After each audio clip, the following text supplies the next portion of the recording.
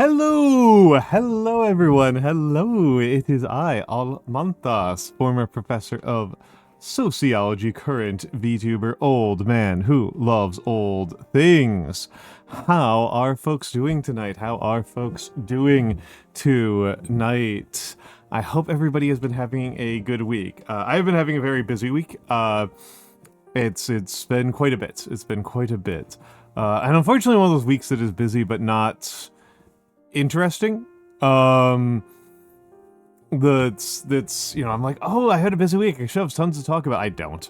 The most interesting thing I kind of have to say is that you know, I read, as I mentioned before, I read Slingers and Sling Bullets in the Roman Republican Civil Wars, which biases me, right, tonight in terms of what I will stream. That biases me a bit towards doing an ancient Roman.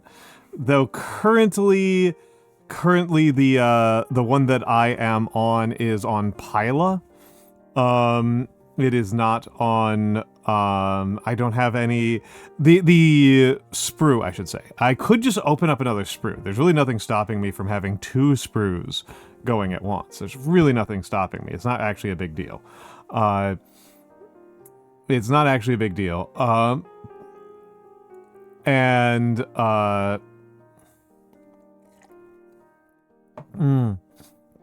But it would make counting a little bit harder.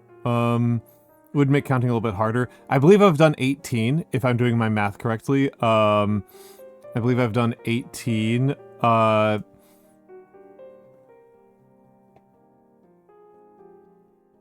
But, yeah, that means that there's still plenty left to do, right? That means there's still plenty left to do. So I need to kind of keep track of the fact that I've done 18 and not, that whatever which if I do, I'll do a Roman tonight, I think, and it'll be 19.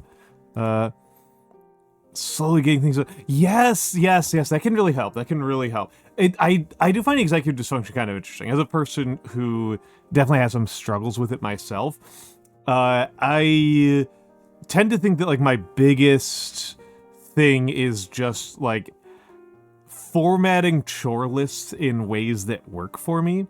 I know a lot of people benefit from having, like, other people holding them accountable. That never helps me. That never ever helps me. If I owe people things, that helps me. That if I owe people things, that helps me. But if I just, like, have other people around, keeping them entertained and amused is now the actual task. Like, no matter what. Like, that's, like, now what I'm actually doing, right? That's, like, now what I'm actually doing. Yeah.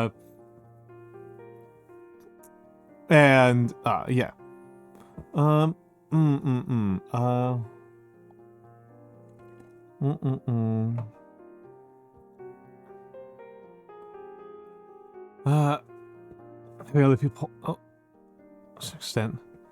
I mean, in my particular case, this is something I was talking with Elder Echo about. My friend Elder Echo, is that's why I make a schedule, right? And that's why I'm here right now. If I didn't have a schedule, I'd probably be over on Niano's chat. But I made a schedule and I said I would stick to it. And a lot of that is because once I've made the schedule and publicly posted it, it is now my responsibility, right? It is now my responsibility to show up here in a timely fashion. And so that is, wow, we have basically a 20 stream watch streak. Wow. That's so many. I don't think I've ever hit 20 for anybody. I don't think I've ever done that. I may as well say the hellos. Let me do the hello circuit right now. I'm giving people a few moments to let them know that I'm doing the hello circuit a little bit early if they're waiting. But usually I wait about 20 minutes in, but it is 11:40, so that actually feels kind of late to me. But hello to me, hello to Seribot, hello Rexy Raibu, hello Harley W. Adam, and thank you for the watch streak, Rexy, and thank you for the watch streak, Harley. And hello Sparkly Anarchy, and hello Theo, and hello Wea Biscuit, and hello Turi, and hello Akshi, and Anonymous, thank you very much for the gift sub to good_evening. That's very kind of you. That's very kind of you. But hello to you as well. And of course, we cannot forget, hello to all of the lurkers and the VOD watchers. Hello, hello, hello. Thank you all very, very much. Thank you all very, very much for being here.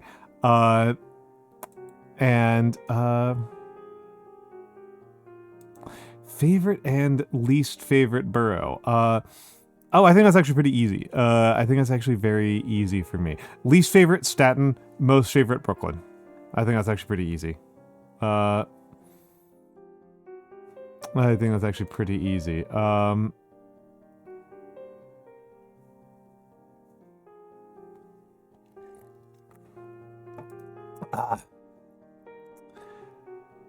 That's good, Rexy. I do not expect people to be paying that deep of attention. You love hating on Staten and you have no horse in this race. It's the borough that doesn't have subway. It's the borough that doesn't have subway, right?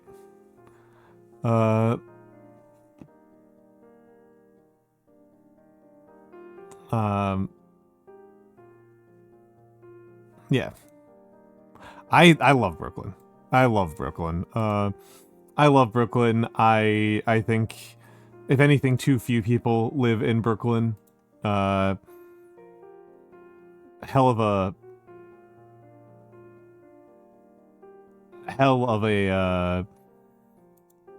a place to live. I think it's beautiful and amazing.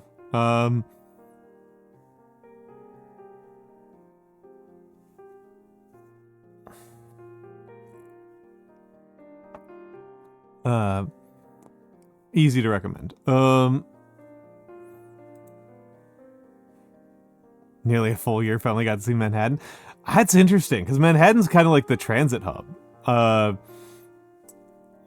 Manhattan's kind of like the transit hub, so like I even though I don't like, I like Manhattan, but I don't love Manhattan. It's just kind of like the easy place to meet people and to make transfers. I remember having travel plans like fairly frequently, like weekly style.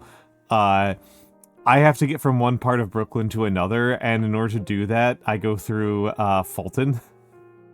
I would go through Fulton fairly frequently just to get from like one part of Brooklyn to another. I actually have grown to kind of like Fulton. It's not good.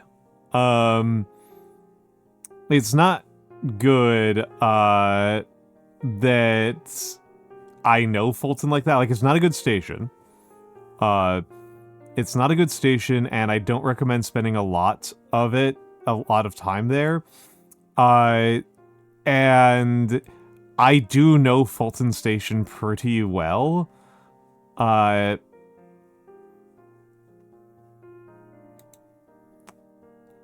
And it's still not like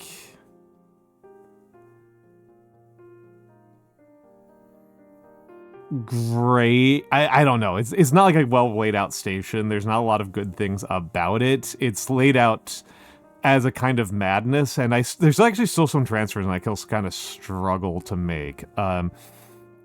Transferring from like even some of the ones I made all the time. Like I was on the J a lot out of Fulton, and it's like getting to the J is actually not straightforward. But anyway, yeah, I don't know. Just like getting from Brooklyn to Brooklyn sometimes involves going through Manhattan because it's not very well laid out. It's not very well laid out. But hello Gringotts and hello Itsy Bitsy Bones. And Harley, yeah, I can't recommend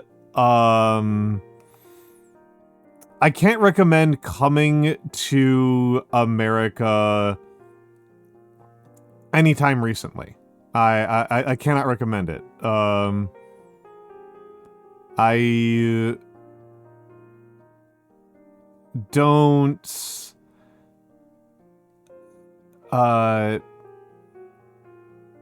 yeah, Kirill kind of has it. Hello Kirill. Hello Kirill. Let's give Kirill a shout out. And hello Wasteland. At Orc Flores. Yeah, yeah, Chicago's lovely. Chicago's lovely. I've actually never been to LA. I'm very much like an East Coast person. I like Chicago a lot, which is not surprising. But New York is my real home. New York is my real home. Yeah, Itsy Bitsy Bones, that is extremely fair. I have had some VTubers ask me about it, particularly for like Offkai, and I've basically said that like I'm not even sure Offkai is a good idea to go to for Americans, because like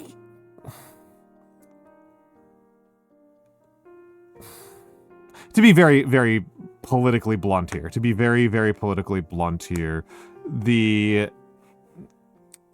we're not really enforcing the law. Our law enforcement officers are just kind of attacking people more or less at random. And that's just kind of what they're doing. They're just kind of attacking people at random. And so I bring up the difference between that and doing law enforcement just to make sure to highlight to people that you not committing crimes is not going to help you. Not committing crimes is not going to help you. Hello, Vex. Hello, Vex. Shout out to Vexencat. Shout out to Vexencat. Are you doing well, my dear? Are you doing well? I'm rate limited. Okay, I have to wait a minute. How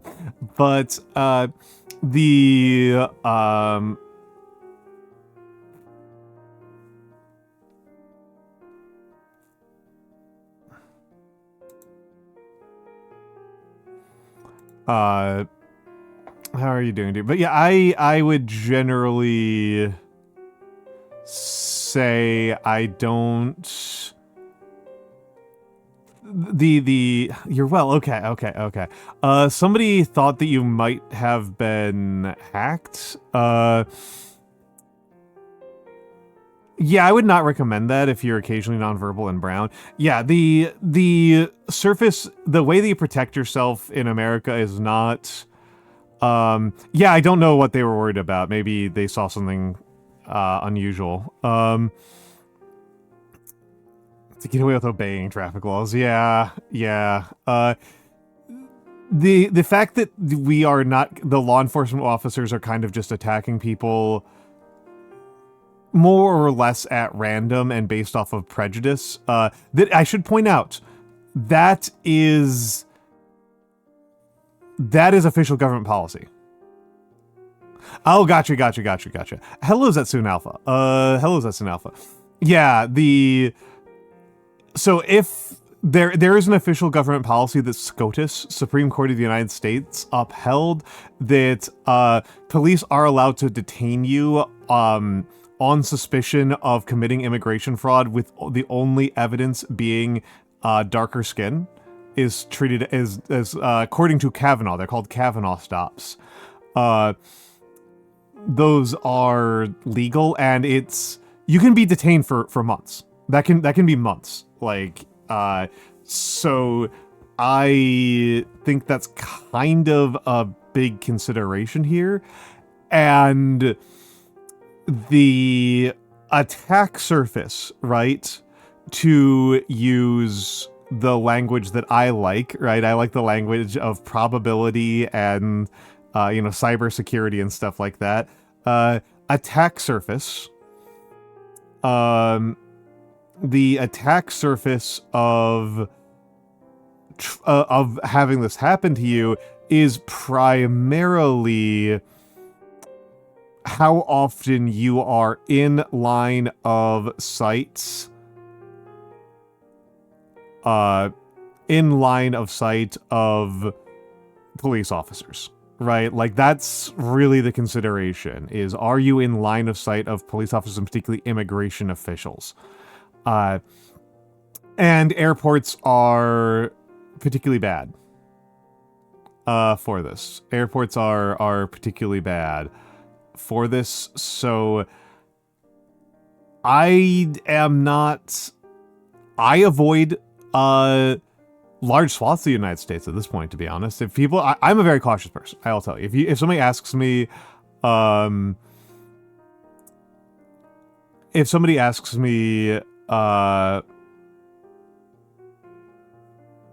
you know, like, what to do, I will almost always suggest something that's substantially more risk-averse than what the average person would say.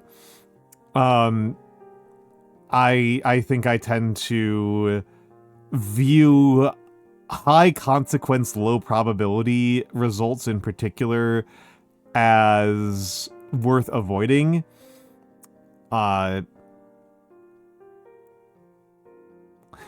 We'll see. So yeah, we're deploying ICE in airports. Yeah, which is complete madness. Absolute fucking madness. To some extent, it's actually kind of a good thing that they're deploying ICE to airports, because they're getting extremely little done, and wasting their money and time. It is probably good for ICE to do more things that are symbolic than effective. That's, you know, it would be better for them to simply not exist, but if they're going to exist, they may as well exist wastefully and inefficiently. And yeah, Wasteland Mad God, it's God, I'm so mad about the people who are trying to get Kash Patel fired. Like, it's like the one, like, do not interrupt your enemy when he was making a mistake. Do everything you can to keep Kash Patel in his job. Why even is electoral voting a thing? Okay, well, hold on, I'll get to that. That's actually a more interesting question. Somebody asked me last stream about how I feel about the Electoral College, and the TLDRs, I think it's dumb. But we'll get to talking about that in a moment. I think that the thing about midterms, I would say the thing that's going on right now is that we do see the Trump administration losing a lot of momentum right now. I think it was correct by some commentators to point out that there was an inflection point a month or so ago where they've really lost an enormous amount of steam. And in particular, the war in Iran has posed a very significant obstacle to them. And you can see the evidence that this is starting to have an actual effect even before there's any elections, right? Even before anybody officially leaves office. Because sometimes people be like, oh, as long as he's still in office, it doesn't matter. The thing is that no man rules alone. No man rules alone. And in order for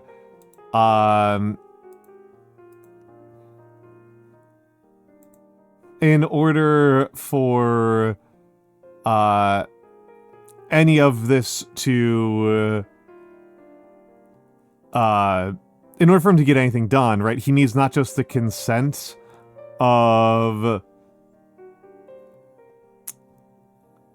like, he needs the consent of his own people. He needs the consent of the court system. He needs the consent of his own people. Yeah, the profound blasphemy has been hurting him. The obvious fracture lines inside his administration over religion have been hurting him. And so the rate at which he is losing court cases has been accelerating, and we're starting to see an increasing amount of, what's the word I'm looking for here? Disobedience, I might say. I think we're seeing an increasing amount of disobedience, which obviously could have been done, right? That obviously could have been. Hello, Cole Bounce. Hello, Cole Bounce. And yeah, it's worth saying that it's easy for a lot of people to think that nobody cares about their religion when you find their religions silly. This is something I run into all the time when talking about ancient Rome, is that people often assume that ancient Romans did not believe their religion, which I understand why somebody would think that they did not believe their religion, because we are used to thinking of religions as being much more narrative and also being a little bit intrinsically silly. But sorry, I'm just looking through my sprues here. But they did, right? They did, and they do. They continue to. They continue to. They continue to. People tend to take their religion pretty seriously, and it tends to have a lot of emotional meaning for a lot of people. And people tend to behave, right, in line with values they actually hold. The sort of like econo-rationalist mindset we often adhere to in the 21st century, realistically, again, people tend to actually believe their beliefs. Hello, Emmerich Draws. I would say, Rexy Raibu, what broke is going to be something that we're going to learn in the future. It's going to be interesting. It's going to be hard to say what... I think that that's something that historians are going to debate in the future. And of course, I don't want to be too triumphalist here. It is possible that the current spread of disobedience and negativity is going to be temporary, and that this whole nightmare will come roaring back. That is entirely possible. It's I do not believe in counting my chickens before they are hatched. But it is looking like there's a big blow there, and yeah, exactly. Wasteland's going to sell many historical books. In the 2040s. Again, we actually had this debate on a recent stream, right? We actually had a debate on a recent stream. When did Nazi Germany lose World War II? Right? This was a recent debate that I had on stream. We went back and forth a little bit, and you know, my hypothesis, right, is that they lost World War II circa 1936. Somewhere between 1935 and 1934 to 1936 is when the Nazis lost World War II. That is my take. That is not the only take. There are plenty of other takes. A traditional one is, of course, Stalingrad, right? Oh, yeah, that's fair. That's fair, Rexy Raibu. It's going to be interesting. It might just be the visible evidence. It's worth pointing out that one of the really big undercurrents here that makes a huge difference, and I don't want to talk about it too much because this video is going to be on YouTube. Hello, Nanomancer. Stream, you fool. Oh, wait, Nano, do you end stream? I've already shouted you out once this stream, but I can shout you out again. I have that power. The cat of Streamless. The Streamless cat. Vocal stamina. Saya! Oh my goodness, Saya! Thank you, Saya165. Oh my goodness. 165 gifted 10 subscriptions to the community. Oh my goodness. Thank you for the gift subs. That's very kind of you. That's extremely generous for the gift subs to Misa. Wow, that's very, very generous. Some of these are pretty good names in here. Naivete I like, and Error Watts. That's a good one. Maustro I've seen around. But thank you so much. That's so generous. This is a viewer-supported channel, right? It is like PBS. I stream for the public. I do not have locked streams. I am just here doing my thing, trying to share what I know and what I have learned with people, and you know, every little bit helps. You know, it's so helpful to know that people are watching and that I'm not just talking into an abyss. It's good to have people chatting and knowing that they care enough to tell me that they think I'm a dumbass. But the money does really help. The money keeps me in paint. The money keeps me keeps my cookies baked. I did bake cookies today, which I really regret. I really regret because they were for somebody who told me that they did not want them. They told me that they did not want them. Not because they didn't like the cookies, but because they're trying to lose weight and have they're trying to avoid sugar for health reasons. So I felt very stupid for that one. I have eaten a couple of them, but I am also trying to lose weight, so I regret it. I regret it. I am hoisted by my own petard here. I am hoisted by my own petard here. Oh, they're fantastic. I'm going to also Wasteland Mad God. Yeah, that one's fine. This program was brought to you by viewers like you. I need to remove that from my auto mod list. Bots don't do that one anymore. And hello, Edward Lofi. Hello, Edward Lofi. People, let's give Edward Lofi a little shout out. I think a lot of you folks are going to like Edward Lopi. I think a lot of you folks are going to like Edward Lopi. Edward Lopi is a sheep who knits. He's a sheep guy who knits. He does a lot of knitting. I think a lot about your streams where you knitted dozens upon dozens of hats for premature babies. I thought that was very lovely. I think that if you like watching an older man do handcrafts and speak calmly, Edward Lofi is going to be for you.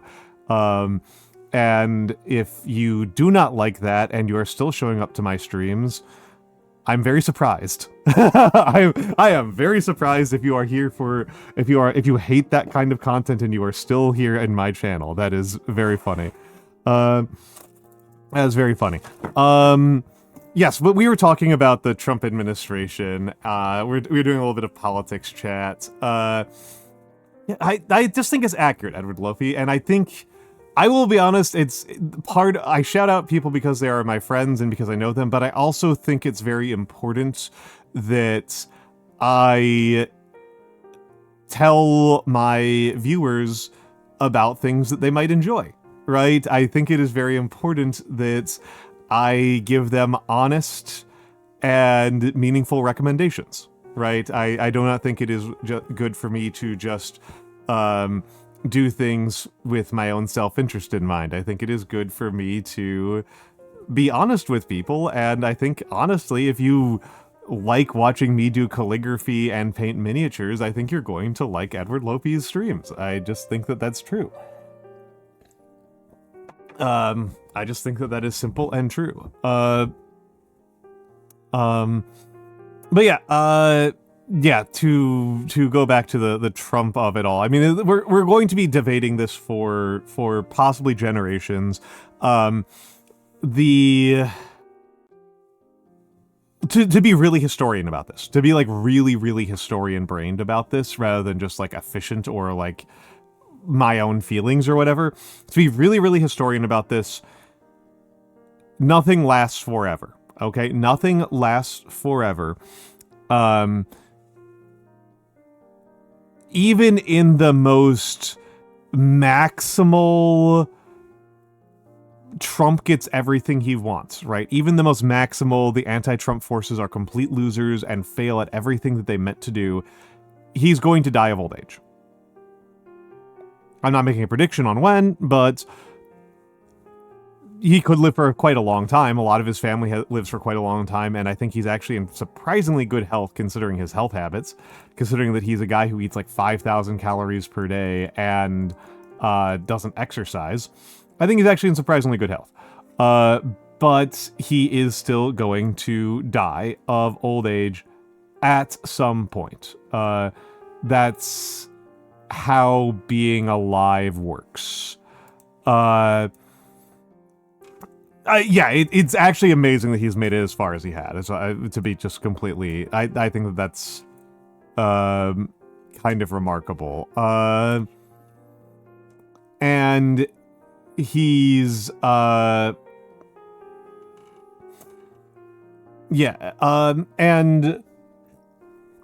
yeah, nobody has been more defeated than the nutritionists. Thank you, Vex, for the big emote, for the gigantify. Every little bit helps. Those 10 bits help. Thank you. Thank you.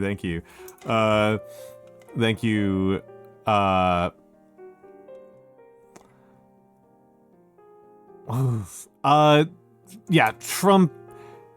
It is that has kind of been like the big story for a lot of us, is that Trump has been successful because he's an asshole and people want an asshole to succeed.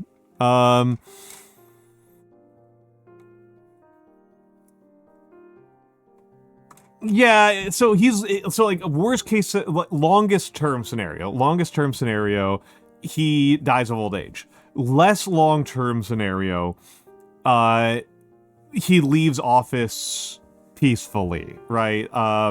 Term limits, he loses an election and actually honors it, etc. There's and so on and so on. So there's going to be some ending, right? There will, unless something and Hype Train is over. Hype Train completed at level 3. Thank you, and everybody enjoy your hype chests. What did I get this time?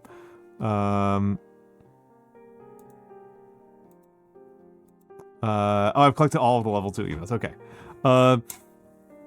Yeah. So unless something really remarkable happens, unless we get a begonia happening here, he's going to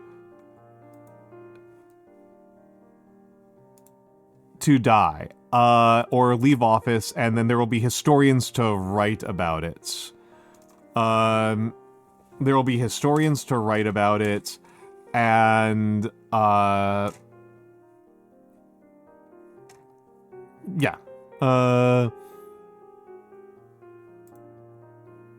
There will be historians to write about, and they will be able to look back on this and go, okay, this ended like this.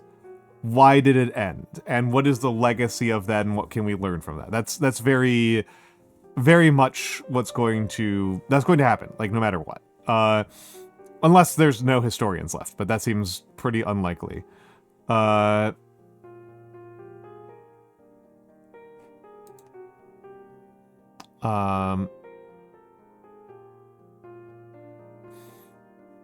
That seems pretty unlikely.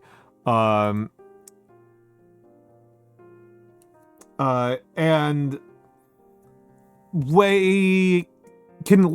I think the most likely outcome, right, is that he has been successful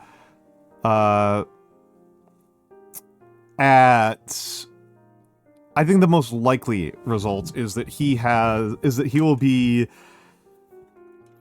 will lose momentum and then I don't think he's going to be forced out of office before the end of his term.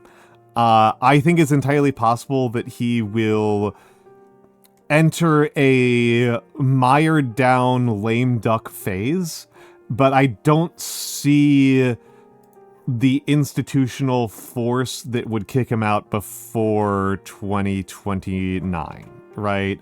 I don't see a disruption to the sort of transfers of power that we are used to. I think he's going to leave office. That, it's, yeah, that is something that's really remarkable to me, is the loss of soft power for the US. That's something that's really dramatic to me.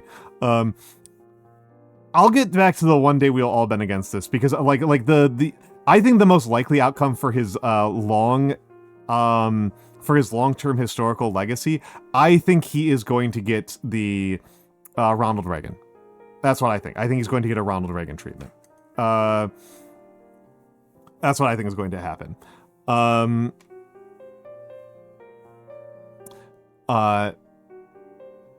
Yeah, that's about where I'm landing, Sparkly Anarchy. I don't see the institutional force to changing. I don't see a momentum shift changing where people are likely to kick him out by impeachment. Unless the midterms are... Unless something really, really weird happens in the midterms, I think everybody's just going to try to wait him out. I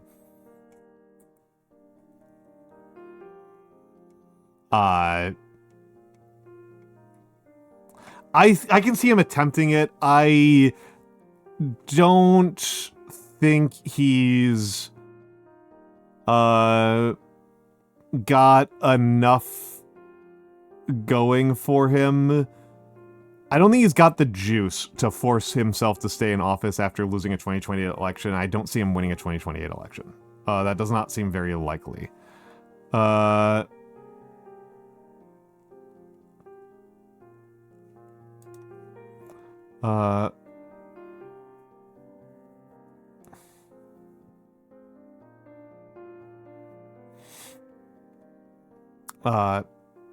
Yeah, I don't think he does. I don't think he does. I think his power base, I think his source of power has been wounded pretty badly. I don't think so. Harley, I don't think so. I don't think that he has been doing this to pave his way for any of his sons. I don't think he respects or likes his sons very much. I'm not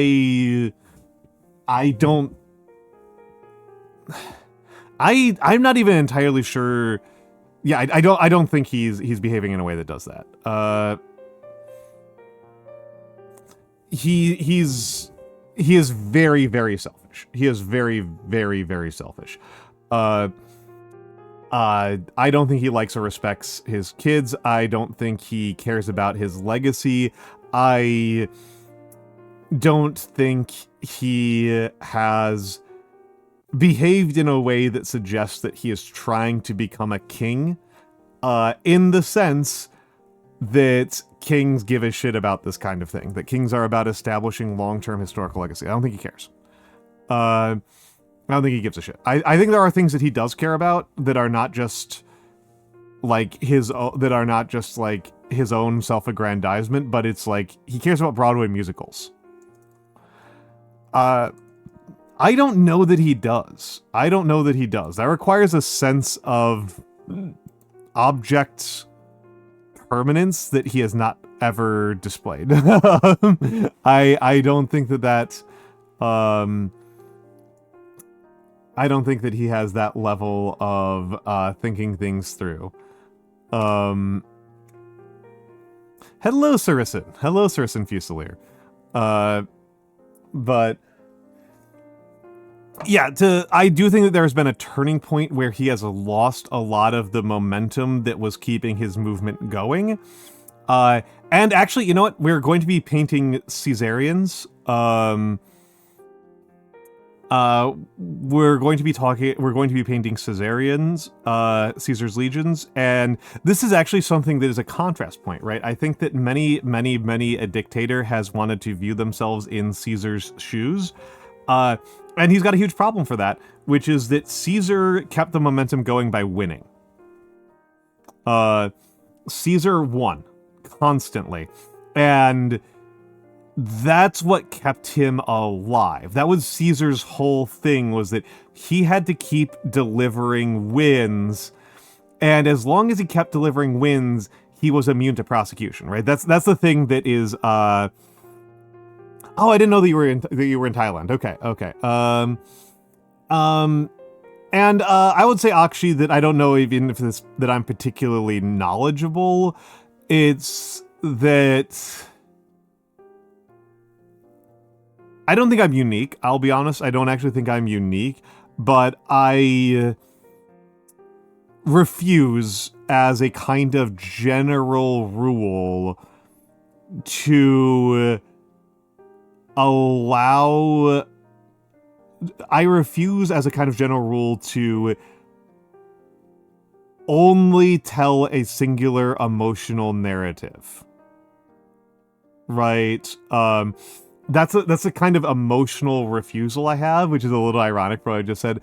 But my emotional instinct is very, very negative, and it has been repeatedly wrong over the course of my life. I've also been wrong in the other direction, where I allowed my optimism, my hopium, to interfere with my judgments. And I may not always succeed at it, but I do feel a commitment to making sure that I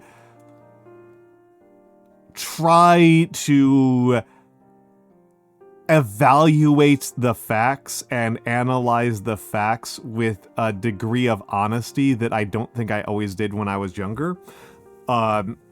And that is an issue of discipline.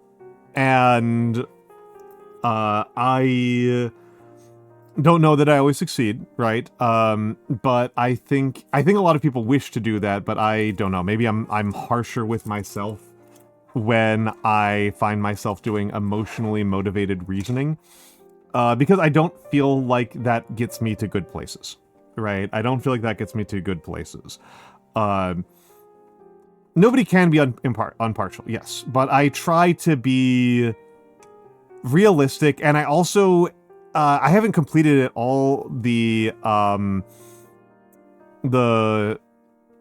way at all my analysis here, but I don't I try to look at what the entire sphere is, right? I try to look at the entire sphere of probability, the entire probability space, not sphere, space, the entire probability space. And I should be noting, I have not been talking about what I think is a particularly optimistic case. I actually think this is a pretty negative case here. I think I'm being pretty pessimistic. I think it's pretty likely that Donald Trump is going to see out the entirety of his term peacefully and relatively smoothly, and that he will pass away wealthy, of old age or of complications relating to his age, and he will get the Ronald Reagan treatment. I think that's what's going to happen. I think he's going to get the Ronald Reagan treatment. I think that most of us here will live to see political pundits talk about missing Donald Trump. Ronald Reagan was the president of the United States from 1980 to 1988. It would be straightforward. I do not think I am being hyperbolic when I would describe Ronald Reagan as one of the he was an actor. One of the most evil American politicians ever. I think that he qualifies as one of the most evil people since the end of World War II, right? For the entire post-war era, he's one of the most evil ones. And a significant percentage of the most evil people were supported by him, right? Like the people who compete with him are people like Augusto Pinochet, which was one of his main allies, right? Oh, no, we are still living in his shadow. Yeah, some of, if not the worst foreign policy. I will just go for the jugular here. I will just go straight for the point to make sure that I will not waste anybody's fucking time here. Yeah, Akshay has hit it. When the AIDS crisis happened,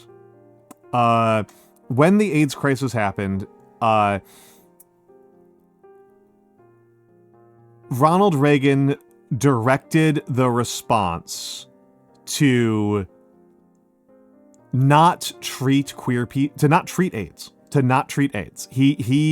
The AIDS crisis could have been dramatically attenuated. That random fact guy, thank you for the follow. The AIDS crisis could have been dramatically attenuated if not for self-conscious, deliberate decisions made by Ronald Reagan to not treat it as a crisis, because he believed that it was good because it was killing homosexuals.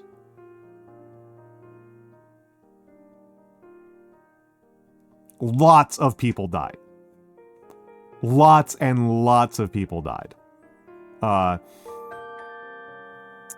Anonymous, thank you for the gift sub to a Stochastic Death.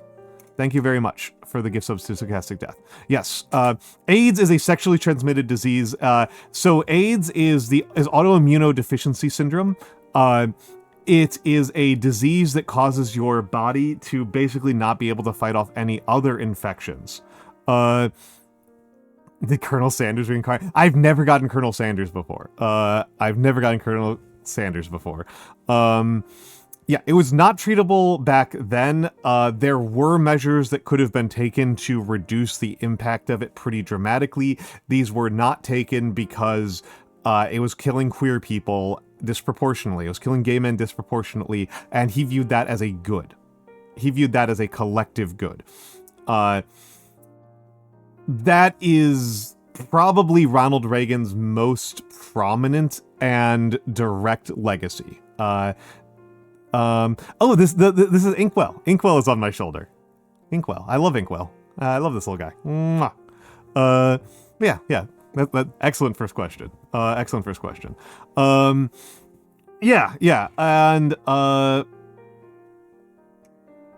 Pinochet, Thatcher, Marcos. Functionally destroyed Chile, functionally destroyed the Philippines, functionally destroyed the United Kingdom. If you are a British person wondering why your life is so bad, Reagan is a significant percentage of why. Ronald Reagan is a significant, that's Theo has given you the very quick way of putting it. That's what Reagan did. That's Reagan's probably most prominent legacy. And he tends to be remembered. The Reagan treatment, what I am referring to here is that the Reagan treatment is that he has been sane-washed in the years since then. A huge percentage of... Akshay has given a very normal descriptions. Akshay has given a very, very normal description.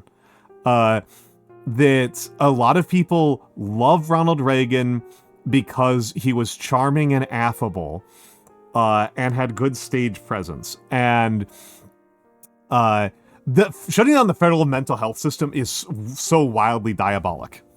It's actually like he is a huge percentage of why we have the homelessness crisis that we do. And Reagan is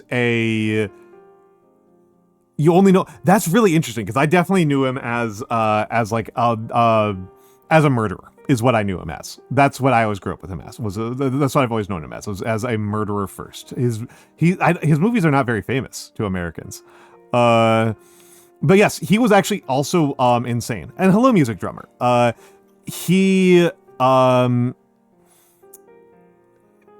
It's really, you're entertainment. Okay, that makes more sense. Because I do not come from entertainment. My first forays into entertainment are what you see on screen right now. But yes, he has gone down in history as like affable and charming and a return to sanity. He nearly started nuclear war with the Soviets more than once because he was really dumb.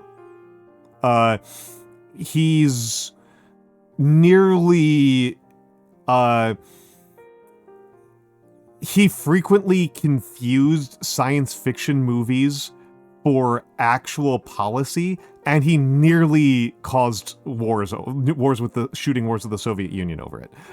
Chris the Ferret, thank you for the follow. Yes, Emmerich, it's insanity. It's insanity. It requires...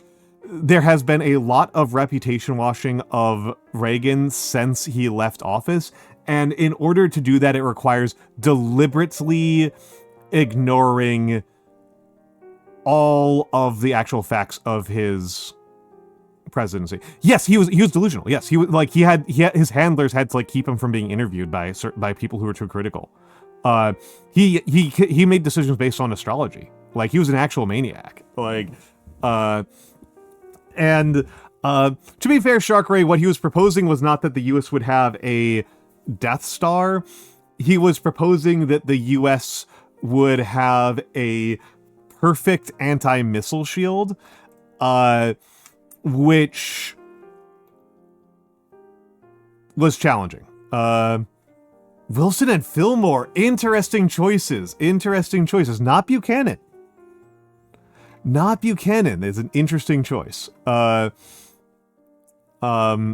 do get the Wilson pick. I do get the Wilson pick. Wilson I have a lot of antipathy for. Very funny that until fairly recently, Wilson, there's like people would very proudly list things as like the Woodrow Wilson Center for Foreign Policy, which is one of the funniest things you could ever say on the planet. Yeah. We are going to ads when I get back.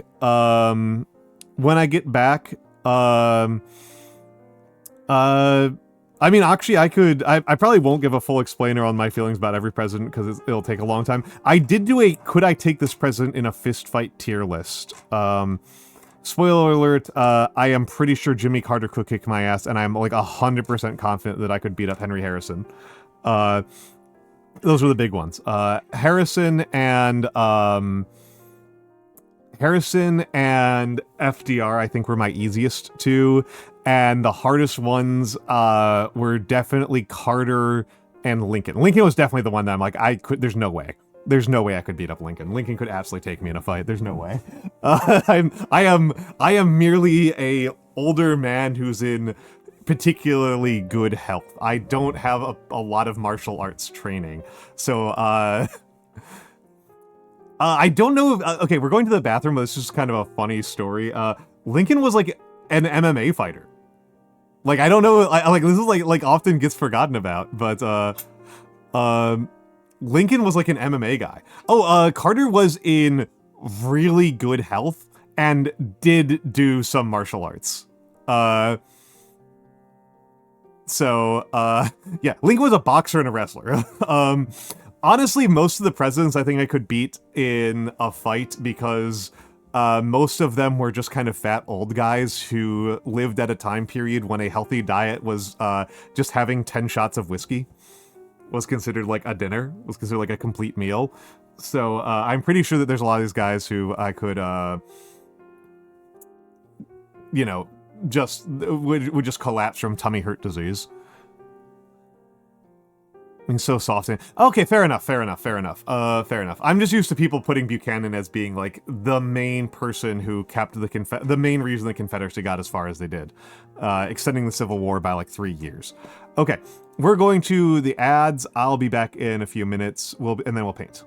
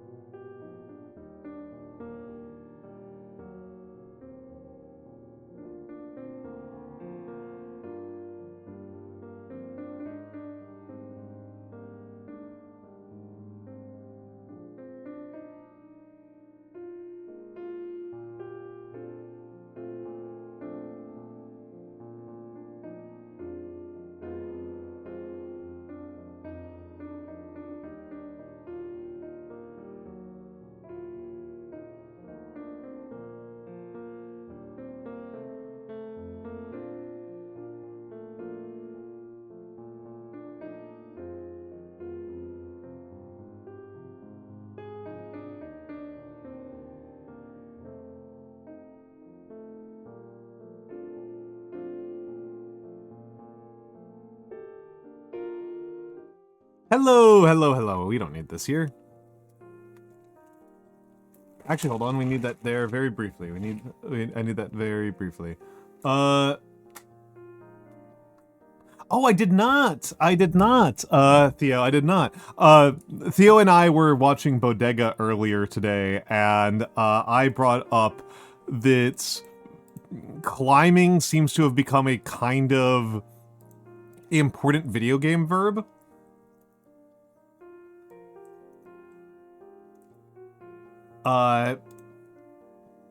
In a way that I don't remember it being.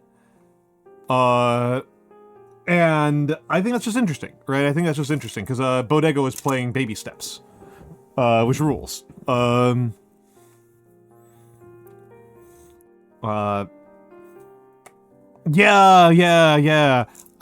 And it's kind of interesting because, like, the way this intercepts with the whole, like, gamers don't look up thing.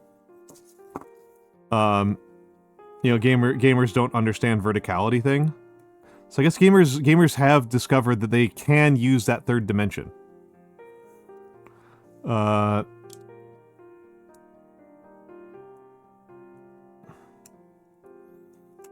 Okay, let's get this one out. I'm gonna do a sling. This guy's gonna have a sling.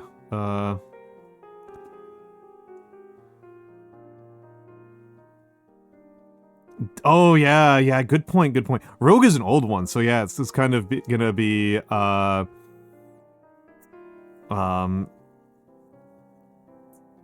it's kind of like an old tradition.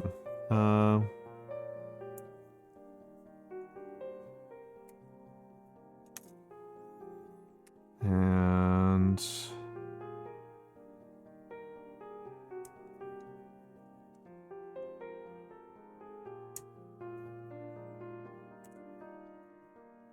got a head, a body, a shield, and an arm. There we go. That's everything.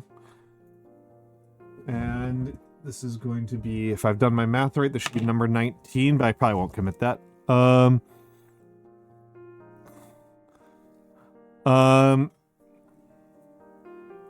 Isaac Spelunky. So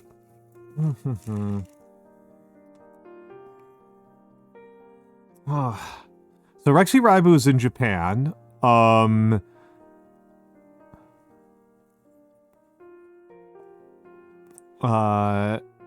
I don't know where you are, Emmerich. Rexy Raibu is in Japan.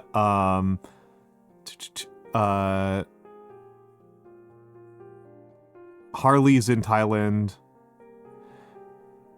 God, the France situation's ridiculous. France is a ridiculous country. France has arguably always been a ridiculous country.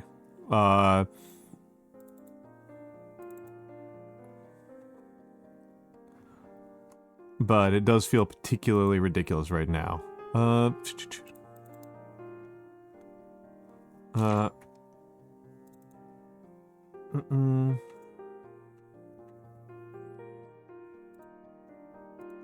Oh, you mean that you are from France? Okay.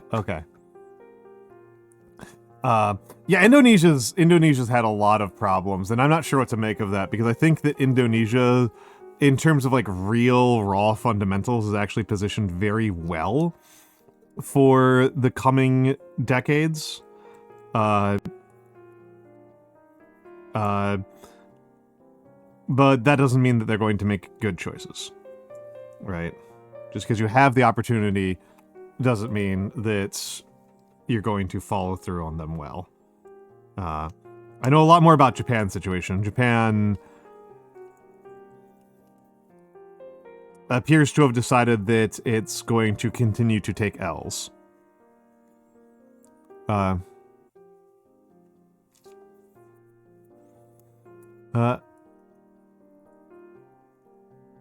Technically as sultanates, yeah. There are still rajas in India as well. They're usually ceremonial. That's a pretty good streak for France. That's a pretty good streak for France.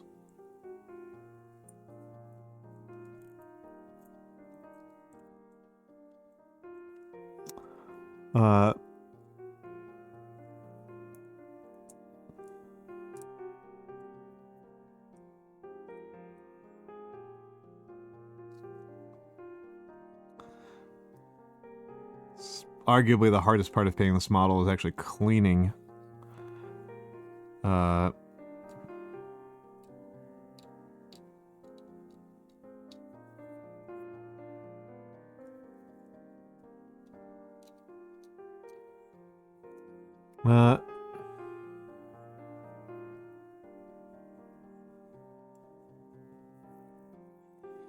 I can believe that. I don't know a lot about Indonesia. I'm going off of like really crude, abstract stuff. You know, population, education, technology access, resource access, that kind of thing.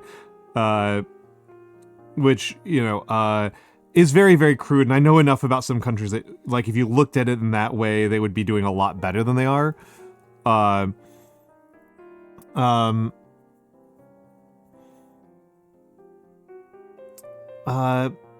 I will say, Rick, I am back to something Sharkray said earlier. I am less confident about the state of U.S. decline. The big thing is that power is in many ways zero-sum, right? International power is a not entirely but largely zero-sum game. And that while the US is fucking up enormously and making things a lot easier for incumbents to get what they want, which mostly means war, right? That mostly means war. I do think we're going to be seeing a lot more war in the coming decades. I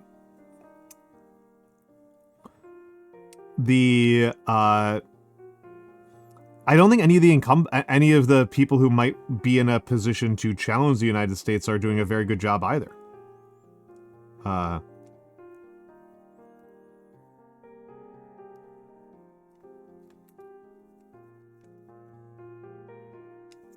don't think any of them are particularly well positioned.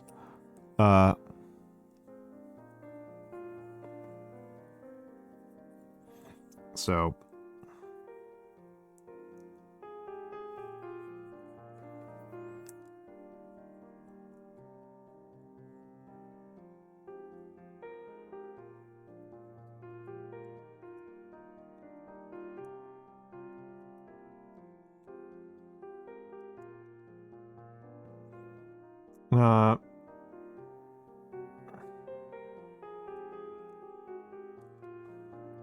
yeah, the rotating executive is a kind of interesting thing, right? That's like a classic of Roman and ancient medieval rule, of ancient and medieval rule, to have the king who just moves between various locations. Oh, Anonymous, thank you for the gifts up to little guy. Thank you for the gifts up to little guy. Let me give him a kiss for you. Mwah. Love him. Dealing with ecological and so exactly. The incumbent power that I know the most about is China, unsurprisingly. And Westerners have a habit of predicting that the People's Republic of China is going to, you know, absolutely eclipse the US in the coming years. And I just don't think that this affords. No, I'm talking international. I think that that's based on an assumption that China is a very different country than what it actually is.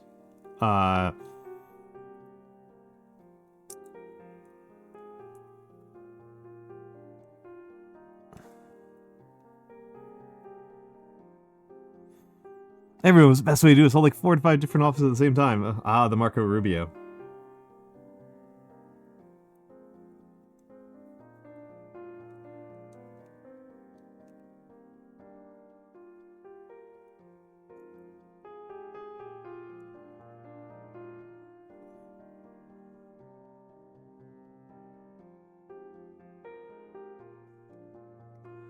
Okay,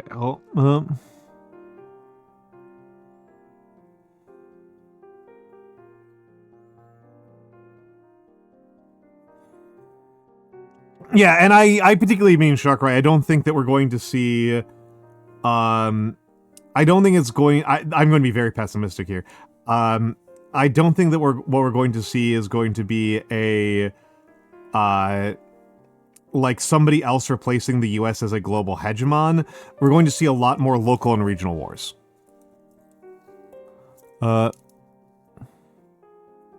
They could. It is worth saying that depending on the field, the particular area, I would not feel comfortable.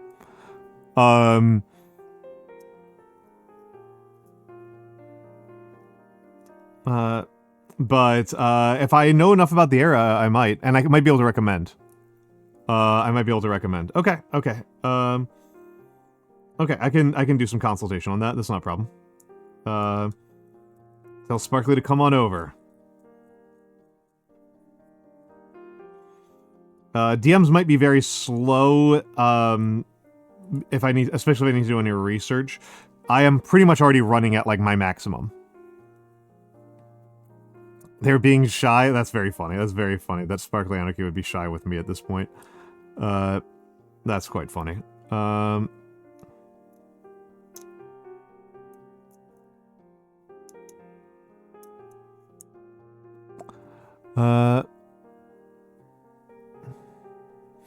Yeah, no, I don't know anything about Digimon.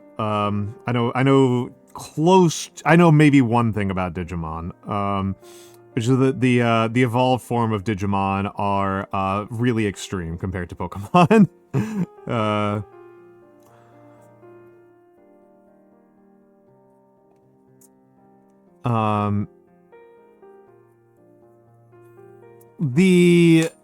So that's actually like the real issue facing the People's Republic of China. Hello, Emperor's Armpits. The real issue facing the People's Republic of China, as I see it, is the demographics. That's what to me reads as the real primary issue that is often underconsidered. In China is about a decade out from having a smaller labor force in total, not per capita, just in total number of working age adults. They're about a decade out from having a smaller one than the United States. That's really what I see as kind of the big issue here. Is that from an economic productivity perspective, they will have fewer total workers than the United States, and that's going to cause a rapid fall off in industrial productivity. They are famous as the country that makes everything right now. They will not be able to continue to make everything when they lose almost their entire workforce.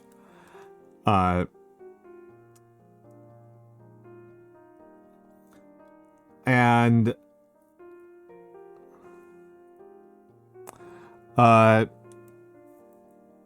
that's really kind of the big thing, to my mind, is that a lot of their power right now rests on them being having an extraordinarily large economy that produces a lot of physical goods. And when that stops being true, their place in the world is not going to just continue to grow. Yeah, they have a very rapidly aging population.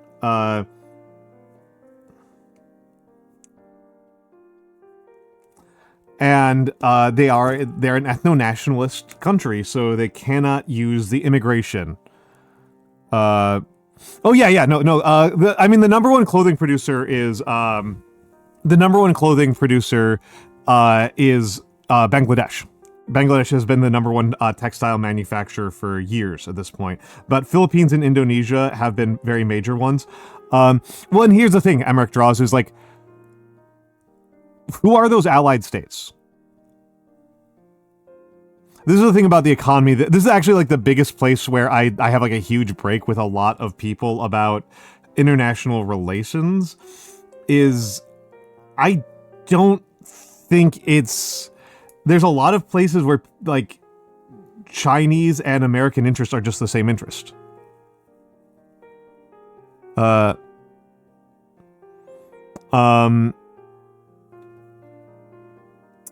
Like,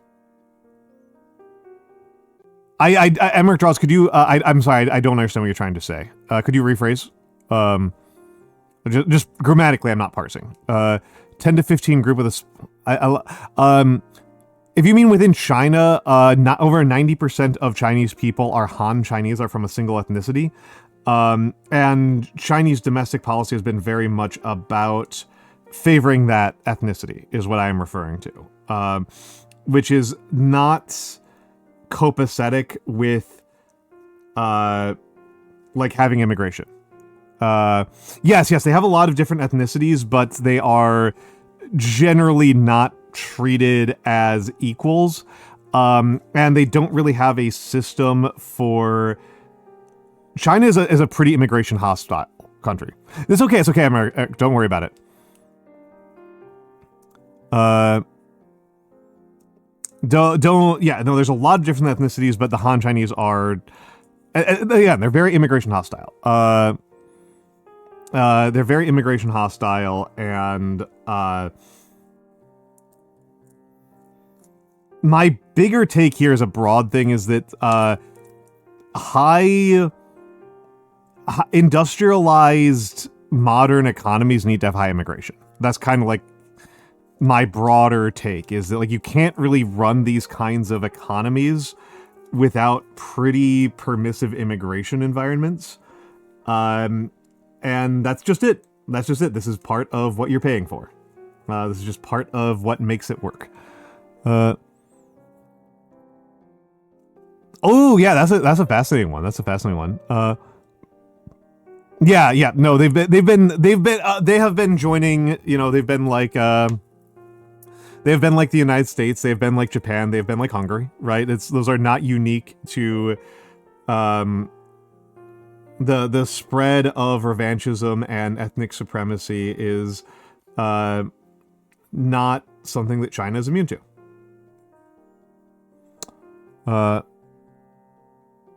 Yeah. I mean, honestly, Emmerich, this is like, I know more about Japan than I know about China. I'm just talking about China because I feel like a lot of Americans are wrong about China. A lot of Americans operate as if China has the same kind of population admixture and population growth as the United States, and it's just not true. Japan I know more about, and Japan will not be a functional country if it doesn't open up its immigration radically. This is me being like hyper political right now. That like you've got to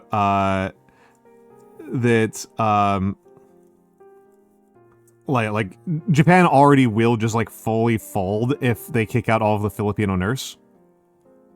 Yeah, that was always the thought. And like people did not really think through the fact that it wasn't smooth and continuous. That's what I'm going for, right, Shark Ray? Is that the kind of explosive economic growth that China was able to go through in the latter parts of the 20th century relied on a population distribution where there was a large bubble of working age adults. Oh yeah, Shark Ray, I'm very familiar. I've spent time in rural Japan. I am very familiar. Japan, if Japan was playing by normal rules, Japan would already have imploded completely. Japan would already be like in civil wars if they were doing normal economics. Well, and actually, yeah, no, I've been to rural Japan. It's actually really beautiful. I love rural Japan, but it's just like, they like... thank you for the 15 watch streak, Theo. Thank you for the 15 watch streak.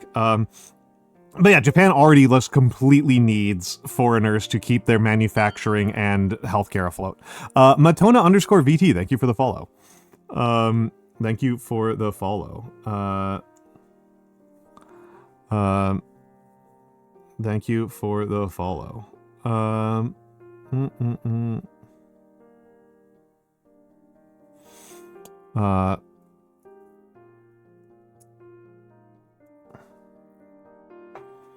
Okay, I think I'm gonna do a couple more passes on this because I've gotten this wrong before and it annoys me. But I'm gonna try to make sure I've got this guy cleaned up. I've given this guy his nice metal bath, right?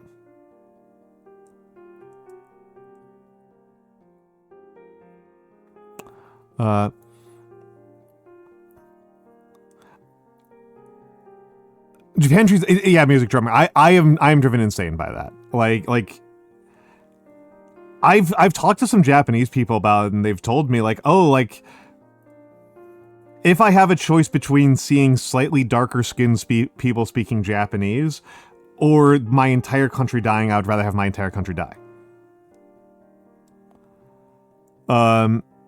And I don't think they understand what that looks like. I don't think that they really get what that looks like. That, like, that's not going to look like they live their current lifestyle and then there are fewer people living there. It's going to look like a retirement age of 90. It's going to look like you will be 75 years old and will take you 6 months to see a doctor, is what it's going to look like.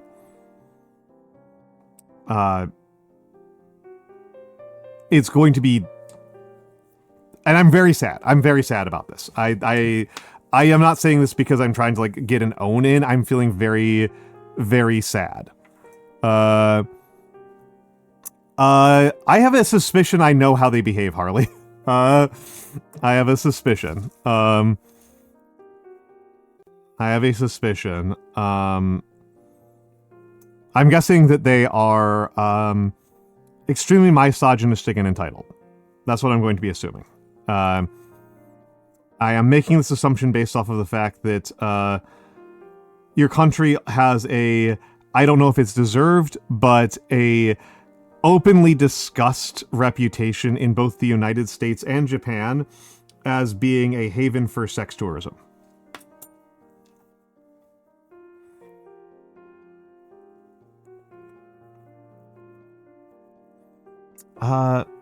And it's,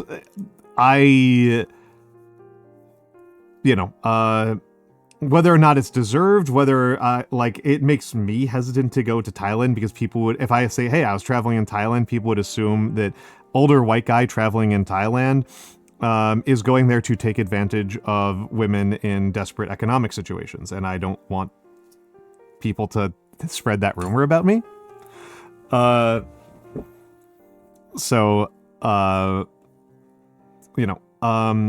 it also means that the type of person who hears about Thailand goes, I want to go to Thailand. Bloodline since the War of Northern Aggression. It's actually kind of interesting that the US is actually middle of the road on immigration. Only 15% of Americans were born outside the US. I found that actually pretty fascinating. That's like, most of Europe is like 30%.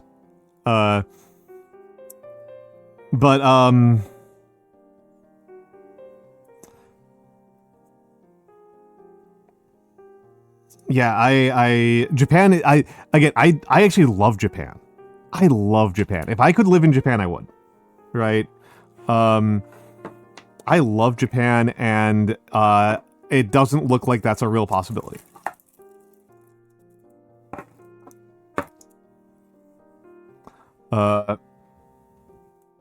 I recommend it. I recommend it. Japan is lovely. Japan is absolutely lovely. The lifestyle in Japan is incredible. The lifestyle in Japan is incredible. The way that it's safe, it's clean, it's convenient, it's smooth, it's cheap. People were nicer to me in Japan than I ever reasonably expect Americans to be. I think people have been very kind to me in America. I just was very shocked by how kind people were to me in Japan.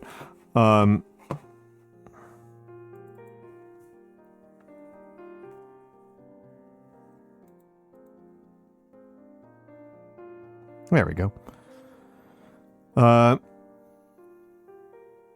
Yeah, that's the big thing. That's actually like my biggest complaint about Japanese political economic discourse is Japan doesn't have a inflation problem. Japan has a jobs problem.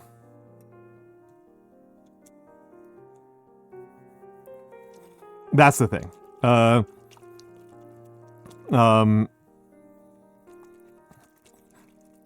like Japan has a jobs problem. Japan's jobs suck ass. If you can live in Japan on a non-Japanese job, you have a great time. If I could stream from Japan, I would actually be able to live a pretty happy life. But, you know, not very realistic in the current moment.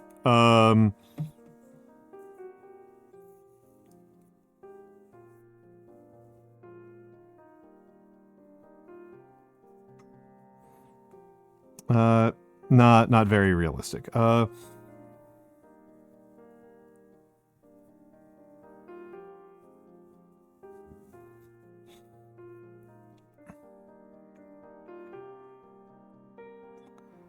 I mean, as an American, that actually makes perfect sense to me because Americans also do that. You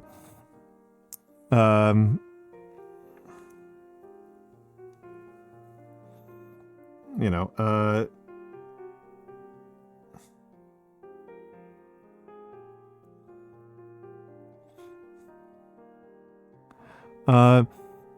it's a lack of choice. It's a lack of, it's cultural norms about how you relate to power.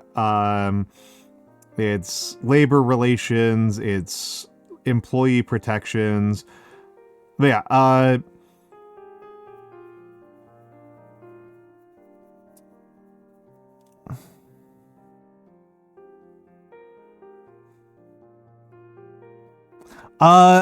I am not a queer guy, so I wouldn't be able to discuss too much about what being queer in Japan is like. There are some people who can. I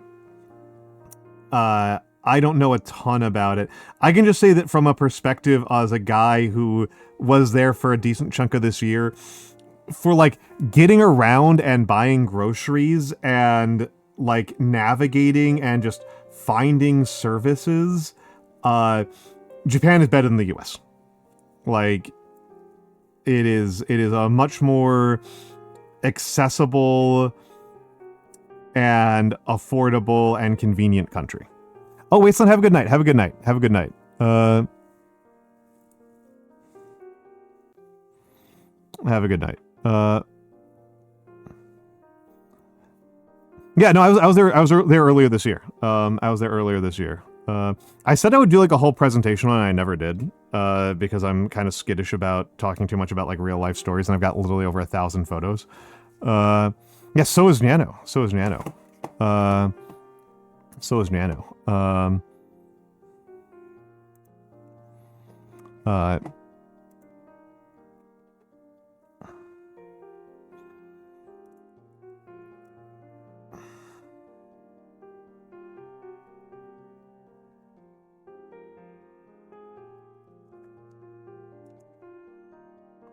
Yeah, I mean, in the U.S., it's very much state by state, unfortunately. Queer rights is one of those places where we do not actually have, like, civil rights, right? We have states' rights.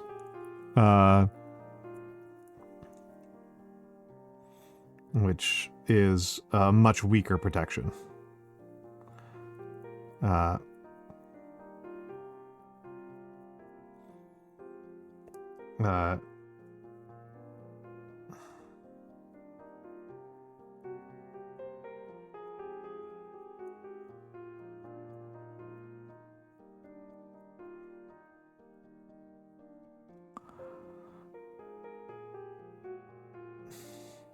Escape from Cat Island, too.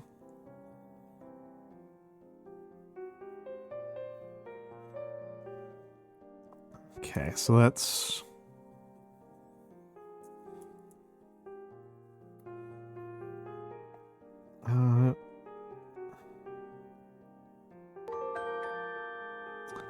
Oh, Vovern, thank you for the 10 months.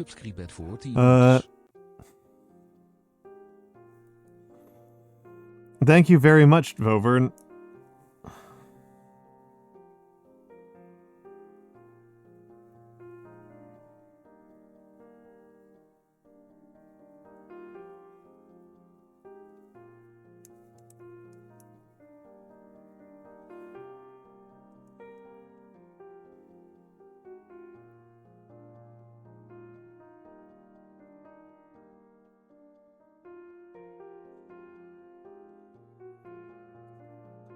True Brexit geezer. I remember when Brexit happened and just being floored by the stupidity of the British.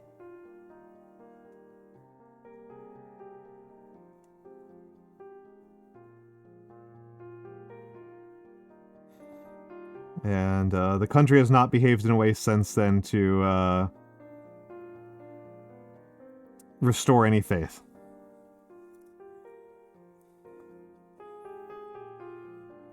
Oh, Brexit is actually pretty straightforward. Brexit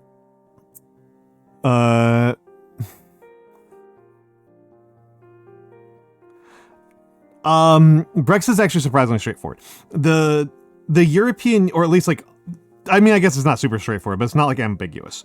So the United Kingdom is a founding member of the European Union, which is a trade confederation that is primarily set up so that to regulate and normalize trade relationships between European states and create a standardized marketplace in order to lower transaction costs, etc., on doing trade between countries, okay? Very simple type of thing is like a treaty. It's a multilateral treaty between a bunch of different countries in Europe. It was primarily set up, unsurprisingly, because it was set up by larger countries. It is primarily set up to advantage the wealthier countries, and the UK was almost certainly the most advantaged of them, as Emmerich Draws pointed out.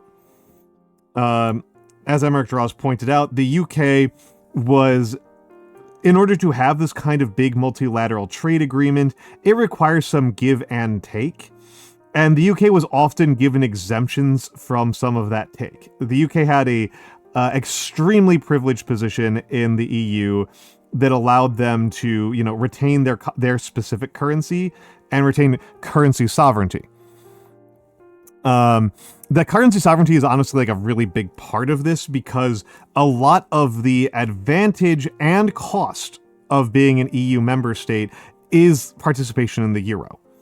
Is that you do not get to have your own currency. Your currency is set by the European Central Bank. And so this is both a pro and a con. This is both a pro and a con, okay? This is both a pro and a con. It is a pro because it means that transactions between your country and every other country are much better. It is a con because it means that if there are money supply problems that are specific to your country, you just have to pray that the European Central Bank likes your idea. So you get this advantage where you get to do lots of trade, you get to take advantage of all sorts of benefits of trade and free markets, blah, blah, blah. But the cost is that you don't have monetary sovereignty and monetary control. And that's just a trade-off that countries mostly took. Some countries are not willing to take this trade-off, and it basically means that they don't get to participate in the EU. England was privileged because they were a founder and an exceptionally powerful country to both keep monetary sovereignty and also get all these other benefits of being in the European Union. I am mostly pointing this out to point out that the Brexit was an extraordinarily stupid decision. So that's the kind of like. So that's. So they get the benefits and they don't pay all of the costs, right? You know, they get to sit at the table without paying their fair share of the bill. Is what I'm going for here. And so, in spite of this, several British politicians waged a campaign to get Britain out of the European Union. We can talk about either their...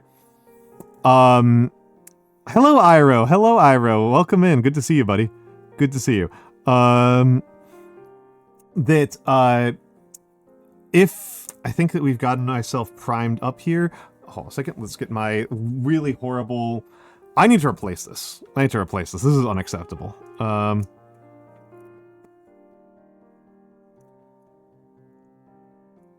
Okay. I need to replace the tape as well, but in general, this whole conceit is terrible. Okay. So I'm going to do this guy in yellow. I don't know what skin tone I'm going to give this guy. Don't know what skin tone to give this guy. But first things first, let's do the chainmail. That's always the easiest layer to do. Okay, so that's the motivations for why anybody voted for Brexit in the ultimate case. Most of the time when I heard people talking about Brexit, the primary motivation was anti-Polish feeling, anti-Polish sentiment. Part of being in the European Union was that all Europeans had relatively easy immigration to your country. That was just kind of part of the deal. And this meant that a lot of people from Poland, which at the time was a major exporter of workers because Poland in the 90s to early 2000s was not doing so economically hot, were moving to England, right? To do like blue collar service type jobs. And so that was a lot of the impetus at an immediate sense was that. There was also a lot of just flat out misinformation and lying to the public from the pro-Brexit side. And as for who the pro-Brexit side were, hello Sabork. My understanding as a person who was following it fairly closely at the time, but have not followed it in years, was that there were basically two groups of people who were really invested in Brexit happening within the United Kingdom.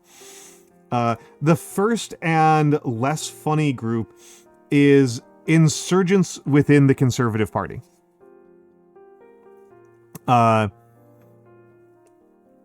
Yeah, Brexit discussion. Harley is from Thailand and said that they didn't understand Brexit, and I'm explaining it as my American understanding of Brexit.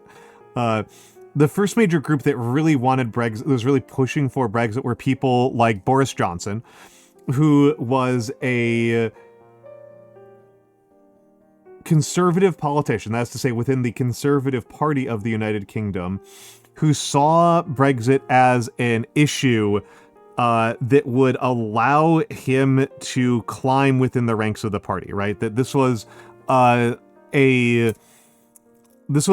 place where, this was a term or a concept or a place where he could distinguish himself and have a pet project, and that if it succeeded, it would embarrass and humiliate the existing people who were above him in the party. And to be clear here, he was completely right. The Brexit referendum, when it happened, completely discredited James Cameron and led very quickly to Boris Johnson becoming prime minister. Right? It was pretty straightforward. He got what he wanted. Right? He got to be prime minister, and all he had to do was destroy his country. And the other group of people are, I think, kind of more interesting. Nigel Farage would be the most famous standard bearer of this, and in some ways is more important than Boris Johnson. Boris Johnson is ultimately a more politically important person in the scheme of things, but Nigel Farage was more single-mindedly dedicated to Brexit happening, and his motivation is actually much easier to understand. If funnier. Nigel Farage's motivation for Brexit is that he's a British man who is paid in euros.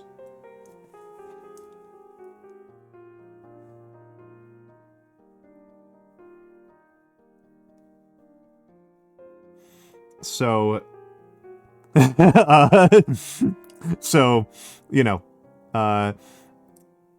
if you implode the British economy, that makes the exchange rate from euros to pounds much, much more favorable. If you are getting paid in euros, you get, he got like a 20 plus, it means that he functionally got a 20% pay raise for Brexit happening. It's bad if you are paid in pounds. It's good if you are paid in euros.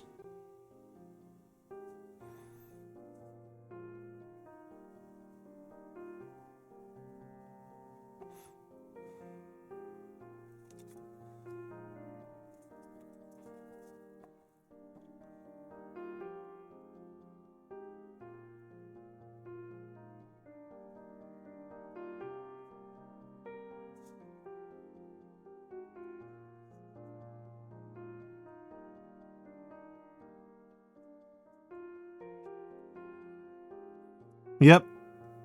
I'm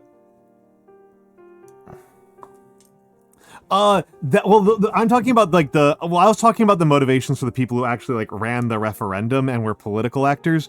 The reasoning for the people who voted for it was I would say the biggest reason why people voted for Brexit, at least what it seemed like to me at the time, was that it was a referendum of displeasure with the existing cultural norms, with the existing political parties. They did not treat it so much as a specific policy that was going to get implemented. They voted for it as I am pissed off at the current government. That seems to have been the motivation from the people who were pro-Brexit that I talked to at the time, was that they didn't think of Brexit as a specific policy. They thought of Brexit as just something that will make Cameron feel bad. Yes. This is honestly this is how first past the post voting works in general. This is normal for first past the post voting. Right.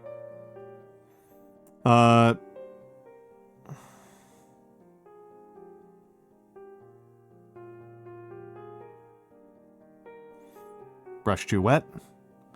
Yeah. I mean, the normal way that Americans vote is that they just vote against people they don't like.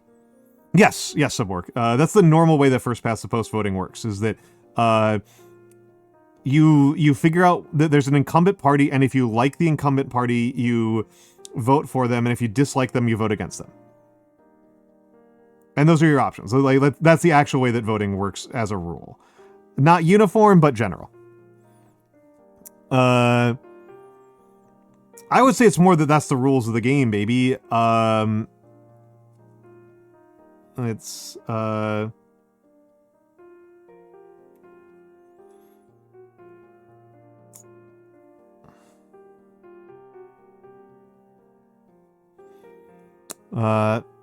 I mean, and in the case of Brexit, yeah, massively to their own detriment, right? It is also worth noting that, hello, Wonder in the Dark, hello. It is also worth noting that in the case of Brexit, there was also a lot of, like, legit, flat-out misinformation. A huge part of that misinformation was claims that, that the UK was taking money from the NHS and giving it to bail out Greece and Germany, which was not true. That was just a lie. A part that was a less obvious lie, I would say less of a lie because I think some of the people saying it believe this in a more legitimate fashion.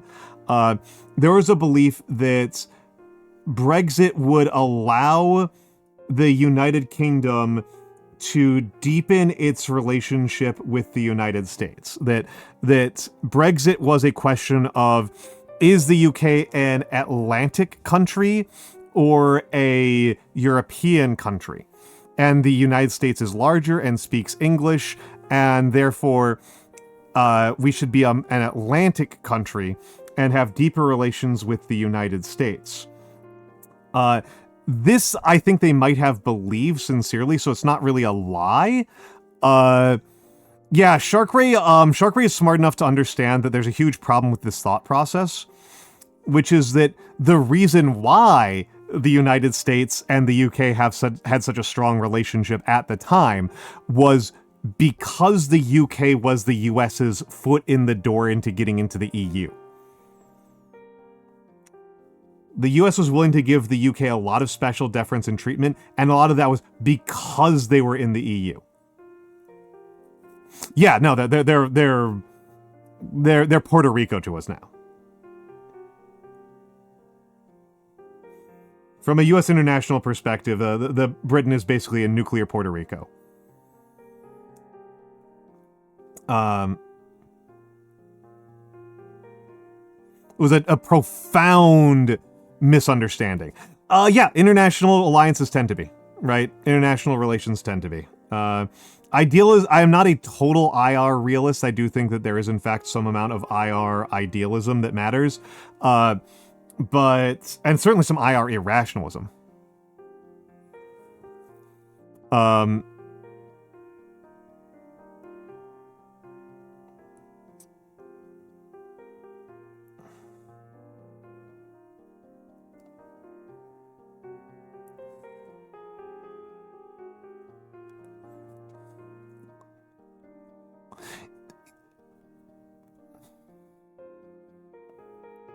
When are they? It'll be interesting. It'll be interesting to see. I have made this joke before, Shark Ray. I mean, the thing is, like, yeah, if they try to do inverse Brexit, they will have to give up the pound. Like, they're not going to get to keep the pound if they do that. And that's a question of, like, are they willing to pay that price? Are they willing to pay that price? Are they willing to accept that? Largely the humiliation of it, right? Largely the international humiliation is, I think, the biggest issue for the British in terms of rejoining the EU. Even above whether or not the EU consents to it, I think the EU probably would with the right terms. But I think the price would be too high for the British to accept. Would be how I would put it. Yeah. Well, it might take a huge hit they might take a huge bonus economically. It might be really good for the British economy to get back into the EU. But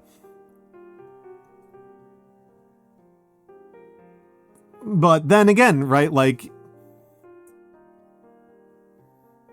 there's credible reasons to still be a Eurosceptic to this day.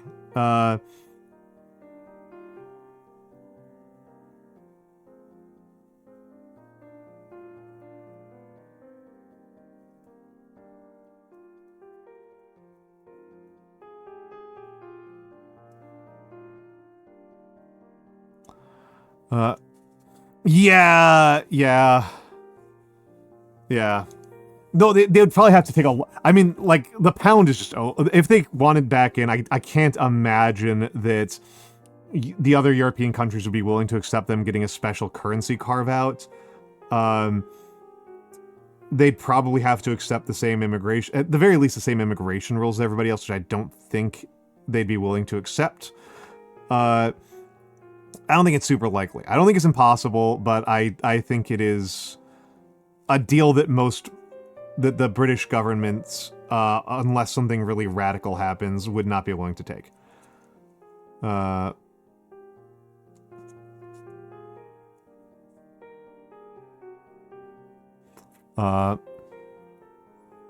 What's the actual con of Brexit? Loss of trade is the biggest one.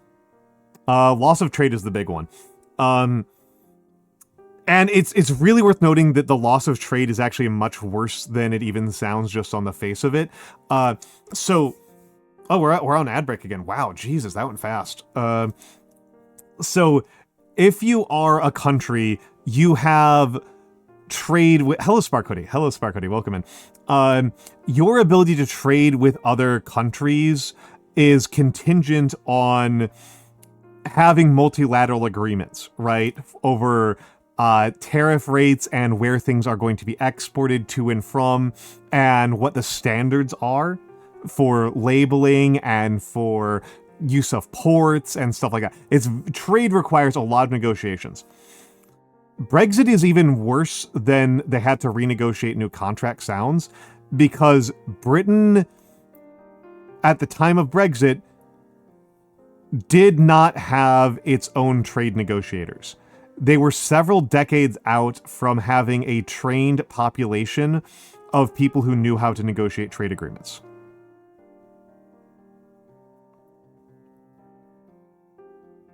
I really want that one to sink in for people. They basically went in with complete amateurs. into trade negotiations. They had been relying on Germany and France to do all of their international, to do their trade negotiations for them. So they went up against experienced merchants who knew the ins and outs of the British economy, and they had complete amateurs doing their negotiations. So the trade deals they got were considerably worse than reasonably could have been predicted. Oh yeah, no, it looked incredibly stupid at the time. And really embarrassingly, I knew a lot of left-wing people who were pretty, like, pro-Brexit on really dumb grounds. And I feel like I was pretty polite to them at the time because these were, you know, prominent activists and I was in activism a lot, so I had to, like, be polite to the people who I shared workspaces with. But I feel like I have put that down as evidence of those people being dumbasses who I don't trust. And I feel vindicated on this one because those people have gone on to make further predictions that also prove to be fucking disasters for their movements. Sometimes it was like moralizing grounds around like we can't be inside the EU because of how they treated Greece. Sometimes, which is very silly. Sometimes it was like, oh, like we need to do our own like left-wing protectionism stuff that they proceeded to not do, and were never in any position to actually do, and is not a set of policies that actually has any success rate. These people are dumbasses. They're dumbasses, Scaldy. No, these are professional protesters, right? These are professional. I'm talking about professional protesters. I'm not talking about like actual important politicians. I'm talking about professional protesters. Yeah, like when I say I was involved in activist spaces, this is what I mean. These were people who like this is their job.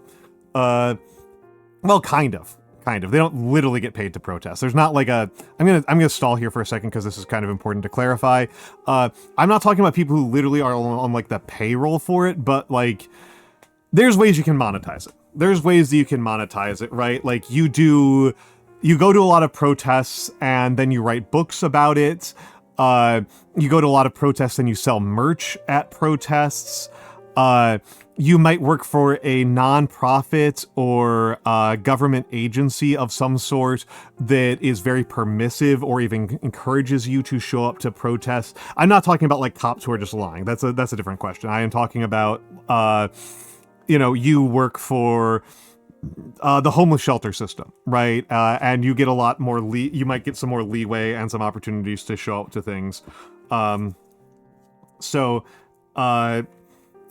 I just want to make sure that I'm not, like, giving the impression that, like, if there are people who are literally getting paid Soros bucks to show up to protests, it was not obvious who they were. There's also a non-trivial percentage who I'm referring to in this way who are not professionals at all. They just happen to have the kind of wealth where they can get away with it. Or even, it's just like their number one hobby, right? It's just their number one hobby. Like, they make enough money from being part-time that they can spend 20, 30 hours a week going to protests and movement stuff. And those are, if you are involved in politics a lot, which I was, you run into those people very disproportionately.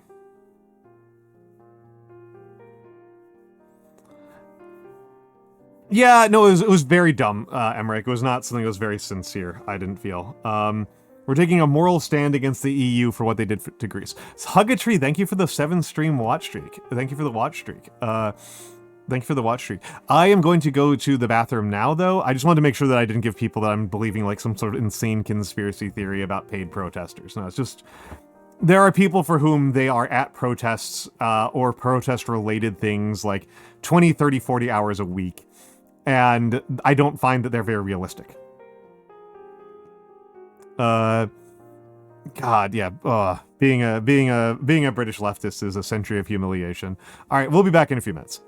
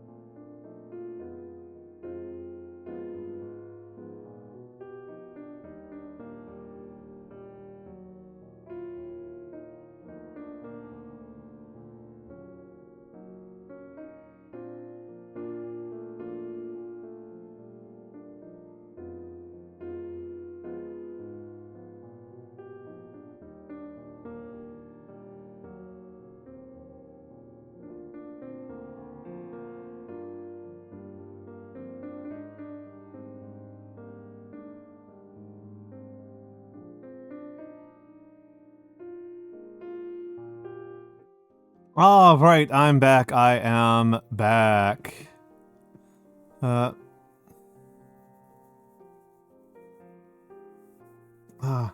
NVIDIA gaming stream, brutal. Hello, Hoomter. Hello, Hoomter. Hello, Hoomter. This feels early for you. Early for you. Pistachio ice cream. I've never felt strongly about pistachio ice cream.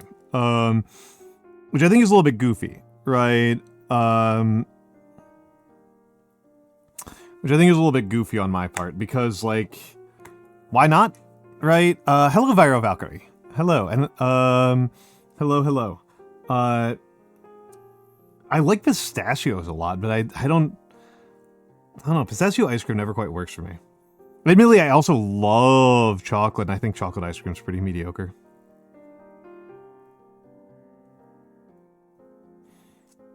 So it was like a deeply unpopular opinion.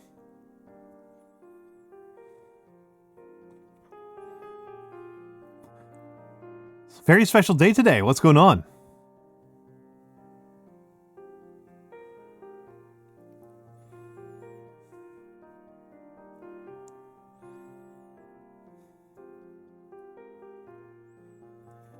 Wendy's was onto that. That was correct. That was absolutely correct. Wendy's was just completely correct on that one.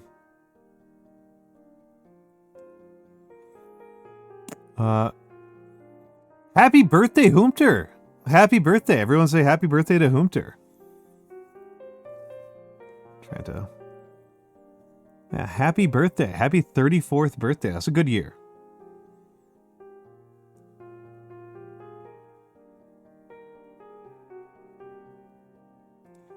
$34 is a very sensible number of years to be alive. And hello, Skylar. Welcome in. Thank you for the first time chat, which is a very good use of your first time chat. So wish a happy birthday to Hoomter. Okay,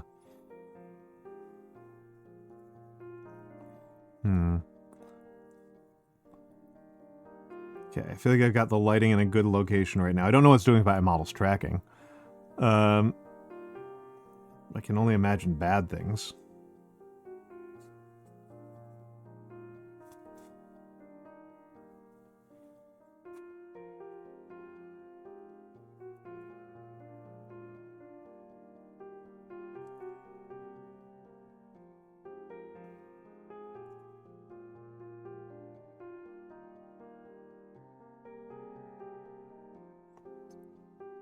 Okay.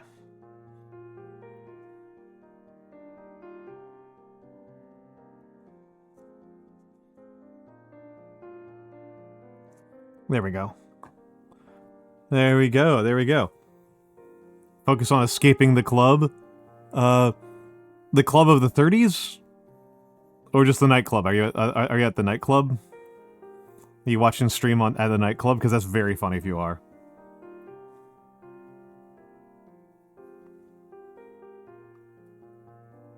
I know people who have watched me at work, but I've not heard somebody watch me while they're at the club.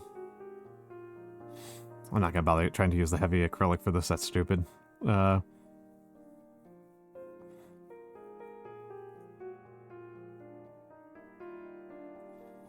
can make a club for anything.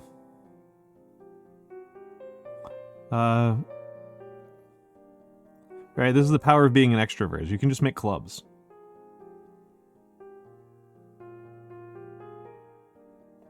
Who's gonna stop you?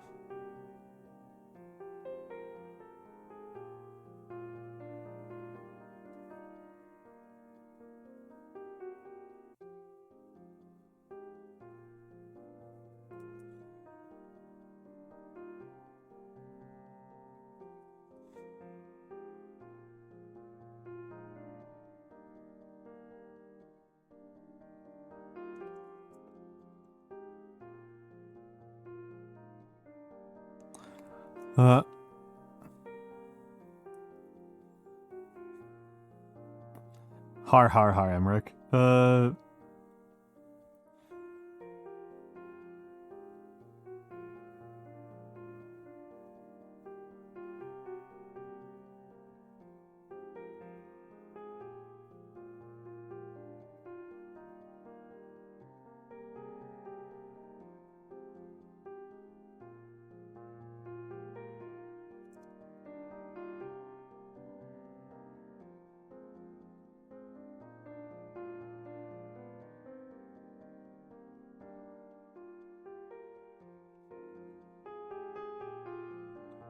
Hello,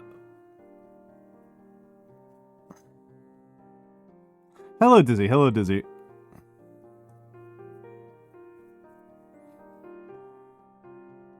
I just found the club loud and annoying.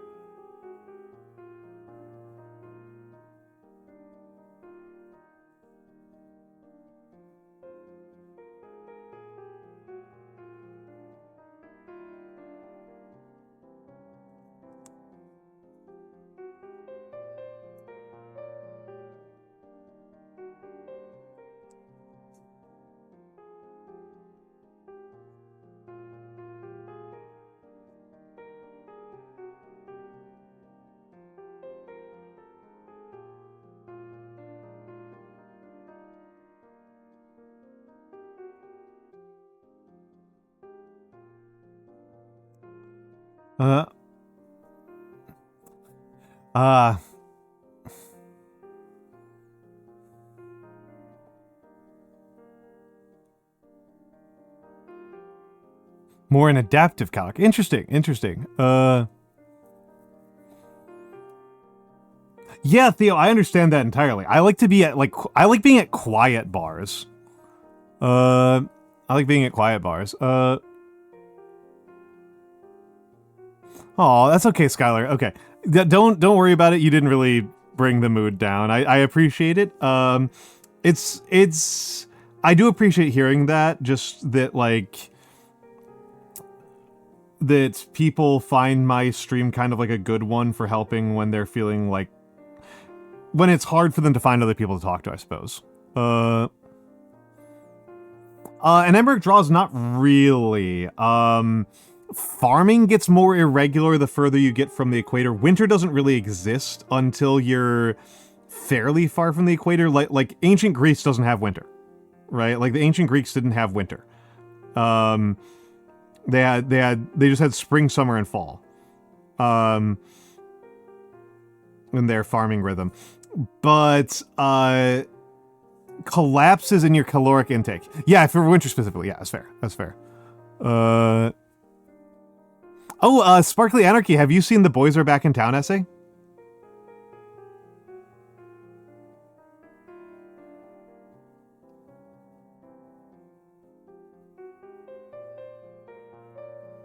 Okay, hold on. We're gonna when I finish putting on this yellow paint, this glob of yellow paint, we're gonna read The Boys Are Back in Town. We're gonna read The Boys Are Back in Town. It's a very famous essay, at least among us New York literary types. We're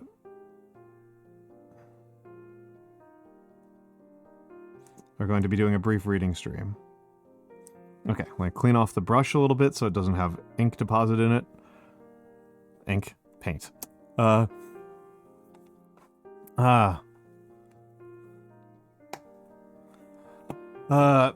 I'm a very, like, I'm an effusive drinker.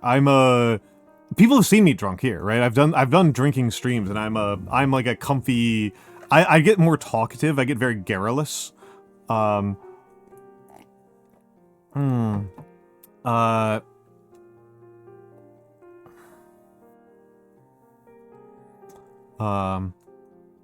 I looking for here?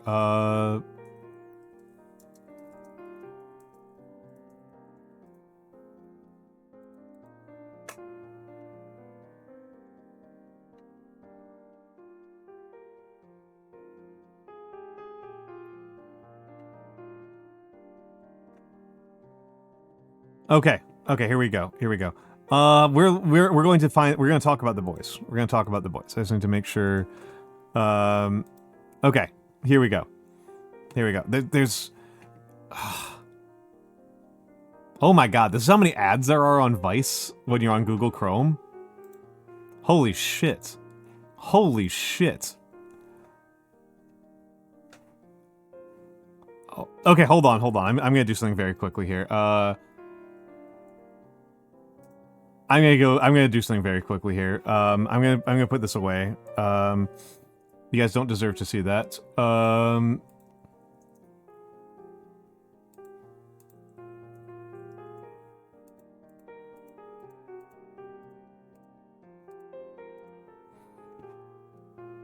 Wow, Vivaldi doesn't have ad block installed? I'm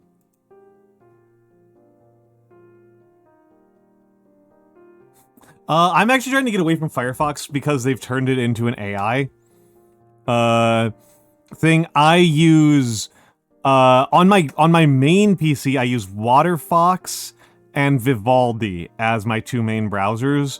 And then on this PC, I'm currently using Firefox and Chrome. Hold on a second here. I thought Vivaldi had native ad block.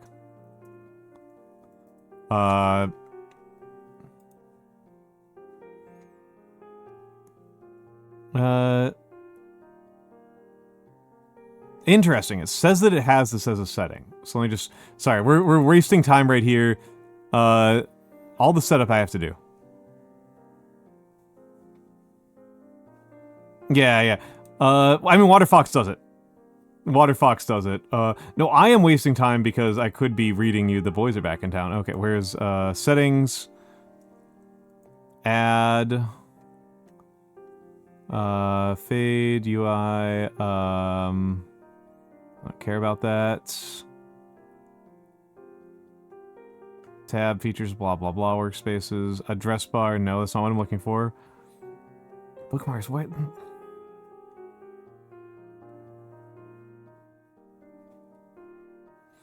Yeah, Proton VPN, I don't care.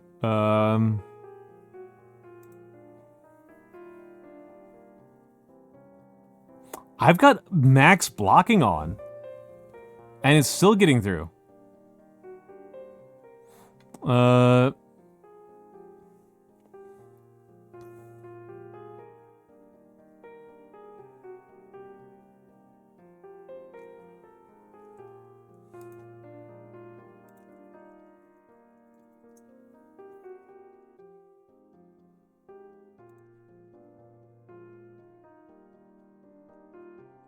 Whatever, I guess we're going to have to live with this. I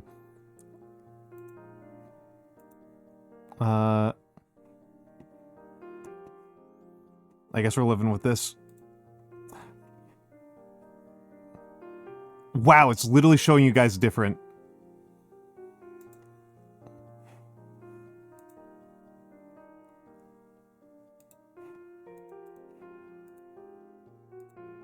Okay, there we go. Let's turn to reader mode. There we go. There we go. Whenever I'm feeling miserable, I scrounge a few dollars out of my jacket pockets and tromp up to a bar I don't like. The bar is about 3/4 of a mile from my apartment and wholly forgettable, but ostensibly a metal bar. The first time I visited, I did what I do whenever I find myself in a new bar. Go to the jukebox and see what record is number 69. Here, it was Thin Lizzy's thoroughly non-seminal Jailbreak. I've never listened to that album the whole way through, and by the grace of God, I know I'll never need to, for I know that Jailbreak features at least 2 songs. The Boys Are Back in Town, and whatever song comes after The Boys Are Back in Town, which reminds you that you need to hit rewind. Let me make one thing excruciatingly clear. The Boys Are Back in Town is an incredible song, and I love it. I love it so much. My heart beats blah-da, blah-da-da-da-da-da, to match Scott Gorman's guitar riff, and this leaves my physician furious and unable to speak. When my roommate leaves for work in the morning, I genuflect towards his wonderful dog, who respects me. I press my forehead to his flank, and I whisper, "The boys are back," over and over again. The dog turns his furry brow to look into me, and I know he respects me even more, for I've done as Messrs. Lizzie commanded. I have spread the word around. I am pulled back again and again into this bar. I do not like by an uncontrollable and carnal drive, a loyalty to the boys, and a congenital love of hollering. I am usually content to summon this song just once from the jukebox of the bar I do not particularly like, as even one play is a parade for the spirits. That's the life I lived for several months. I would enter the bar, queue up The Boys Are Back in Town, slam beers until the jukebox arrived at my selection, then clap my hands, clutch them to my chest, maybe recite a psalm from the mother tongues of my proud rural people, perhaps, oh hell yeah, or now that's what I'm talking about, to the silence around me. Then I would leave. Over the course of these past few months, I have come upon 2 bits of forbidden knowledge. 1, this bar does not have a working kill switch, which allows the bartender to change a song in case someone plays, I don't know, the entire A side of 2112. 2, this jukebox permits the same song to be played back to back if each instance was paid for with a separate bill. It was 3 a.m. on a recent Tuesday when, standing in the dark outside my train stations, these truths reconciled themselves within me. My compulsion became explicit and inescapable. I needed to stay up and play The Boys Are Back in Town as many times as I could. The thorns from the road... I'm gonna see if this helps me. The thorns from the road had cleared themselves, and I walked toward the future amid roses to share the gospel with the other patrons of this unlikable bar. The boys were back. This is a familiar and lonely road. I play the same song over and over again in my apartment, and I've done it in bars, and I'll do it again.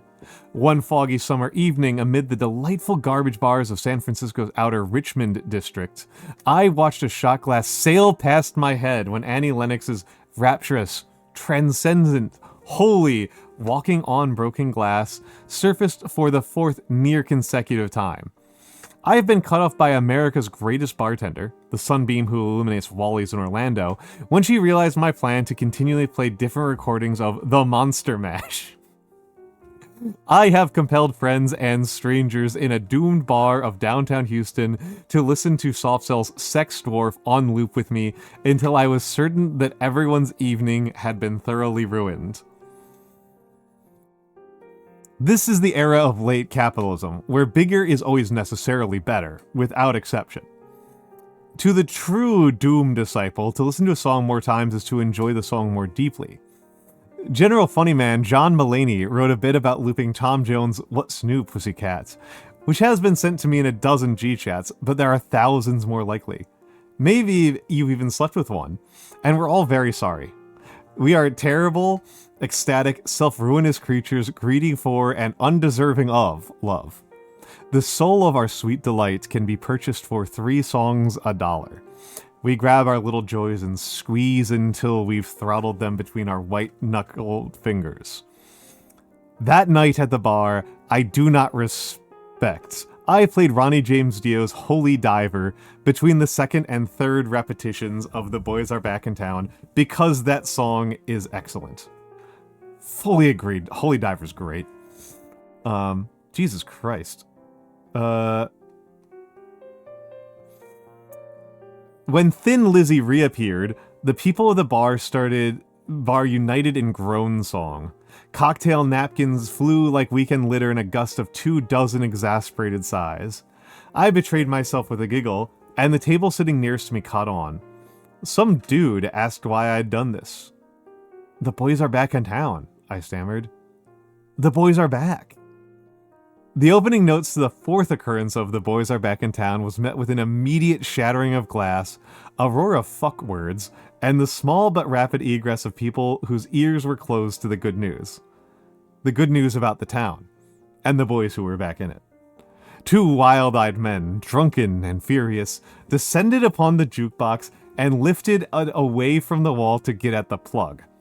When things had resettled, there was a line to queue up songs at the jukebox, which I joined. Are you fucking going to play The Boys Are Back in Town again? Asked a voice when I reached the jukebox.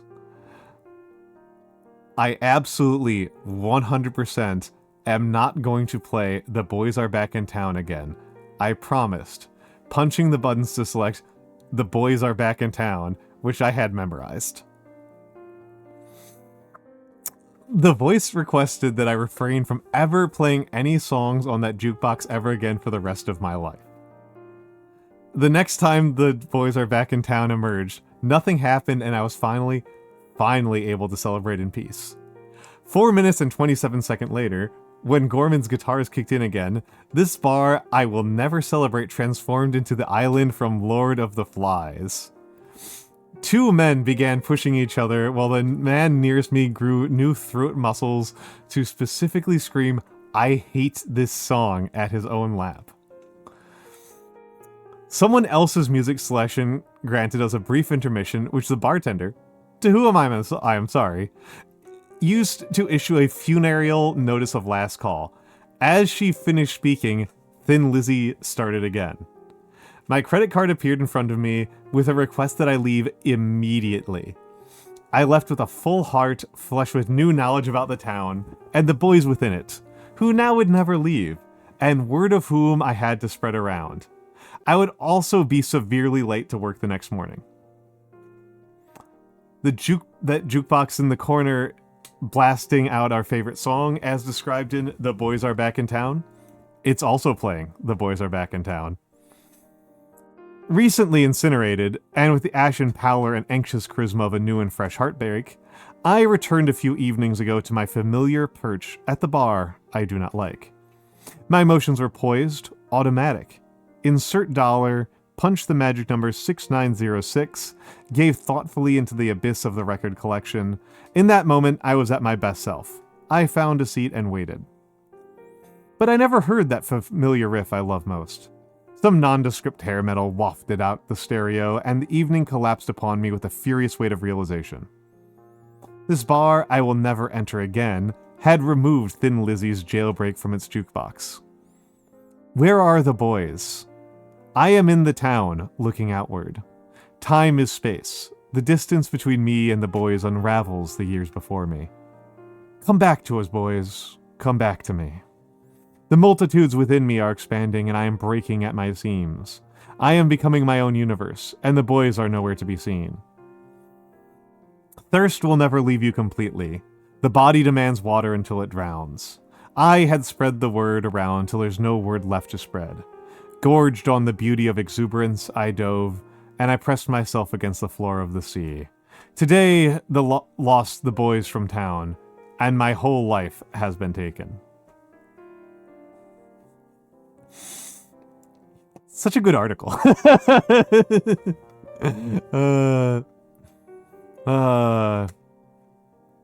Such a good article. God, I wonder if I should hire him.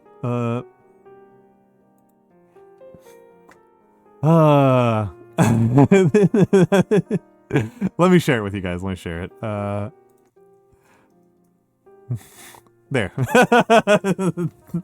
There. I knew you would like it. I knew you would like it, Sparkly. I knew a bunch of you would like it. I knew Sparkly in particular. I was like, as soon as Sparkly said something about the boys being back in town, I'm like, okay, you guys are gonna like this one. Okay. Okay. Thank you for the reading intermission about the boys and the town. Love The Boys Are Back in Town. I don't actually have a strong feeling about the song. It was just an article for Vice. I assumed their motivation was that it was deeply funny. Hello, Adam Punk. Hello, Adam Punk. Yeah, no, that's actually a kind of a good article for talking about the nature of comedy, which is probably the genre that I have the most success with and have the most kind of mechanical understanding of the craft of comedy. Which is funny as a guy who has never really wanted to be a stand-up comic. It's just like never been something I particularly wanted to do. It actually fills me with great anxiety to think about that. I think they just thought it was funny. I don't even know if it really happened, right? Like, I don't know how likely that is to have really truly happened. The stakes on it happening are not super high, right? It's it happened or it didn't. A guy played the same song on a jukebox until he got kicked out of a bar. Is not that crazy.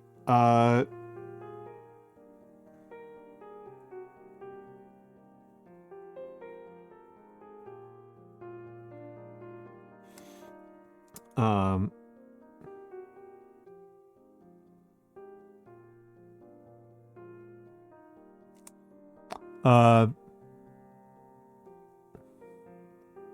so the virtue of this one, right? There's something I think is actually kind of an interesting one that is one of the harder tricks of comedy, which is repetition. Right. Part of the comedy of this article comes from the repeated invocations of the bar that I do not like, right? That's honestly a fairly non-trivial component of this, is that this guy doesn't like this bar and he keeps on going back to it. And that invocation, that repeated incantation, not invocation, but incantation of the bar I do not like is part of the comedy.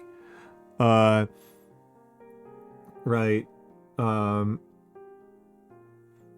And I think that that's one of those things that's like tricky about doing comedy, is that repetition can create humor, right? You can create an in-joke. You can make fetch happen. The question is how you pull that off. Because so much of what comedy is relies on surprise, and repetition is orthogonal to surprise. You need to understand your audience's intuition for what is a reasonable amount of repetition and what is a boring amount of repetition, and wind up between those two places is where you can do funny repetition. Which is tricky. Which is very tricky.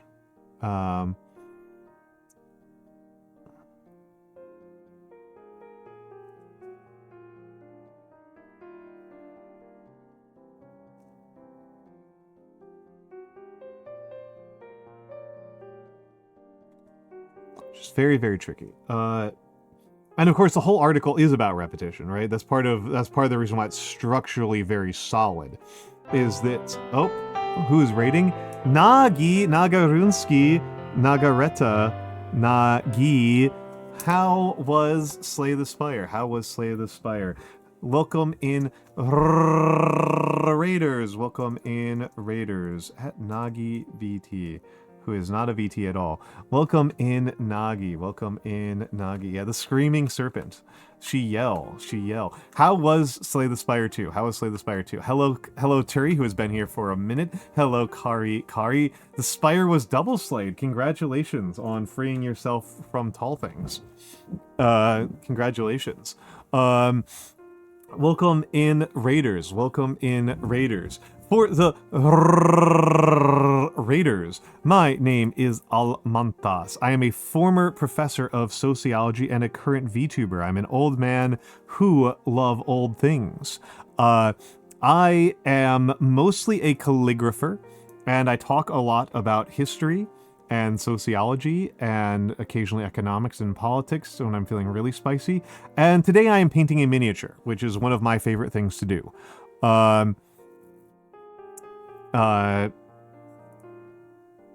am painting a miniature, which is an activity that I adore doing. And this is an ancient Roman legionnaire. We are still doing base coats. And we were discussing before you guys got here. Hello, Miss Gravestone. We were discussing before you all got here a really good article about the boys and the town to which they have returned. We were discussing a very, very good article, and I was talking a little bit about the craftsmanship that goes into making really good trolling. That the boys were back. Yeah, the boys were back in town. I'm not gonna... I did read the entire article in total while we were here. I'm just gonna paste it here again so that people can read it if they are not, if they have no idea what I'm talking about. This is a very, very funny article. It's a very, very funny article. And it's a really good example of the strategic use of... Why am I even bothering with painting this build? I'm gonna have to redo it again like 3 times. Strategic use of repetition. It's a very, very good example of strategic use of repetition. All right, you gotta go to sleep. Enjoy, Hoomter. Sleep well. Happy birthday again, Hoomter. Happy birthday again.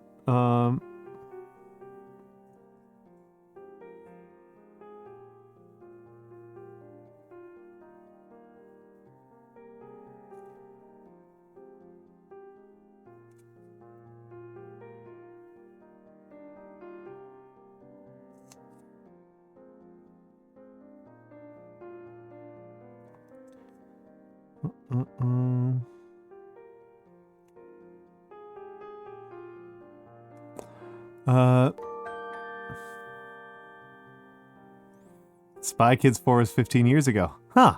Miss Gravestone, thank you for the gift sub to Hoomter. Now Hoomter has tank. Hoomter has access to tank. Hoomter has access to tank. Thank you, Theo. Thank you, Theo, for throwing a grenade at chat, so that I don't have to. We're approaching 15 years of Dark Souls 1.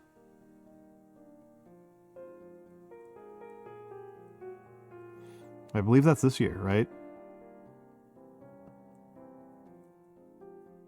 And Portal 2, yeah, that's crazy.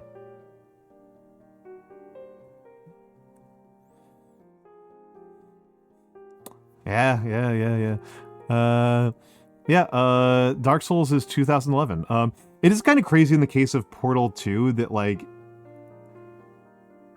the attempts to follow on that of doing, like, co-op puzzle games has just, like, really not been taken up. I said as a person who quite likes that genre of game.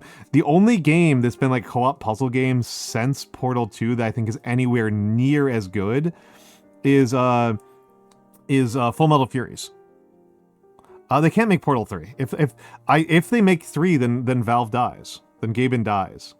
Right? If they make a third game in a series, then Gabe dies.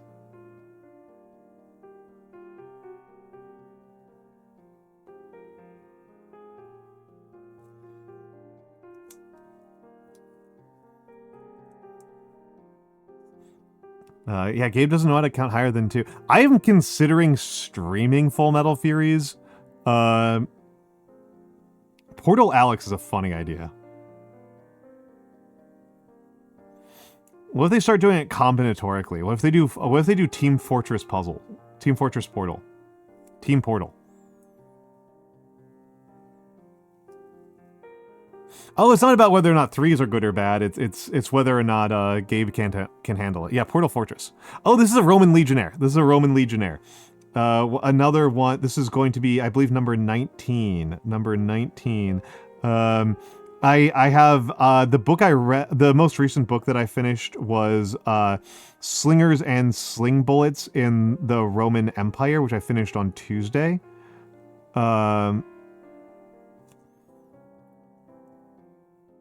And so I'm thinking about slingers.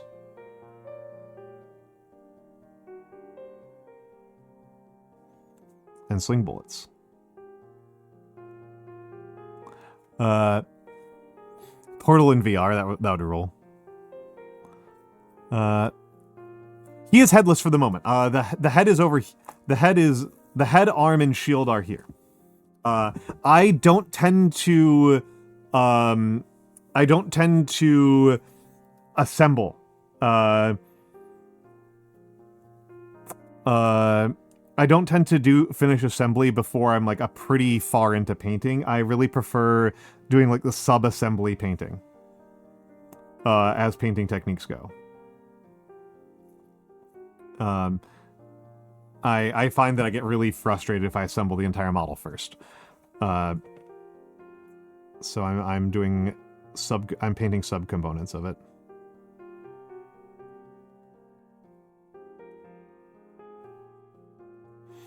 And then we're doing base coats, we're doing first passes. He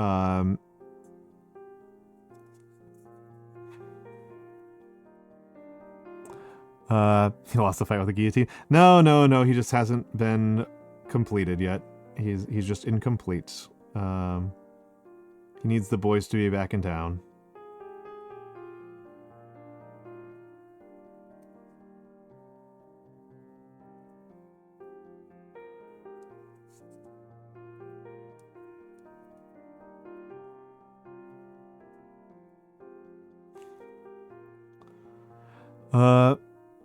This boy ain't right. I gotta check something here. Oh, so, whoop.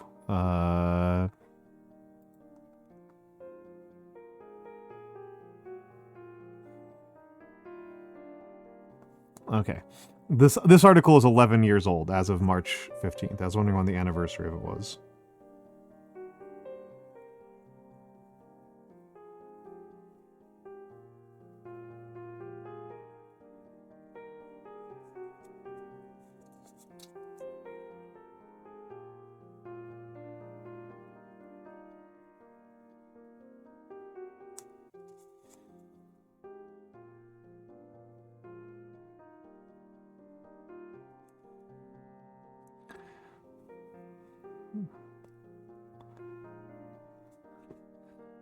That's what old men are for, right? That's what old men are for. Old men get to remind you that you're currently young but becoming old, right? That's our prerogative. That's our holy mission on this earth. That's our holy mission on this earth.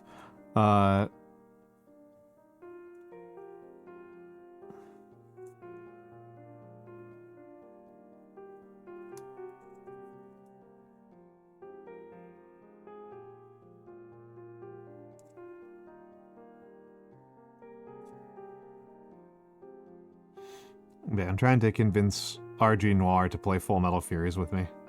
I think she'll get a kick out of it.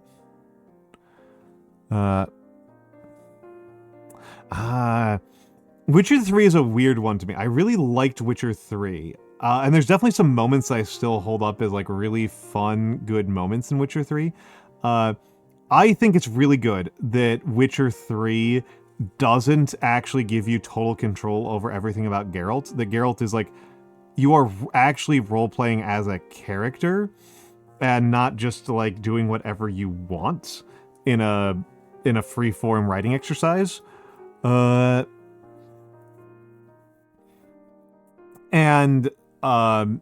I really appreciated that, contra what a lot of people like about their CRPGs, and it makes it very hard for me to go and play like a Bethesda game afterwards. I really like it for that. I really enjoy that element of Witcher 3. And Witcher in general, but Witcher 3 in particular, I think gives you more pushback and more texture to that relationship. What happened with me with Witcher 3 is that I got into Heart of Stone, and something about my preferences shifted between when I first played it and when I got to Heart of Stone.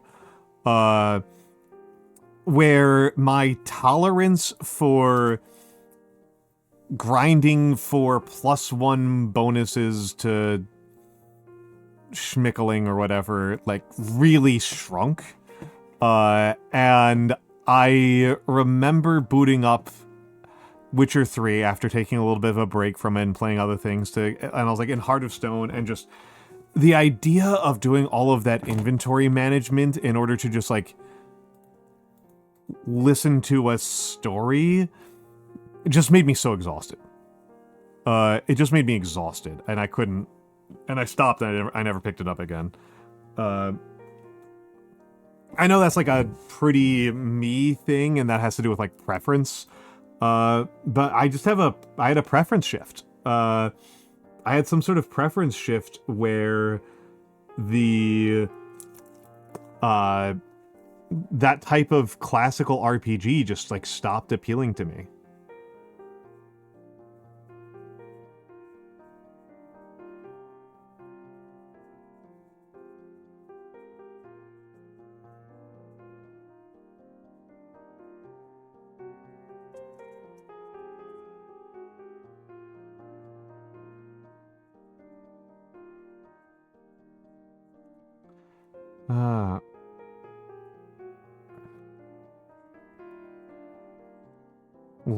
Lol, Gravestone. I have not played Torment. I have not played Torment. I know it's like the one that everybody recommends. I also haven't played New Vegas.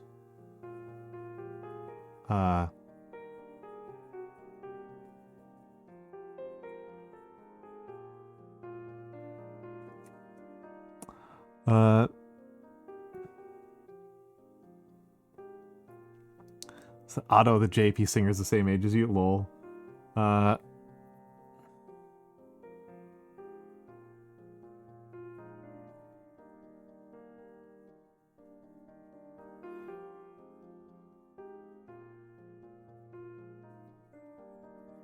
There's too many games. There's too many games. It's true. It's true.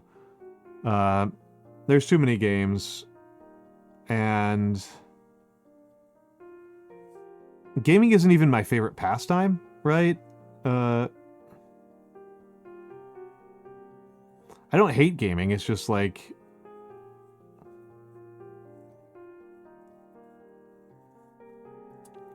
compared to,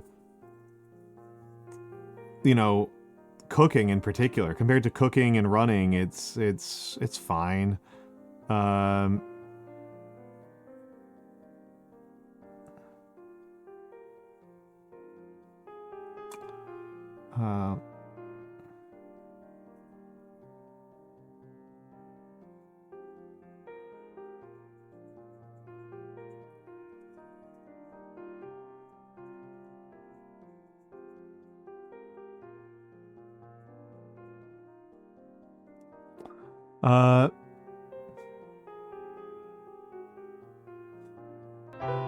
Oh, Zungy Bungy, thank you for the raid. Thank you for the raid. Let me give a shout out to Zungy Bungy.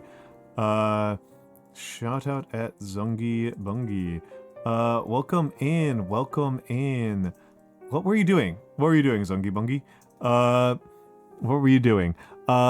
For the readers, my name is Almantas. I am a former professor of sociology, a current VTuber, an old man who loves old things. I mostly do calligraphy. This is what my handwriting looks like as a rule. Yes, but right now I am doing mini painting. Today is a mini painting stream. I am doing a mini painting stream. I am painting an ancient Roman legionnaire. Because the most recent book I finished was, I finished a book called Slingers and Sling Bullets in the Civil Wars of the Roman Republic, which, yes, is a very academic text, and no, I am not a history professor. I just read it because I could. But I also have 100 of these damn guys, so, you know, they're a good exercise for me to learn, particularly skin tone. They've been useful for me to learn skin tone. So I've been working on that. Thank you. We're still pretty early into the mini painting. I'm still doing base coats. I tend to be a very slow painter. As a rule, I'm not trying to win any races here. I am not trying to win any races here. I am trying to have a nice time and trying to improve my skills is how I think about it. And part of the reason why I do mini painting is that I have done calligraphy for decades, and so at this point, any improvements I make at calligraphy are very minor, right? They're very, very minor. Whereas in mini painting, I have so much room to grow, right? Chances are yes, Scaldy. I would have done a Roman Legionnaire anyway. For the raiders, though, if you need to raid and run, feel free to do so. I will not request an art tax, as tempting as that is. I am just going to be here for a couple more hours. A couple more hours of me painting this little guy. We're just trying to have a nice relaxing time here as I paint this little guy.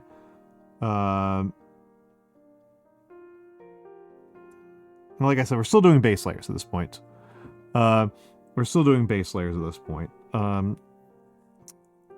You know, it's gonna...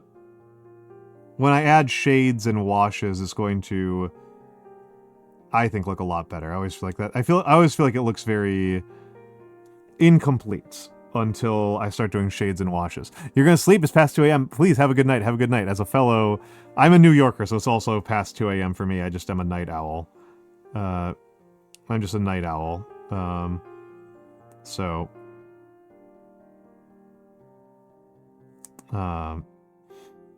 So please feel free to rest. Thank you for dropping off your community with me.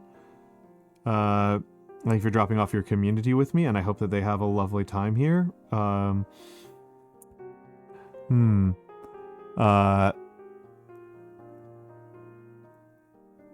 Yeah, people have been making the Almantas thing for a long time. The eyebrows. I think it's the eyebrows. I think the eyebrows remind people of great horned owls.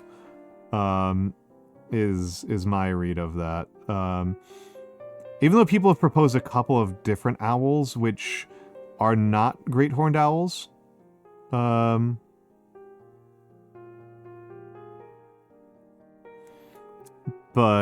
I'm city. I'm Brooklyn. I'm a Brooklyn boy.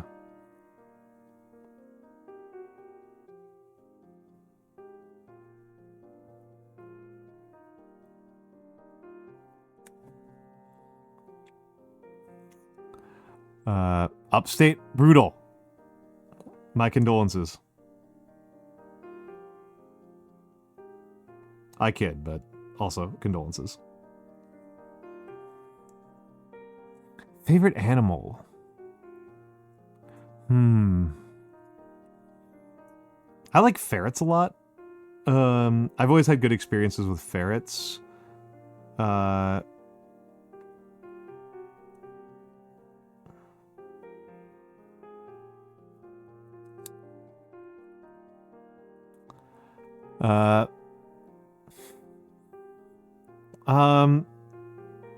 Upstate, not as good.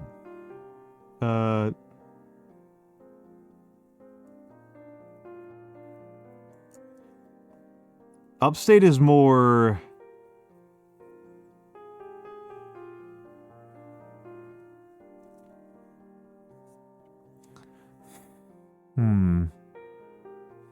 How do I say this? I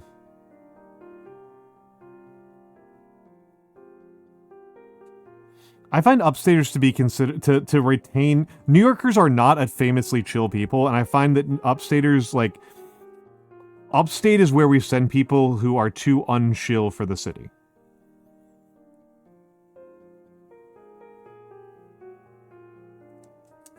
That's kind of how it feels to me. There's some good parts of Upstate. I like Ithaca.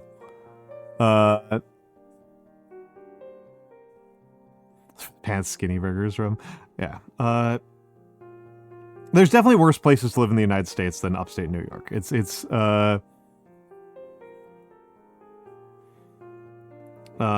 definitely not the worst. I would much rather be upstate than I'd be in Florida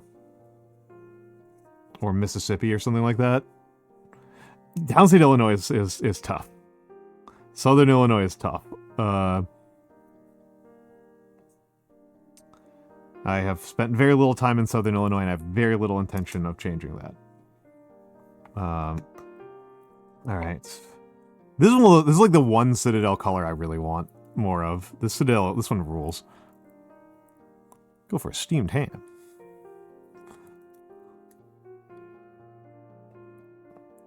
What a transcendental bit, the steamed hams.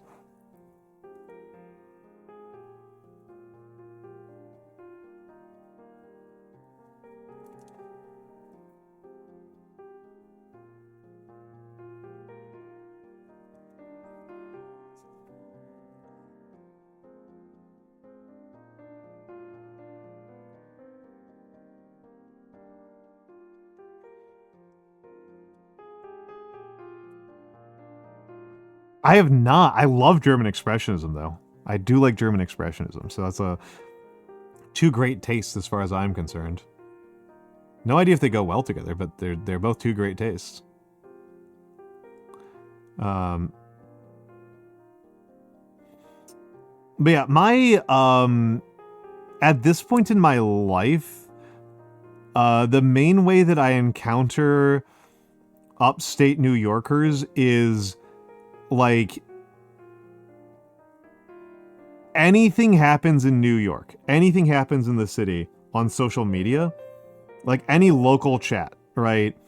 And no matter what it is, no matter how benign it is, it'll be like new restaurant opens up, old restaurant closes down, concert here, tickets are free here, et cetera, right? Like anything will happen. Any sort of like random, boring local New York City news will happen. And the comments will be full of people. Hello, Jamie. Hello, Jamie. Yeah, enjoy your lurk. Enjoy your lurk. The comments will just be full of people saying, "This is why I moved out of the city." Just like hundreds of people who I don't know how many of them are real. I have to suspect a lot of them are bots because the alternative is just too depressing. Who like this is their life now, is that they lived in New York at one point and didn't enjoy it, and they need everyone to know how little they enjoyed it. And it's really weird because it'll often be like really banal stuff that does not matter, right? That does not matter. I understand if somebody's like, it's coherent to me if somebody's like, I left because of like rent or like traffic or noise. Like those are like real things, right? Those are like real things I can understand a real human being being annoyed about. But like an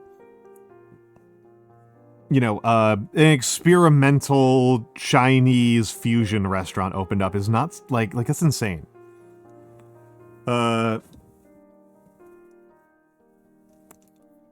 Health because of the steamed hams. Yeah, it's like I can't even imagine that you have worse things to do. I'm gonna have to watch this later, Theo, but I'm excited for this. I'm excited for this. Okay,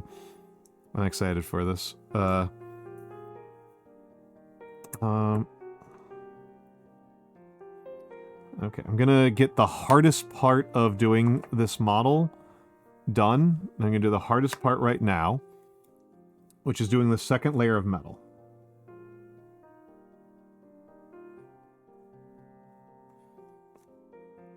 Right? Because we've done one layer of metal, and then we darkened it.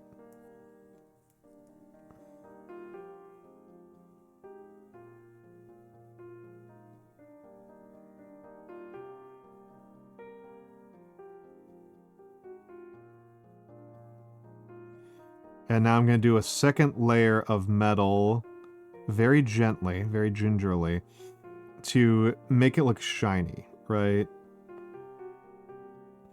Because chainmail should shine, right? Chainmail doesn't really... There would be very little evidence of rusting on somebody's chainmail that you would ever see used. I'm saying mail, even though it should be, it's not mail. The mail is redundant. On a mail hauberk, there would be very little evidence of it because cleaning a mail hauberk is actually really easy. Cleaning the rust off is super easy. The way you de-rust a mail hauberk is you mix it with sand. That's it. Is you put it in a barrel or a bag, usually a barrel of sand, and you just roll the barrel for a bit, and they'll get all the rust right off. And you want to get the rust off. You really want to get the rust off because the rust weakens the links pretty badly. So you wouldn't really see somebody doing that because if they're wearing rusty chain, they're kind of obviously vulnerable, and it gives confidence to their opponents.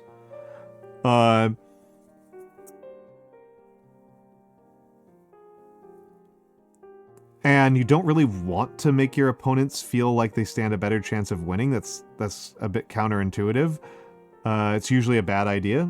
I mean, there are cases for deceptions in warfare, but this is a dumb one to do. And it also actually does make you weaker. It makes you weaker, and it makes your opponent know that you are weaker. So you wouldn't, and it's easy to clean up. Right? There's things that are harder to keep clean.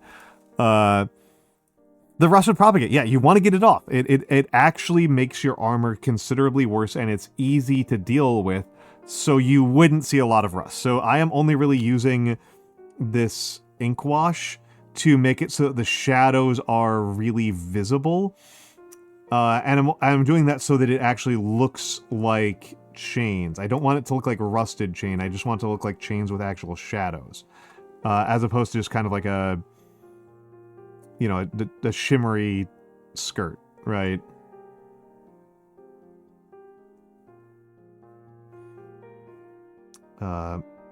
And I think all the time about what Nagi said to me a long time ago, right? That we need to help the light, right? That's a lot of what's happening here. So these guys are very tiny, and less light gets in there, so we have to help the light. We have to help the light.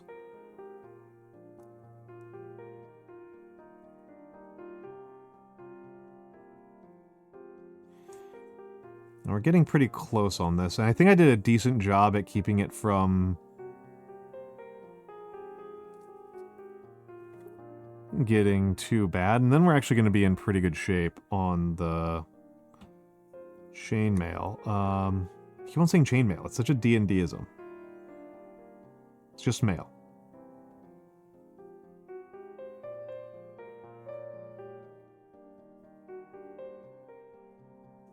Okay. Okay. We're going to go into ads now. We are going to the ads. I will see you all in a few minutes. Enjoy the ads, or more likely enjoy the fan art. I'll be back. Okay, enjoy Emmerich. And I'll see you around, Miss Gravestone. Enjoy your coffee and getting ready for the morning. We'll be back in a few minutes.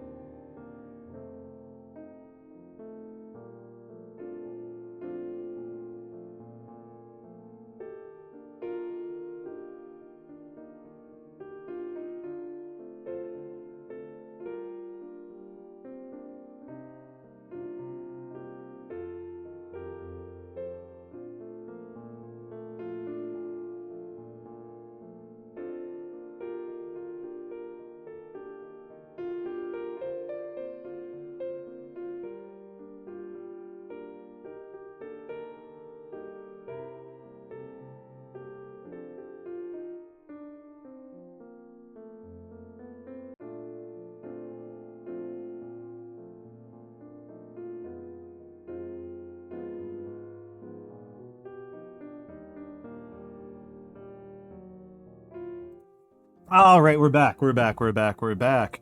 We're back. We've made decent progress on this guy. We've made some decent progress on this guy. The chainmail looks better on the camera than it does to my naked eye. I think though that it might be time for me to get out the goggles. Which I'm actually not super happy with these. I might want a different magnifying setup than the one I've been using.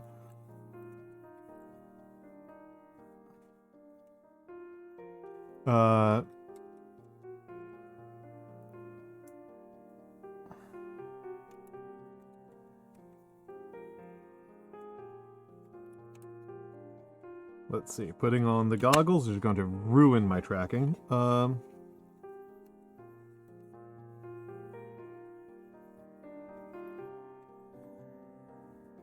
and let's see.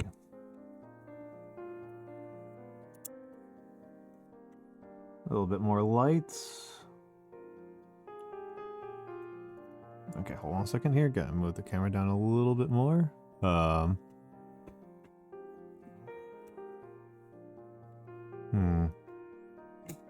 F.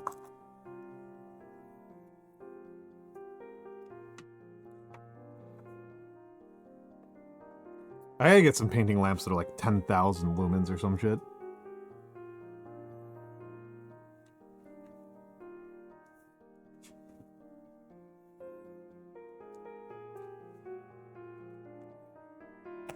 I think a stationary magnifying glass would actually be way better for me than the head-mounted one. The head-mounted one is kind of neat, but it's actually really inconvenient.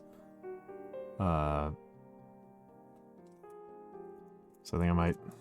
I'm thinking about that.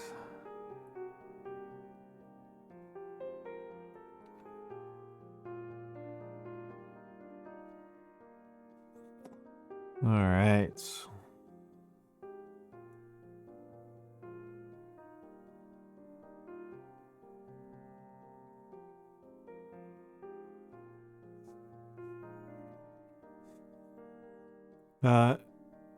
Yeah, Spark Hoodie. It's the little guy's rigged. The little guy is rigged. It's a rigged object that's hooked up the same way. I could, in theory, just stream as him.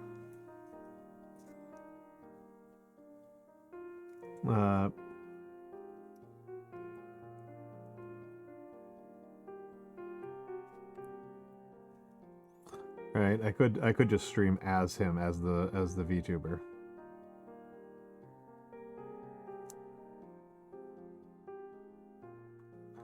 That's less a question of like can, more a question of should.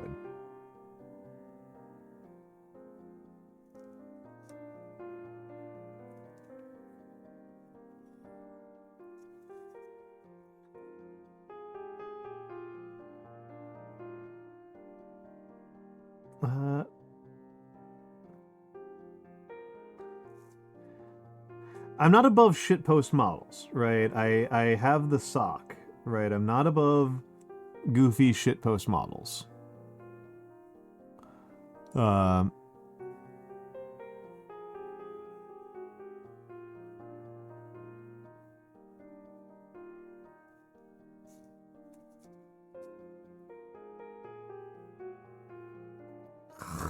Fuck. Huge mistake. Huge cell phone here.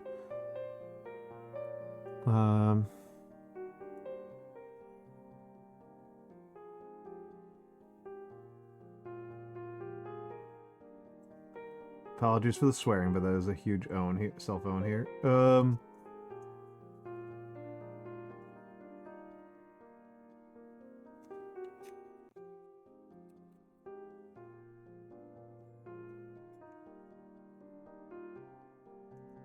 Okay, there we go.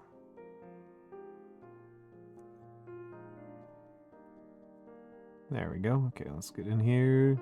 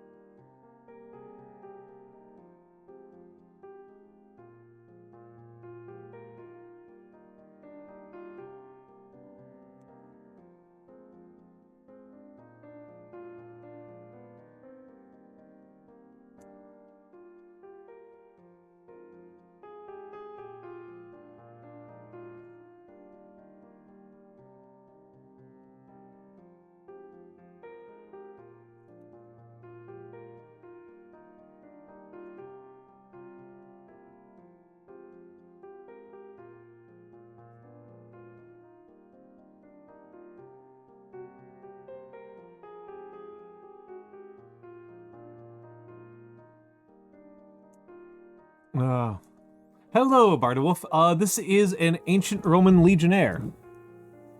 This is an ancient Roman legionnaire, a Middle Republic, late Republic probably, actually more, legionnaire. So, you know, no Triarii at this point in history, just the cohorts. There are some historical accuracies that I have little quibbles with about the model, but I think ultimately pretty good shape. A second here. I need to touch up this guy a little bit over here because I fucked up.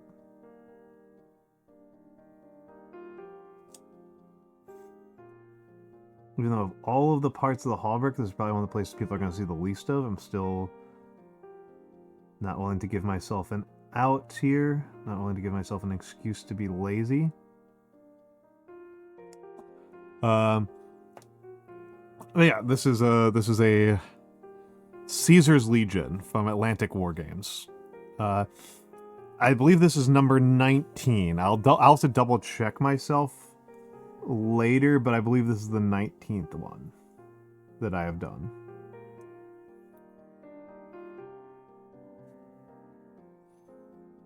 I believe this is the 19th.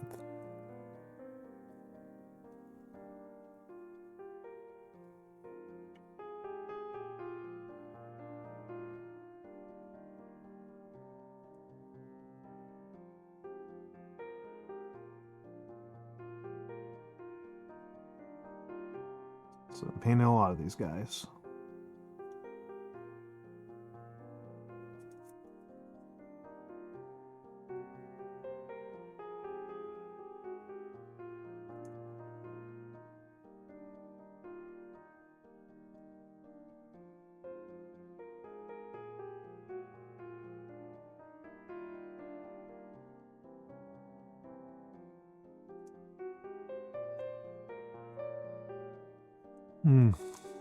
Okay. Oh, used the wrong paint can. That's not a big deal though. Oh, a message got eaten in there. And I don't know that I'm doing a particularly proper job on it, right?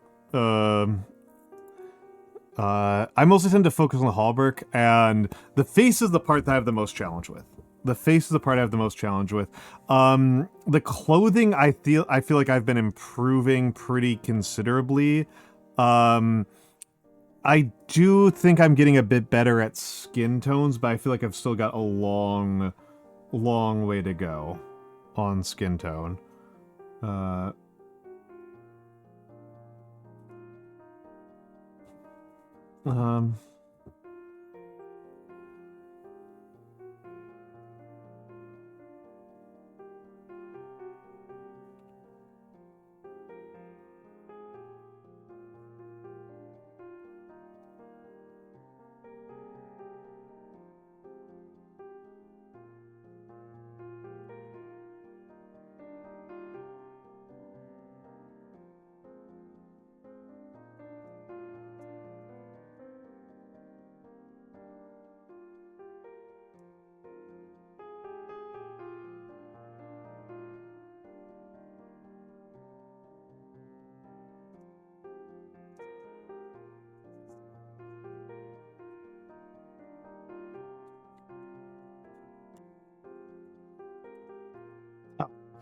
Okay.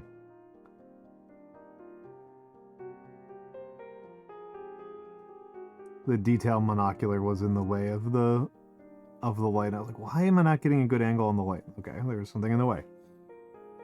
There's something in the way. That would do it.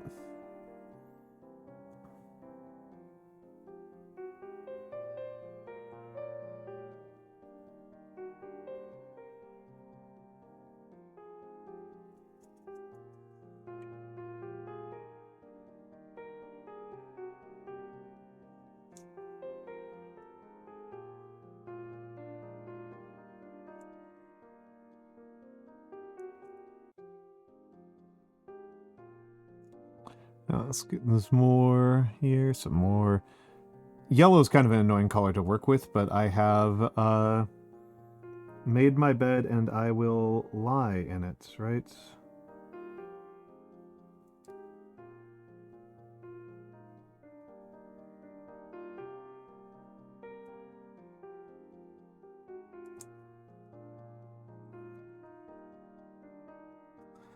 I will accept this as the price of beauty, so to speak.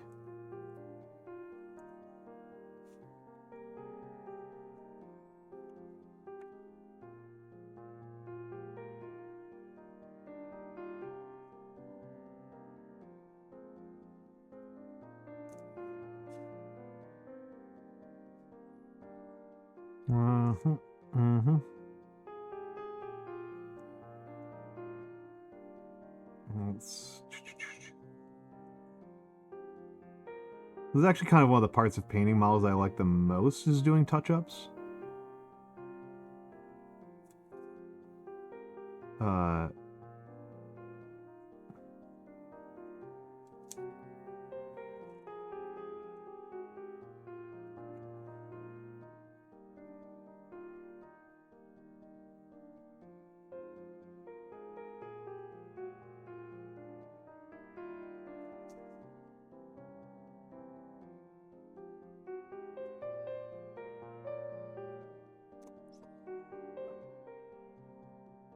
I remember talking with Nagi about this, that she said that the Games Workshop style of painting, the Games Workshop house style doesn't actually require that you be clever. It just requires that you have the patience of a monk. And I was like, oh, so like that just makes it sound more appealing to me. That just made it sound even more appealing to me, not less.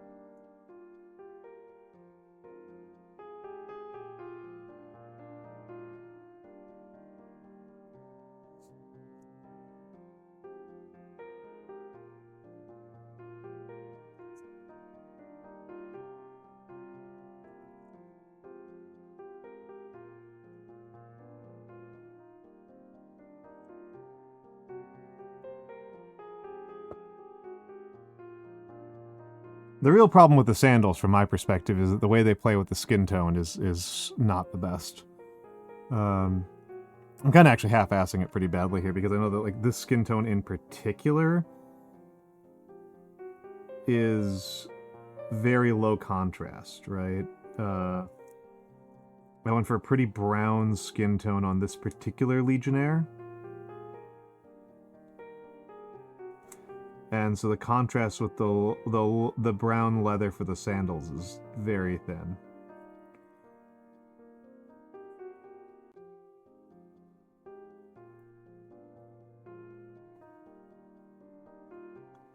Very weak contrast. Not a very bold contrast.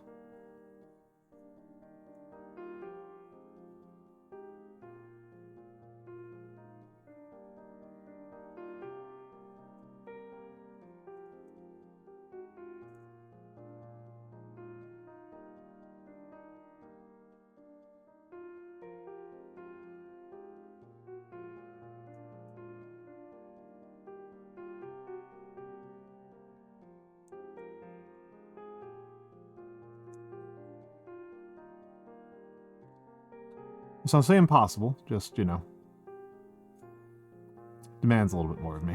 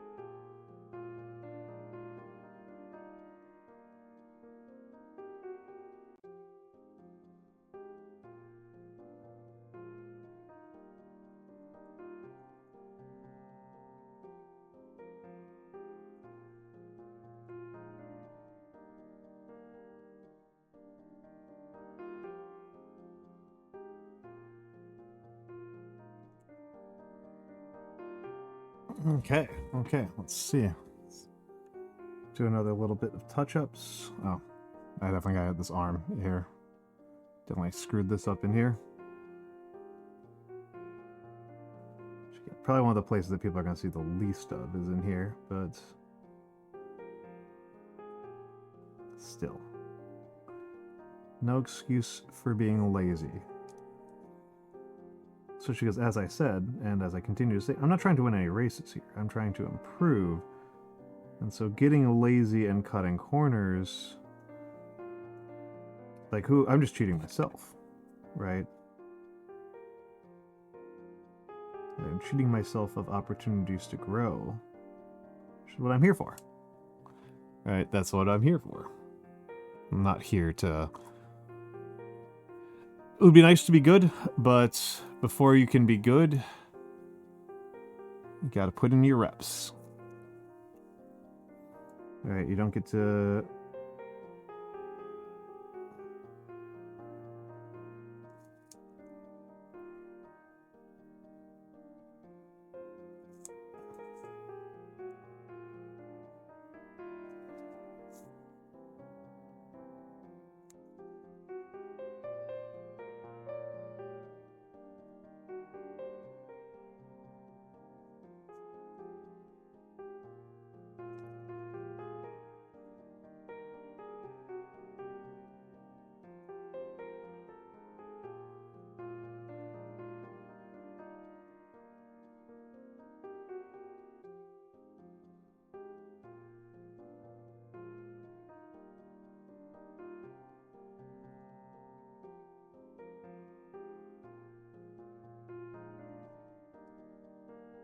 let's see.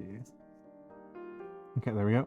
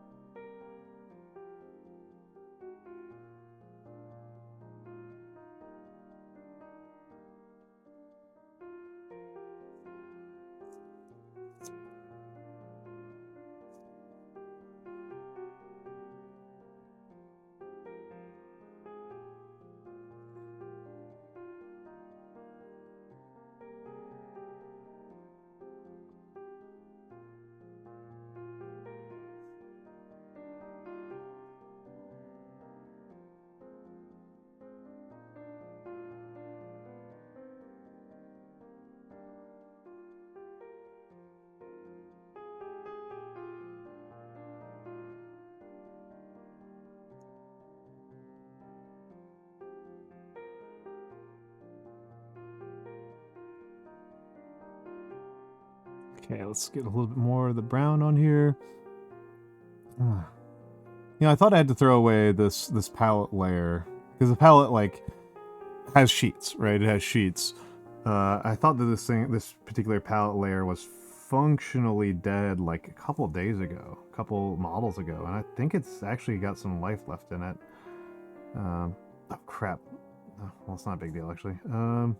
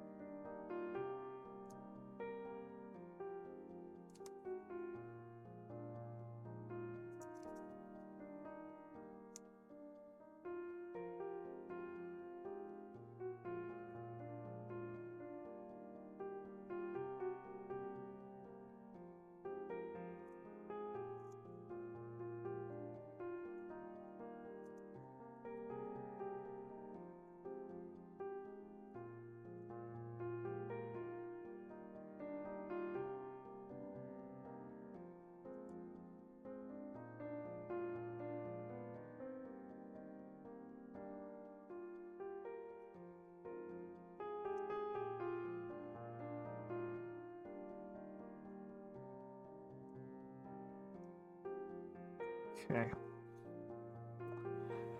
Okay, let's think about this. I think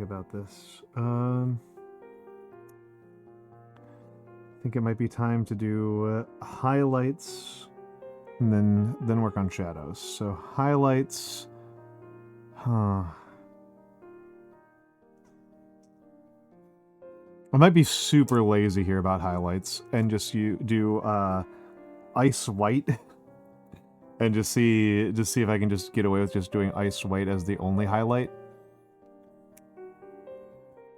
Let's see. I'm kind of curious about this. I said ice white. That's ice yellow. It's technically a yellow. It's definitely the right color to highlight for the cloth. Right? There's like not really a lot of options here.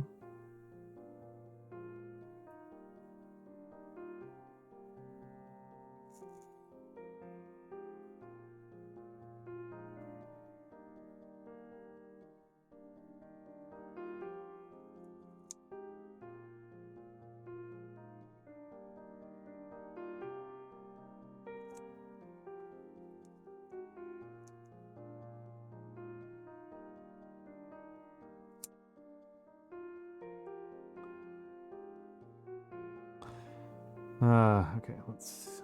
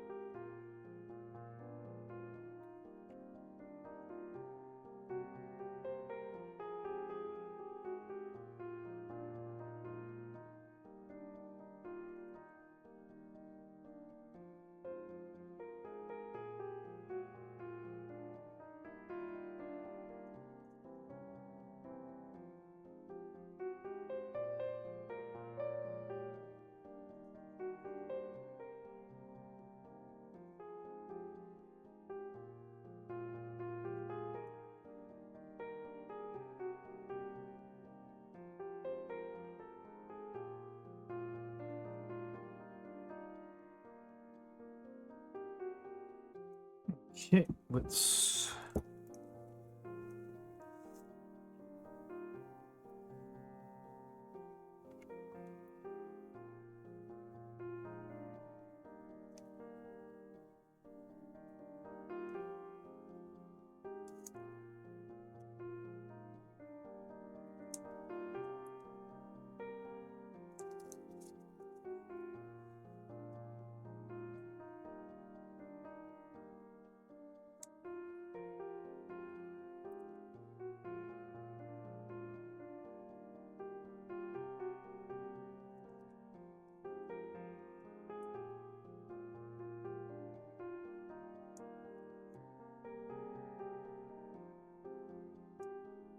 All right, let's get in here. Let's get in here. It's actually not feeling too bad. Definitely need to do another layer of base yellow over here, though, before I can do a highlight.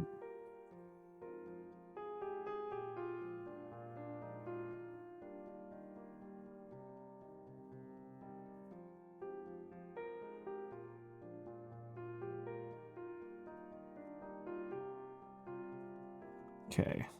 Yellow is kind of a pain in the neck to work with. They were not kidding. Alright, if I'm using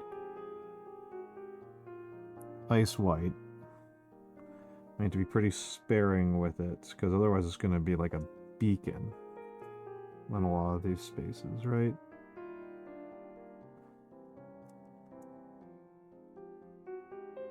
Let's be pretty gentle with it. Need to be pretty gentle with it.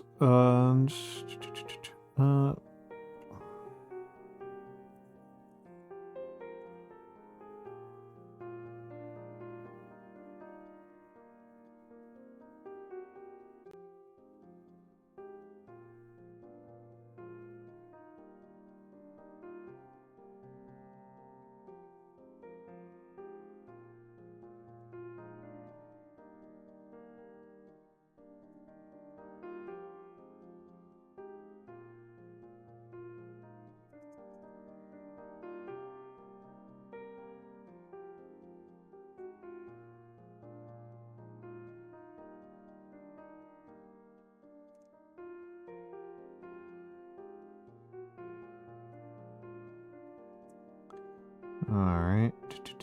And...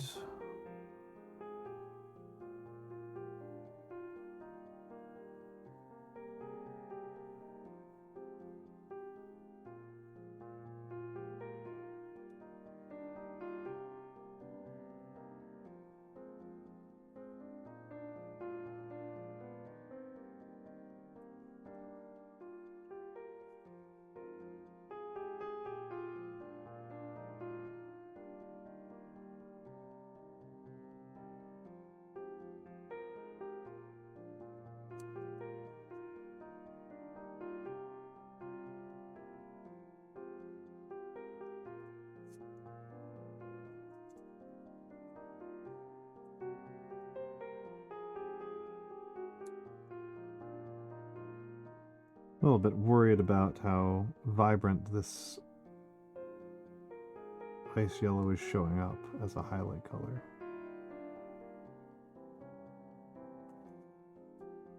A little nervous about that.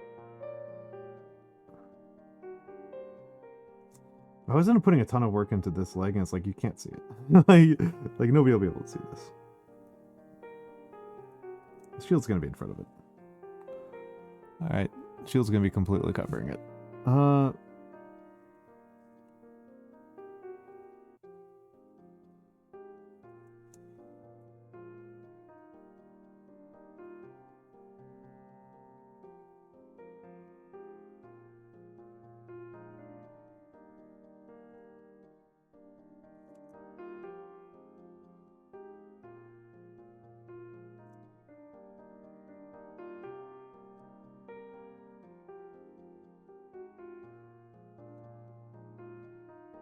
Choosing a very little bit. Hello, it's Bitsy Bones. Yes, it's looking good. It's looking good. Starting to come together. I would say it's starting to come together. That's kind of, I don't know. It's kind of like my perspective is that like I feel like there's not much to look at until relatively late. It's the later steps where it goes from looking like a, you know, a real rough work in progress to looking like something pretty real. I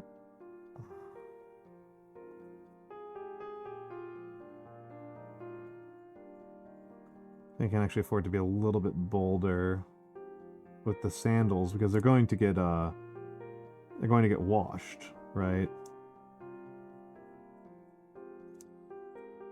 They're going to get washed, and that's gonna, you know, that's gonna annihilate a lot of these highlights, right? Or at least overrun them pretty badly. I say overrun or ruin. It's not really ruining. It's just, you know, they're going to get covered, right? They're going to get kind of locked in. So if they look good now, they'll look too subdued in a few minutes. So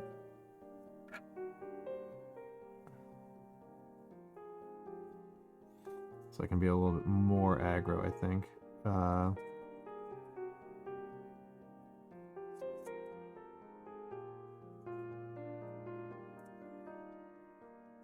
little bit more aggressive down here. Try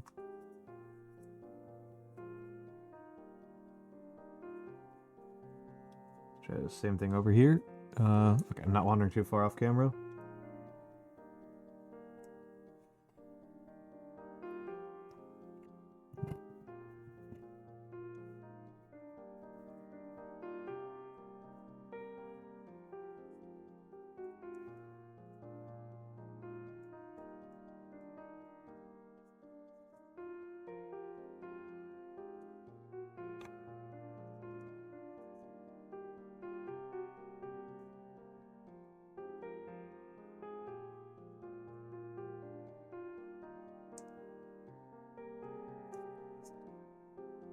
Okay, let's clean that up a little bit. All right, and let's see what happens when I add a little bit.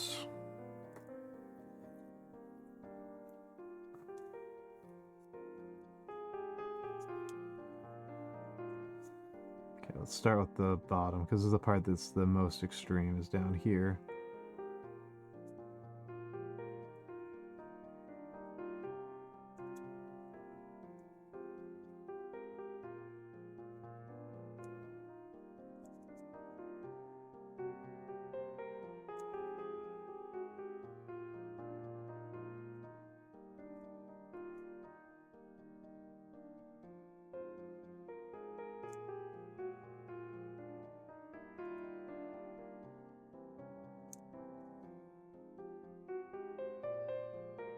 Let's get the legs right. Make the shadows on the legs a little bit more obvious. I'm not gonna use this I'm not gonna use this like big washing for the yellow, for the cloth, because it's not gonna work very well. I'm gonna get some purple and use it a little bit more carefully.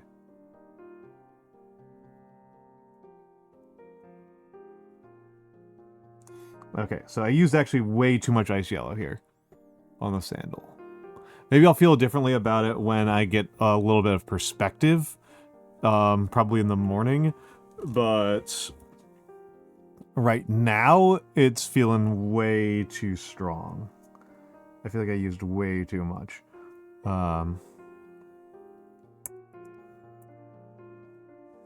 Let's do a little bit more highlight work, and then I'll do another round of shadows.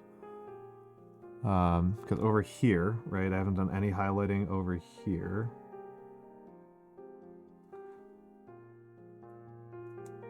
And we're trying to kind of create a little bit of an illusion of the cloth being taut over here, so we don't want to have any, like, rough, right, any bunching up.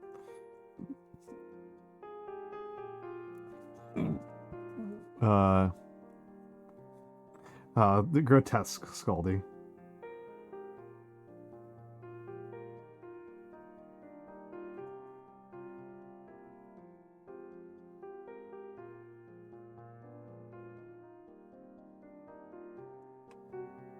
I think that's actually all I'm going to do for that arm. And let's do the purple shadow. Let's do the purple. Where's my purple? Where's my purple? Purple. A pretty liquidy purple around here. Yeah, there we go. The contrast purple. It's absolutely vile. It's absolutely vile, my dude. Okay.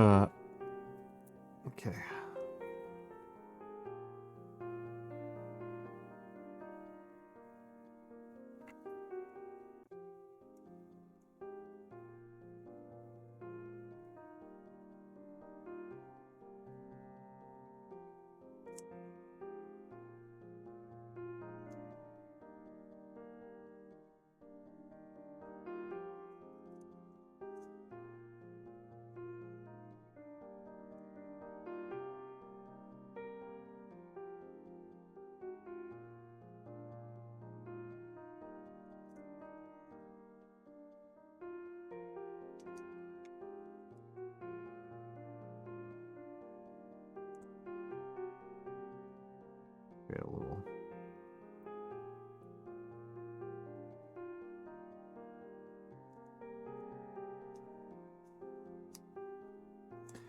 Purple in there.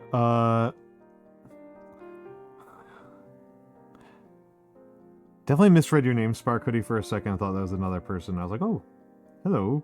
But no, Spark Hoodie again. I know this one.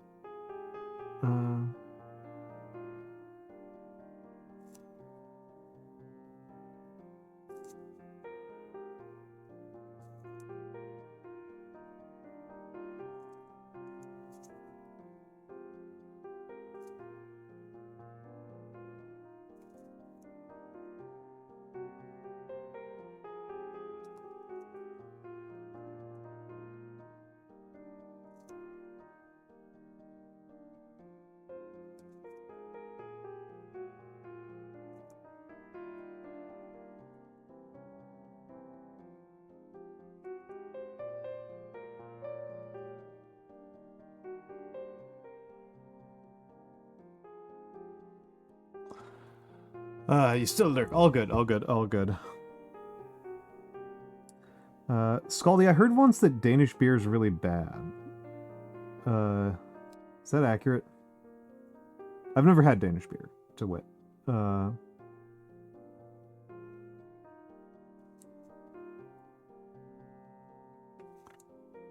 don't know? Okay, fair enough. Fair enough.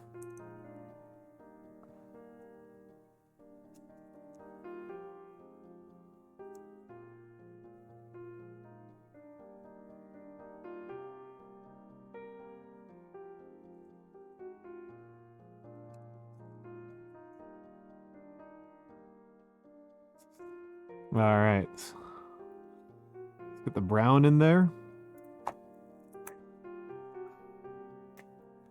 My hand was looking so nice for so long, and now it's a mess. But it is Denver.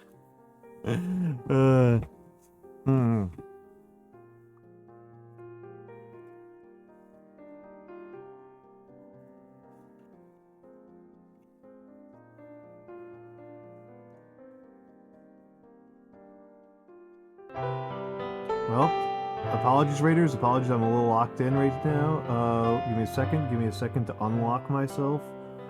Just really want to get this stuff in here. Dog Kachik. Hold on. I apologize if I'm not pronouncing that word correctly. Is it Kachik or Kasik?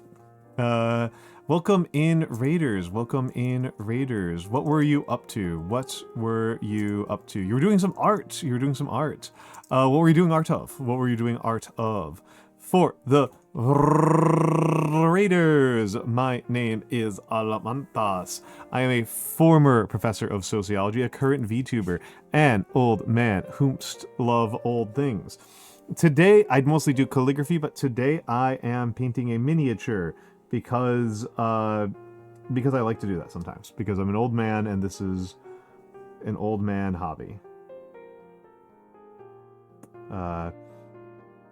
Which is not entirely accurate to why I paint, but yeah, it gets you the gist. What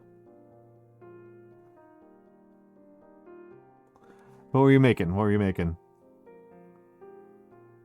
Brazilian police Spartan base. Oh, I see. Are you Brazilian? Are you from Brazil numero uno?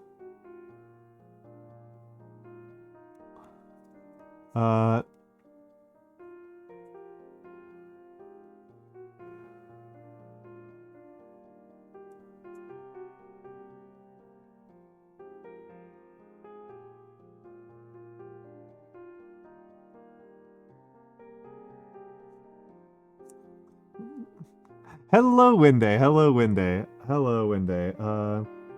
Vai Brasil. Yes. Well, I hope things are. You guys are going into winter down there, and wait, hold on. Depends on where you are in Brazil. Brazil crosses the equator, right?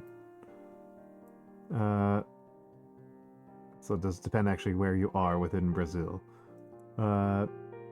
Maybe going into winter. Or may not. But yes, if you need to raid and run, please feel free to do so. I do not want people to feel like they're being held hostage when they raid me. This is a cozy, comfy stream, right? Starting to get cold. Okay. Gotcha. It is starting to get hot up here in New York. Which is nasty.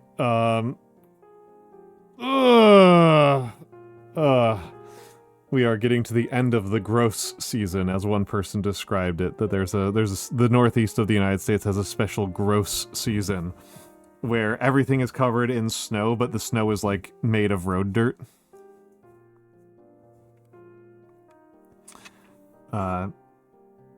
Like it's not actually warm, but the ice isn't. But like you somehow have allergies, but there's no plants.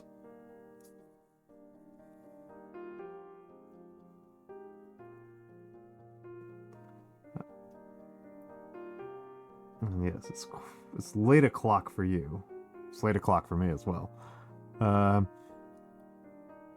So starting to get proper cold, comfy season. Yeah, envious. I prefer the cold. I'm a well-known cold preferer. Okay, now we get to the hardest part. This is an ancient Roman legionnaire. I'm a little bit of an ancient history nerd, as befits my status. A bit of an ancient history nerd, and I put up a bunch of boxes on Thrones. I put up a bunch of boxes on Throne of various types of miniatures to purchase for me, and I didn't check the model count. I didn't check the model count for this box, so I've got 100 of these guys. I have 100, which is way more than I bargained for. Which is way more than I bargained for. So, it's been good for me to learn, various ways of trying to paint skin. I've been enjoying that, right?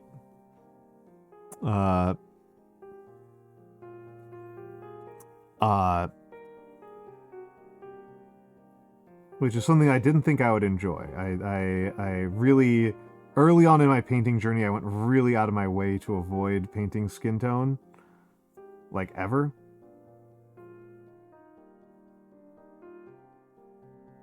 Really, lots of guys in, like, fully enclosed armor. I think, hello, Captain. I think my pile of shame is actually pretty modest. This is number 19 out of 100. And I've got a couple of Conquest Legionnaires left, which is a fantasy game. And I've got a couple of... I've got a very small amount of Trench Crusade left. I've got some other historicals. But it's I think as people's plastic piles of shame go, I think mine's pretty small. And I guess I also don't feel like it's a pile of shame because I don't have I didn't have ambitions of finishing these in a timely fashion. I had ambitions of learning how to paint, and I didn't have, these weren't like, oh yeah, I was planning on using these for a tournament that I signed up for and then didn't go to because I didn't finish my army in time. I've got, I just have some guys that I paint. But yeah, this box was a box of 100, so I got a lot of them left. Really wasn't expecting that.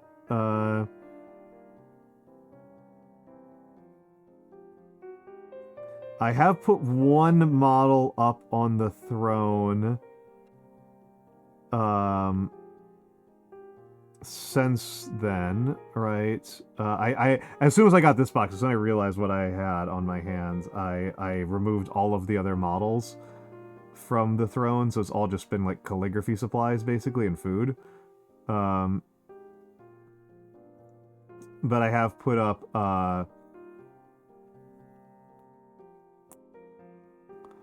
yeah, it's a stock of blank canvases. Yeah, exactly. And I actually like to have stockpiles in general. I like to keep stockpiles. I am kind of infamous for buying, like, I shouldn't say infamous, but I definitely am the type of person who will buy like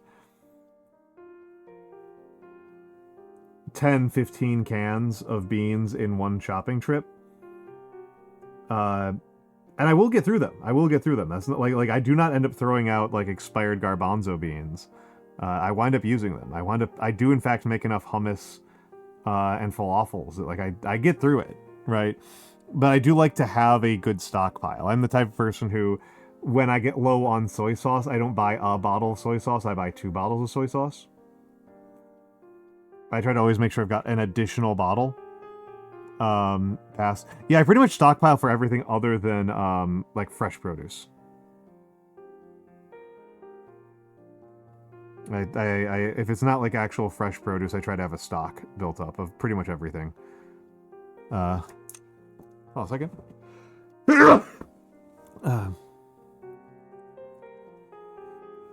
Well, I mean, there's different amounts of soy sauce, right? If I'm less than like 200 milliliters of soy sauce, I tend to go buy more. And thank you all. I usually try to mute for that because I don't want to get clipped by VTuber sneezes, because that guy creeps me out. But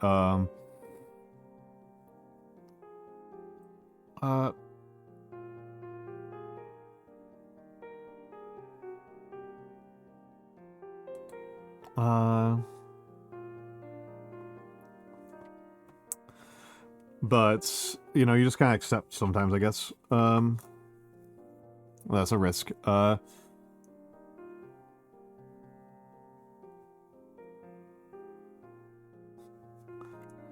I don't know if he's around anymore. There's also just, like, a bunch of, like, infamous chatters who, like, don't spend time around me, which is fair, because, like, a lot of my friends are women, and so the people who tend to follow other female VTubers, like, some of them follow a variety of VTubers, but some of them only follow female VTubers, and I understand that.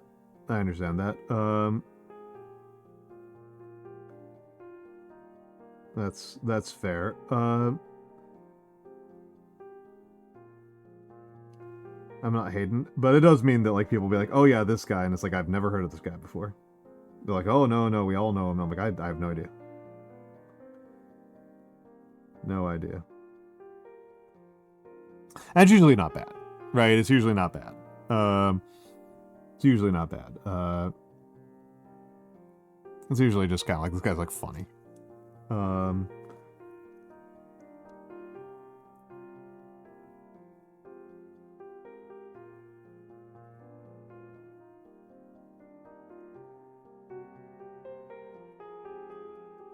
Okay.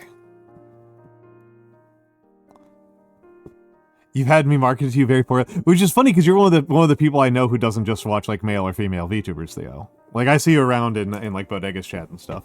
How was I marketed to you? How was I marketed to you? That's actually, I'm kind of curious about that. That's actually genuinely interesting to me. If you like old men, it's true. If you do like old men, I am old and I am man. Those are true facts about me. True facts about the old man. Was that from Grimmy? I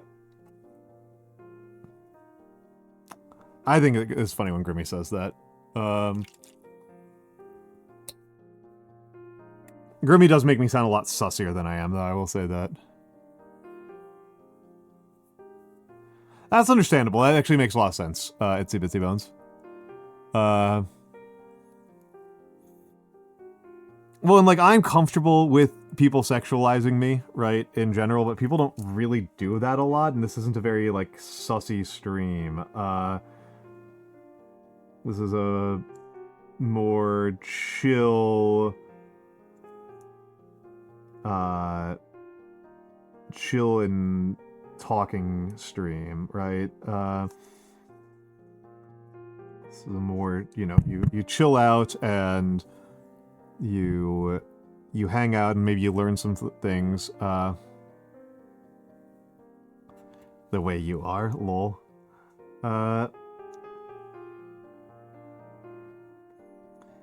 Yeah, there's a lot of male VTubers who are a lot more sexual than I am. And it's interesting to see how it plays out, right? Where, like, I am...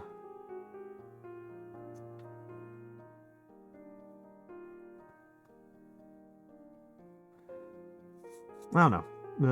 I don't know. I don't tend to think I'm that similar to other VTubers.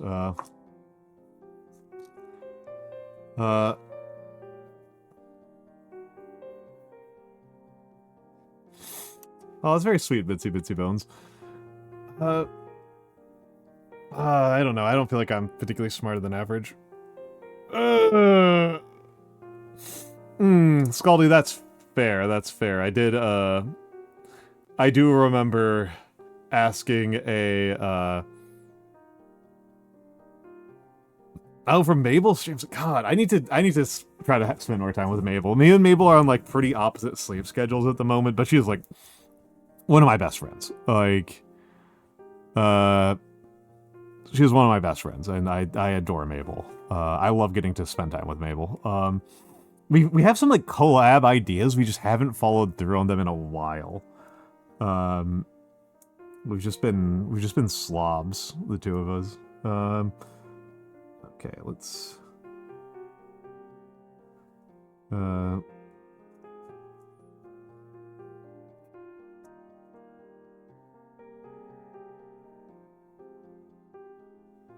don't know. I don't think I'm particularly smarter than other people. I think I'm older, and that gives me more experience, you know, it's given me more time to do things and to learn things.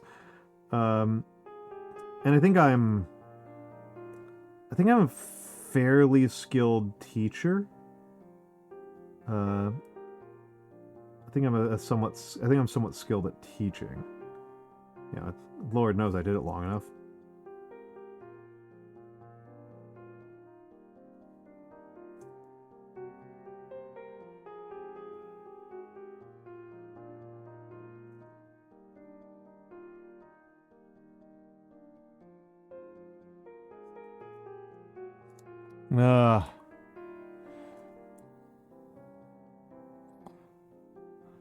Yeah.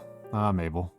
I'm going to use the bathroom. We are going to the ad break. This will probably be the final ad break. I'll probably end stream in under... I'm hoping to be ready to end stream in under an hour. I think I might not finish this model this stream. I think I might not bother doing that, because I think I'd have to rush to do the rest of this in under an hour, and I'm pretty tired. Okay,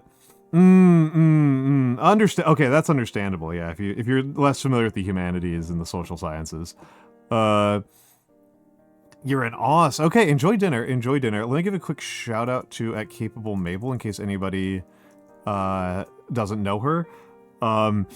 She actually has a lot in common with me. It's not obvious, I don't think. I don't know that people, because it's not like, oh, she's like a fellow old man who loves history, but she is like she's like an ink and art enjoyer, and is vegan and has a bunch of, like, it's very deep personality things are very similar between the two of us. All right, we'll be back in a few minutes. I'm going to use the ads, so I'll be back.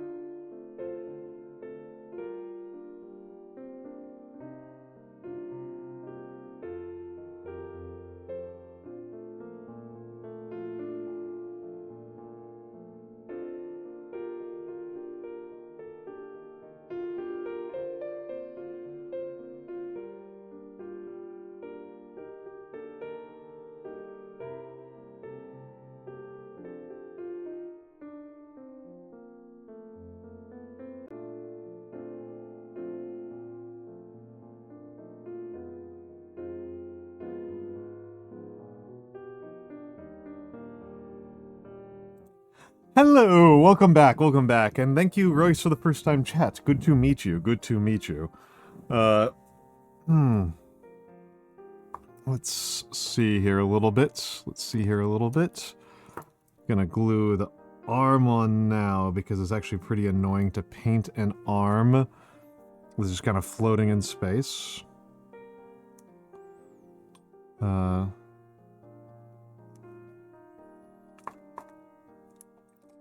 But I think I might... I don't know. It's tempting to try to finish it, but we're getting close on 4 a.m., which is usually a pretty solid wrap time for me.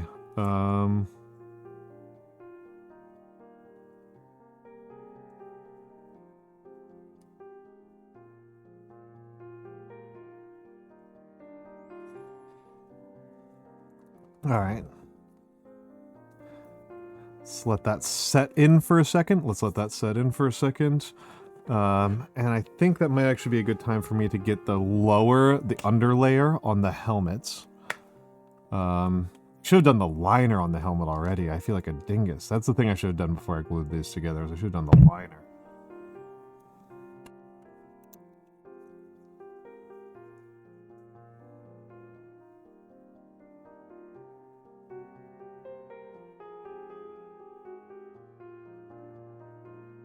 Yeah, I should have done this beforehand.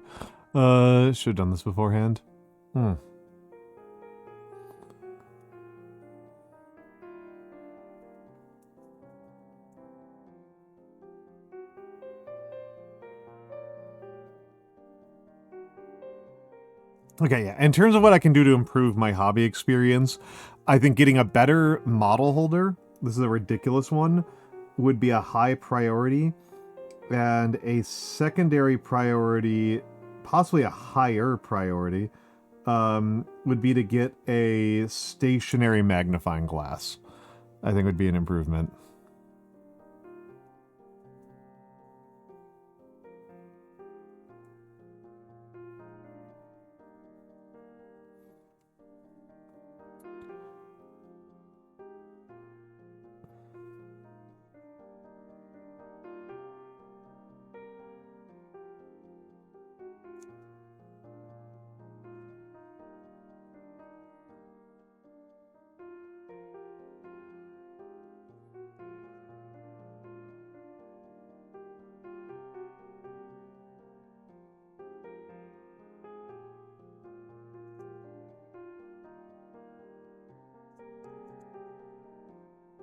Okay.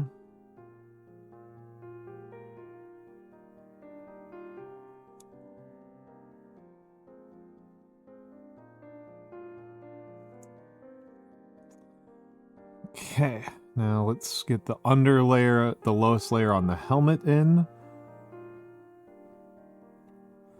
Because that's a pretty easy ask, right? I do the lowest layer of the helmet in aluminum. And then I do a thin layer of copper over it. But I'll probably just do the aluminum layer and let it vibe. And get the copper layer later.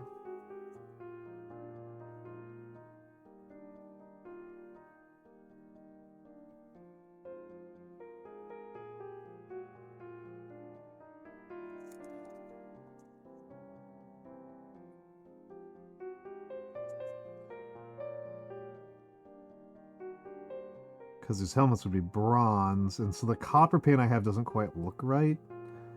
I just go straight into the copper. Oh yeah, take your meds. Yeah, please. These helmets would be bronze, but the pure copper by itself is like too dark red. So if I do a thin layer of metal, of aluminum underneath, that seems to treat me a little bit kinder.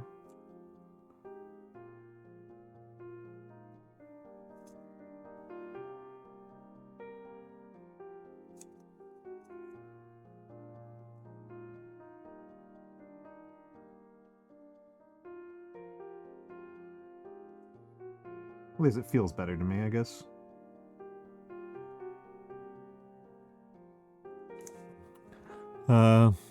Yeah, I mean, they did have access to it.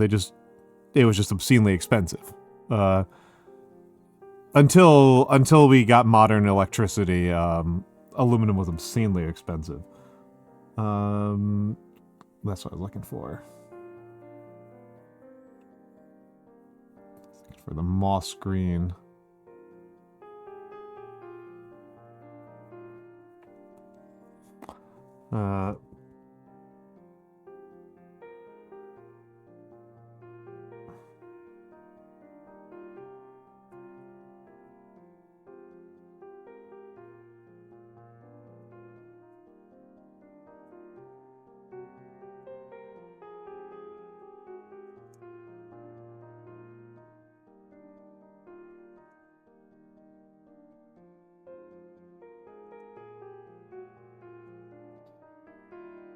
Yeah, now we use it to make cans. No, the fall in expense for aluminum is outrageous, right? I mean, for a long time we used tin to make cans, and tin was very expensive at the same time too. You know.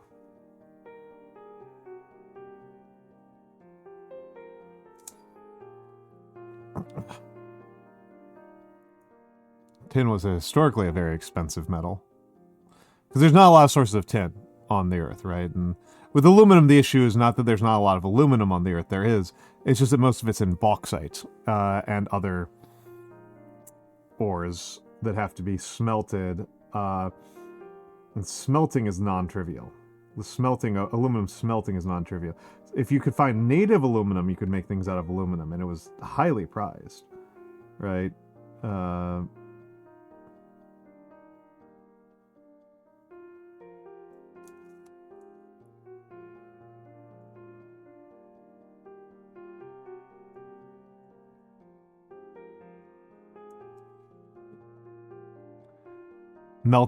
Smelted, to separate it out from the other chemicals, you know, to take it from.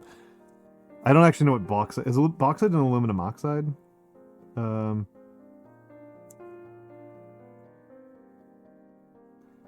to turn it from ionized aluminum into elemental aluminum.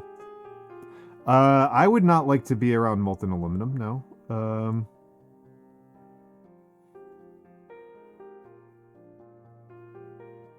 I don't know the particulars, but you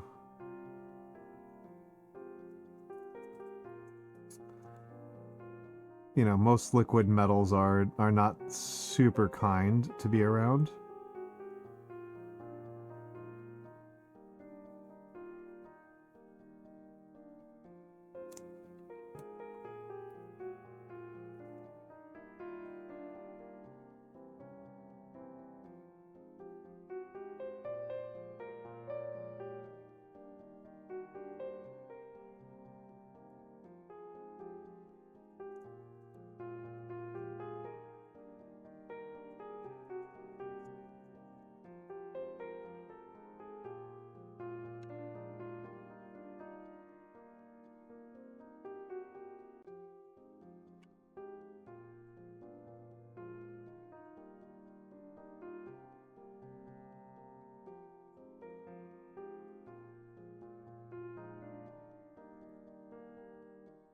Hell, oh, okay. Please, Harley. Have a good night.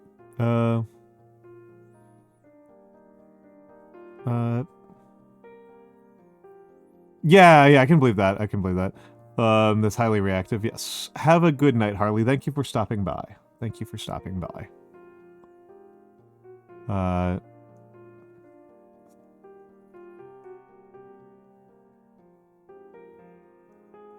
want to get this. Feel comfortable with what I've done up here.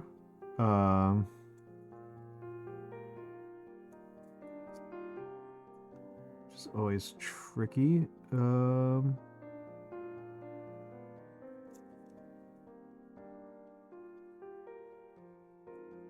didn't do the best job on cleaning the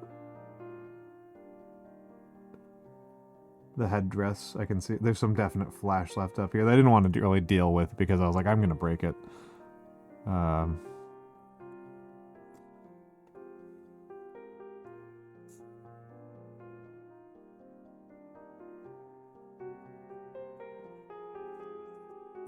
Hmm.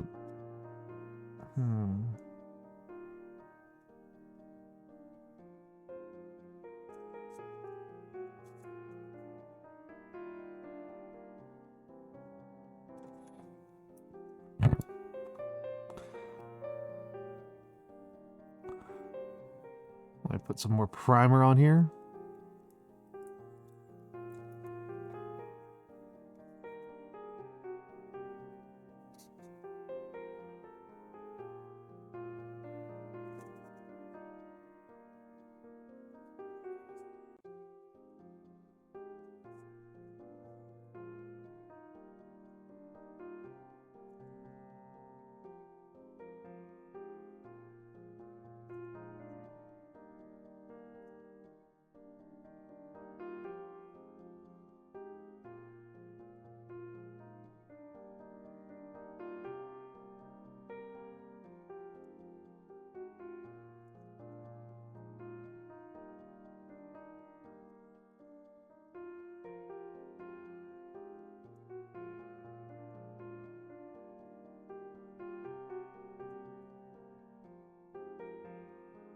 Okay. Oh. Faultier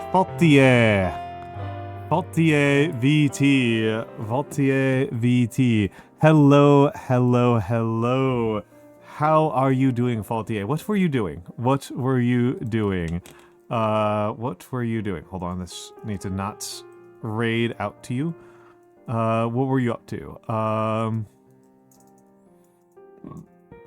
What were you up to? Ground Zero. I don't know Ground Zero. What is Ground Zero? Fill me in. All I can think of is Metal Gear Solid Ground Zeroes, which has a different name.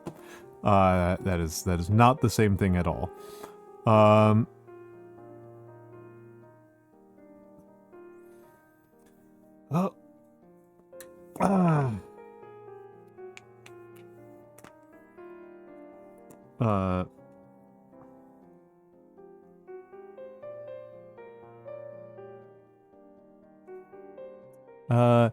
Survival horror set in South Korea. Huh. I have never heard of this. That is an interesting conceit. Where did I put my brush? There's my brush. That is an interesting idea. But yes, hello Faultier, hello Polgan, hello BBMon2. For the Raiders, my name is Almantas. I'm a former professor of sociology. I am currently a VTuber. I'm an old man who loves old things. Yes, I've been making pretty good progress on this guy. I think I'm probably not going to finish him this stream. I got off to a slow start this stream, and so I usually get pretty close to about 1 miniature per stream. But that's not happening tonight. It's not feeling super likely tonight. I'm making pretty good progress, but I'm gonna be like, I would say he's gonna be about 3/4 done by the time I finish it. By the time I end for the night. Yes, I taught sociology. And yeah, I am mostly a calligrapher. This is my handwriting. I think I've got pretty decent handwriting. But I'd like to do miniatures painting as a variation, right? As a skill to work on and build up my get some newbie gains in, right? It's something I'm not very good at, which means that I get lots of room to improve, right? And I love improving. That's much more important to me than being good at things, is getting better at things. But yes, obviously, that does sound like an intriguing game. I actually kind of like survival horror, but I mostly like streaming survival horror, and my audience hates it when I stream survival horror. So I don't do it very often. I haven't really done a ton of it. So I don't... People like it to be chill and cozy around these parts.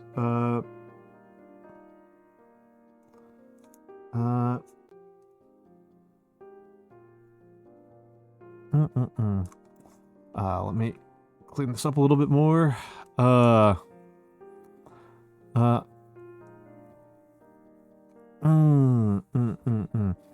Yes.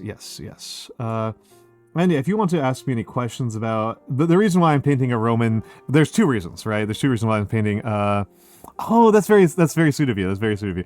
There's kind of two reasons why I am painting an ancient Roman slinger in particular. One is that I put up a bunch of miniatures on my throne, right, a few years ago, when I was running low on figurines. And, you know, people would buy a box here and a box there, and I didn't check the numbers for this box. So I had this box of Roman legionnaires on throne for somebody to buy. And then I didn't think about it, and then somebody bought it, and I got the box, and it wasn't until I had it in my hands that I knew, that I learned that it was 100. There was 100 of the damn guys. So, you know, I've got a pretty good backlog. This is like this is number 19, I think. I think it's the 19th one I've painted on stream. The good news is that from my perspective is that I don't really have like an objective. Or I do have an objective, but I don't have like a game I'm trying to play with these, or like a tournament that I'm going to. I am painting these guys because I find the process of painting quite satisfying. And I find the process of improving very satisfying. And so the fact that I have a ton of them just means I don't need to worry for a minute, right? I do kind of want to get some more stuff just for variety's sake. I do kind of want to get some more variety, and I'm trying to figure out what directions I want to go in. But as it currently stands, there's literally exactly one model on throne for sale. Not a box of models, just a model. There's a model on throne.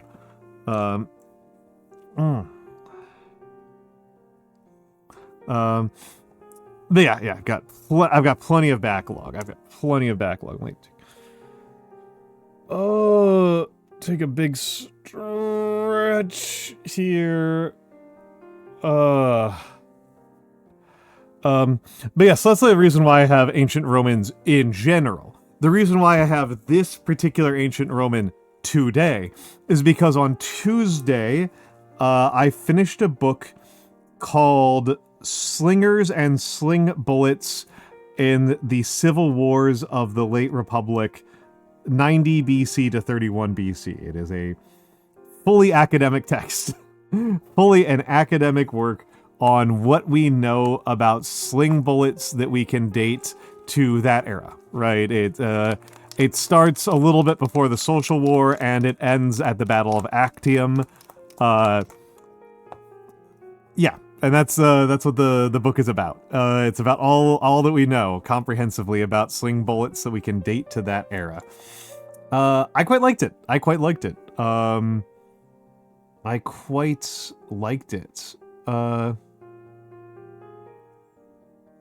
Yeah, no, this is supposed to be, well, there's a couple of things that are kind of tells that you are not really dealing with like an auxilia or something like. Well, it would be hard to tell if you were dealing with an auxilia. Actually, it would be kind of difficult to tell.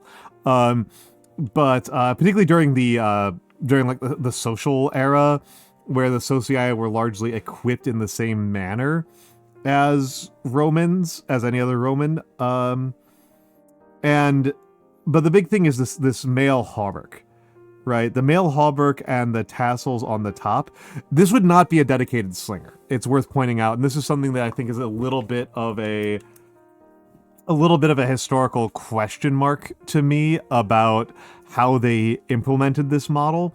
Is that slings were common, and there's nothing really stopping a Roman legionnaire from using a sling, save for the fact that the default fighting style for these guys is you walk into combat and all you are carrying is, your armor, your shield, your sword, and 2 javelins, right? The pila.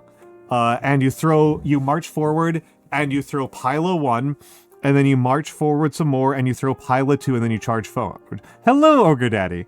Hello, Ogre Daddy. And the slingers, as we understand it, because based on, looking at artistic representations and how Romans discuss slingers, they employed slingers, but they tended to be their own kind of category of people. They tended to be equipped in their own specific idiom, with usually not even a helmet. Usually it would be, from the artistic versions I saw, they would be completely unarmored, and they would have their cloth bunched up near their shoulder so that they could, for holding sling bullets. And they tend to be deployed in advance of the Legionnaires and supplementary to the Legionnaires as like a screening force, right? Like, this is the purpose was to screen and to skirmish. You have to lurk, work is calling. All right. Thank you for stopping by at all. I appreciate it.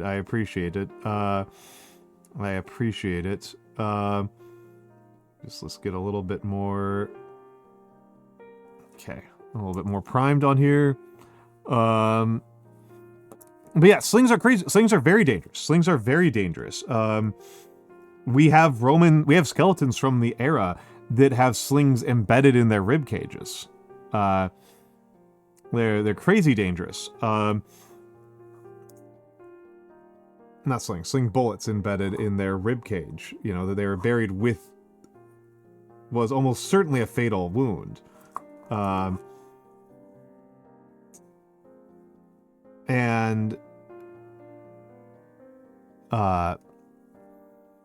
Yeah, so this is pretty unlikely. Faulty, you seem to know your stuff. What to me strikes me as the really strong use case for giving everybody slings is hunting. That's a significant, logistical sacrifice to prevent your guys from having access to that. Like, you'd basically be preventing them, because a sling is so cheap, right? A sling is so cheap and easily held that them not having it would be basically you preventing them from having it more than you demanding that they have it. And anybody who knew how to use one would be able to hunt small game on the march, and that's a huge improvement, logistically speaking. It's a huge improvement, logistically speaking. So even if they're not using it against humans, their ability to use it against birds and small game is worth doing, is worth engaging with. Which this book did not really engage with that very much. It engaged with that only lightly, but our evidence for that is even lighter, because again, this is primarily an archaeology question. This slingers and sling bullets was primarily about the archaeology, and some of the literary evidence. And so we have archaeological evidence from sling bullets from major battle sites and from siege sites. The siege sites provide us with quite a bit. Yeah, foraging was vital. It's it's one of those things that I think is genuinely pretty interesting, is that a army in this era was, almost regardless of who they worked for, who they fought for, was limited in scale pretty dramatically by, in terms of size. Like, they pretty much everybody deployed armies of similar sizes, with a couple of rare exceptions.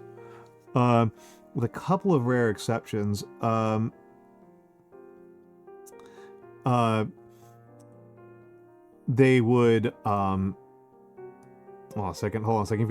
You asked an interesting question. BBmon, I'll get to it in a second.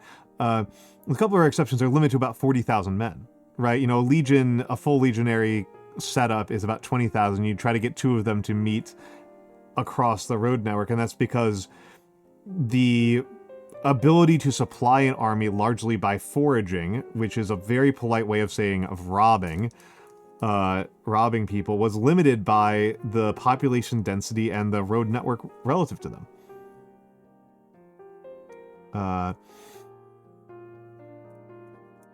Yeah, pillaging. Hello, Quincy. Hello, Quincy. Yes, yes. But there is actual foraging in the sense of how anthropologists and moderns tend to use foraging of, you know, hunting small game, picking berries, that kind of thing. But a lot of it was just stealing. A lot of it was just looting. But yes, to answer your question, BBmon, no, not really. There were a couple of shapes for sling bullets, but they were more often spherical or kind of oblong or a kind of double conical shape. We see quite a few sling bullets that were particularly like clay that were like two two cones meeting, a little bit shaped like a rounded D8. And often they would have a hole in the center so that they would whistle very loudly while in flight. That was a pretty common feature of a lot of sling bullets. But making them spiky doesn't seem to have been done. If I had to guess, the main reason why you wouldn't make them spiky is because then they would catch and tear on the sling itself. That is my guess as to why they didn't, why I don't have evidence of them doing that. Is because the release wouldn't be reliable. Oh, rock was very common. Yeah, rock was very common. The 3 main materials were stone and stone, lead, and clay were the 3 main materials for Roman sling bullets. Rock was very common. You would still be looking for rocks that are pretty smooth. You wouldn't be using a lot of rocks that are like super jagged or oddly shaped, because then you don't have good control over the aerodynamic characteristics. And that's a huge factor here, right? Is the aerodynamics of the rocks involved. Is I think going to be a huge factor here. That is way too wet. The aerodynamics is going to be a huge factor. Because, I mean, we're talking about people who... Good slingers, not necessarily all slingers, but good slingers could hit birds in flight, right? You're going to care a lot about that. Yeah, exactly. A certain scale. It depends on what your situation is and who you are and like what's the time issues you have. And like I said, clay was very common. Clay would be cast a lot. DZ1J Meyer, thank you for the follow. Thank you for the follow.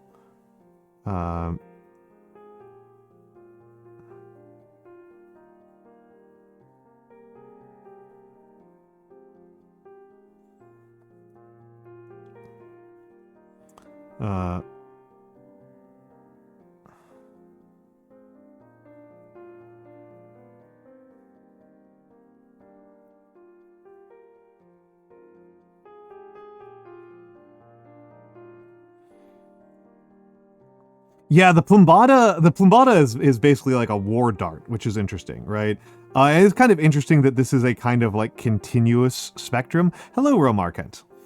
That it's not as obvious and clean as people will think it is in a lot of video games and stuff. That like I'm making an ancient Roman legionnaire. This guy's got a sling. Yeah, it's usually not that clean of a difference between doing a there's a spear. You've got a pike, and then a shorter spear. A pike is a spear, and then you've got throwing spears and thrusting spears and hewing spears. And then if you make a smaller spear that's only good for, that's like almost entirely intended for throwing, it's a javelin. And then if you go even smaller than that, it's a dart. And it's really kind of interesting how this all is. Yeah, the Plumbata are quite cool. I've only seen it through the Todd's workshop, which was quite cool to look at. And it's kind of interesting, right, that the Plumbata partially, my understanding, right, I've not looked, my understanding with the late antiquity is much weaker than with the Republic. I should say that the Empire is much weaker than my understanding of the Republic, is that in what I know of the Imperial Legionnaires, the later Imperial Legionnaires, is that they went to the spear shield wall again, right? They got back into the spears, as opposed to the two throwing spears followed by a sword as your primary contact weapon. They went over to spears as their primary contact weapon again, and I am kind of intrigued by my understanding, right, is that this is largely because of the constant civil warring, made it so that legions didn't have to be good at defeating non-legions. They had to be good at defeating other legions who were prepared for their tactics. And so the Plumbata is partially an adaptation to being in part of a shield wall that is a spear shield wall as opposed to a sword shield wall. It's kind of my read of that, is that the reason why the Romans fought primarily with sword is a result, not a cause, of them throwing two spears. The double spear throwing thing is causes them to get into I am not thinking super intentionally about it. I am thinking about it in terms of evolutionary pressure, right? With the case of the Imperial era, with the late Imperial era, we have the crisis of the 3rd century where there's just constant civil war for decades. And my read is that because at the end of that we get a legion that fights much more with spears than with swords, was that was the type of legion that was more often victorious in legion on legion combat. That it wasn't like super intentional. It might have been intentional, but it would be hard to see from our sources. But that it was adaptive. I have seen some people suggest that it was a maladaptation, and I don't think so. I think it was a pro adaptation. Oh, there is that.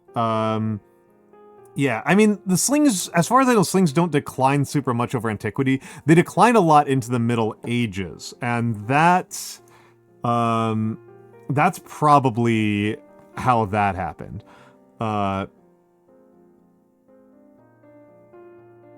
Slings are an interesting weapon of war, right? Like, slings are very, very good at some things, but they do make some significant trade-offs. Like they substantially outrange archers, which is a huge pro, right? Which is a huge pro, but you can't have anywhere near the kind of density that you can pull off with archers in terms of frontage. And so that produces some real trade-offs, right? That produces some real trade-offs for combat formation. The maximum amount of bow use you can get is much denser than the maximum amount of sling use you can get for just the same size of battlefield. I think that's an interesting set of trade-offs to think about. And of course, frontage as a concept is something that I think is a little bit under-conceptualized for a lot of people looking at these sorts of combat. Hold on, I'm gonna get in real close here. Frontage is often kind of, I think, under-conceptualized. That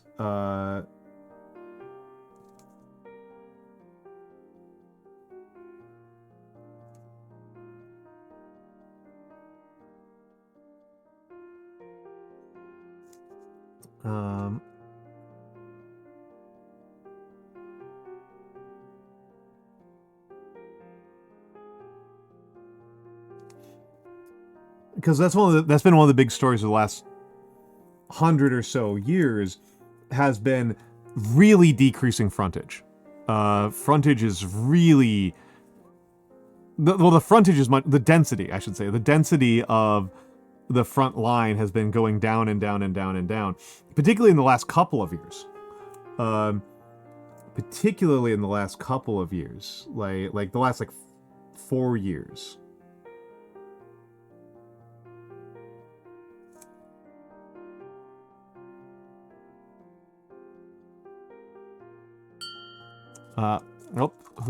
Who's that? Thank you, Fine Young Kine, for the follow. Thank you. And hello, Adders. Yeah. Yeah, I mean, the last time I am aware of slings being used in warfare is the Spanish Civil War. Which is very late, right? Which is very late, where slings were occasionally used for, increasing grenade throw distance.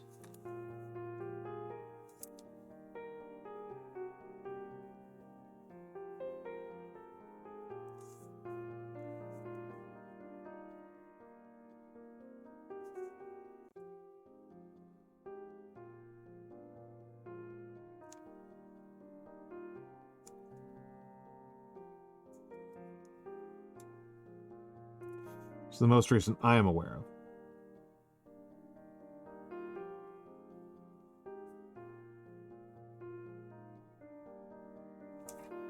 All right. A trebuchet is a very big sling. Yeah. Yeah, I know. It's the drones. It's the drones. Etsy Bitsy Bones, have a good night. Thank you for stopping by. But yeah, it's the drones. The drones have led to there's a couple of ways you could put it, but I tend to think of drones primarily. This is an intellectual commitment on my part. That isn't the same as me being right. It's just how I think about it. I didn't think about drones as being an infantry weapon rather than their own arm, and that as an infantry weapon, like an ATGM, they have extended dramatically the threat radius of small infantry groups. And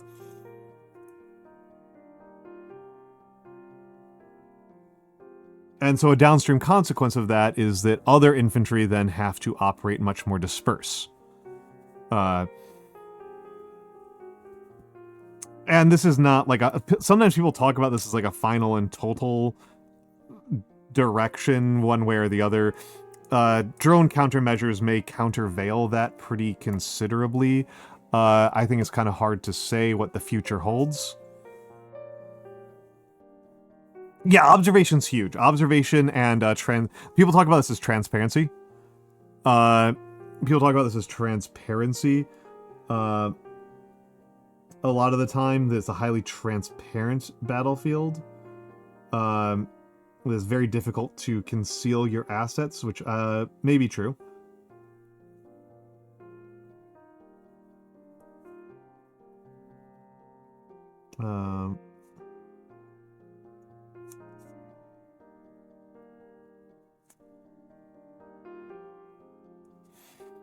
Right.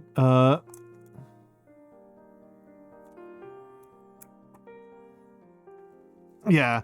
Well, and it's sniper units have changed quite a bit, right? Like, we've had snipers around for a long time, and it's not as beloved a role, from what I can tell, among military specialists as it was for a long time. A big thing about, like, the difference between a sniper versus an ATGM or a drone is a sniper can't really menace an armored vehicle.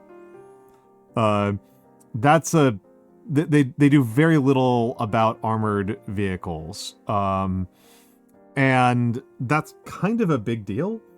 So snipers, for a large percentage of the last couple of decades, have been about disruption and interference rather than actual battlefield menace. So the role, particularly in the United States during the Cold War, was to deploy them behind the opponent's lines as an infiltration unit. And that's something that has become a little bit more questionable and dubious as time has worn on. People have developed better countermeasures to snipers, but also, and which doesn't necessarily mean defeating the sniper, right? That can often just mean depriving the sniper of targets. But also that drones make it both harder to be a sniper, and it makes it easy to replace the role of a sniper, right?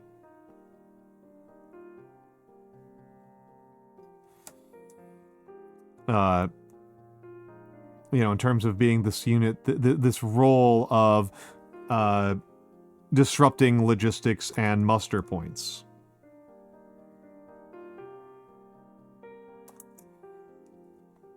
I think that's kind of interesting. That we've seen that transformation over the decades.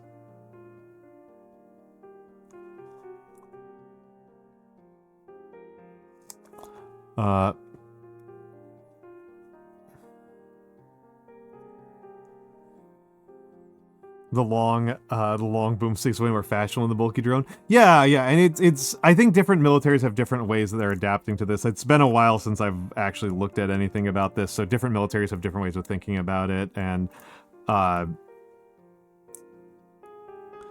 there's places. It's kind of interesting, right? That depending on the type of military you have, you wind up worrying about different battlefield roles, right? And this has come up quite a bit in the current Iran war, that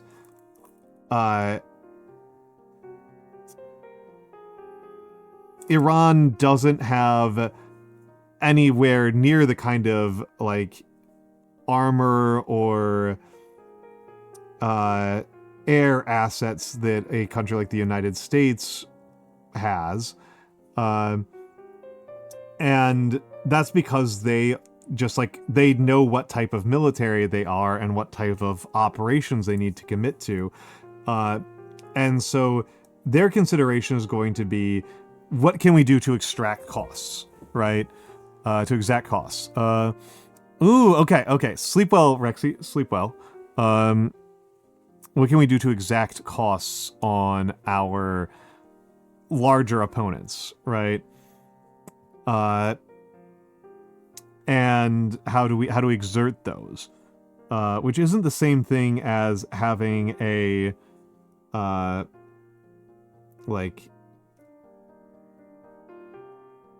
the United States needs to operate with fixed, easy borders abroad, right? It's imposing its will on other countries from a long distance. And that means that things like ship-to-ship logistics and standoff strike capabilities are really, really important. Whereas if you are, Iran or something like that, your goal is, again, to increase the friction of them achieving their objectives. Waste their time, slow them down, make everything expensive and painful, which is a different set of objectives. I think I may actually finish this tonight, although I don't think I will finish it before we get to the ad break. I think I'm just gonna... love that plastic cement smell. It smells like brain damage.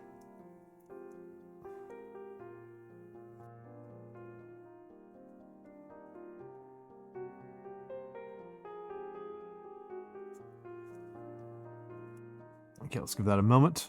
Let's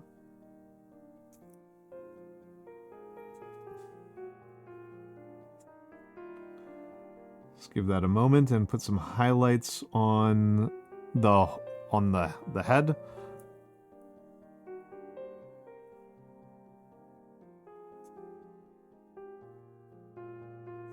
No good. No bueno. No bueno. No bueno.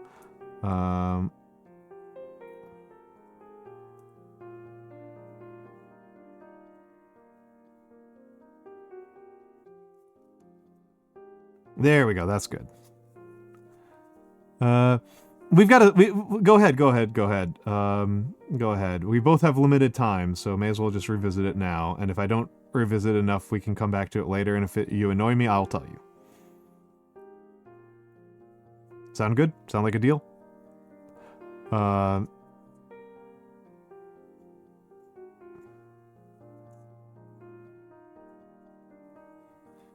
Oh, visit electoral voting. Sorry, I didn't answer that. Multiple people asked me about it and they haven't answered it. Yeah, I don't think it's a very good system. I'll just be blunt. I don't think that it's a very good system that we use in the United States. It's a system that we adapted from, I think, the Holy Roman Empire, right? And the purpose of it was always to be an anti-democratic feature, right? The purpose of it was always to make elections less democratic. Because there was a concern, I don't agree with this because it was a concern about people like me. It was a concern to keep people like me from having too much say in government. And that's the more awful way to put it. If I'm going to be more fair to the people who wrote our Constitution, it was also a sheer logistical consideration over actually getting votes tallied in a pre-telegraph era.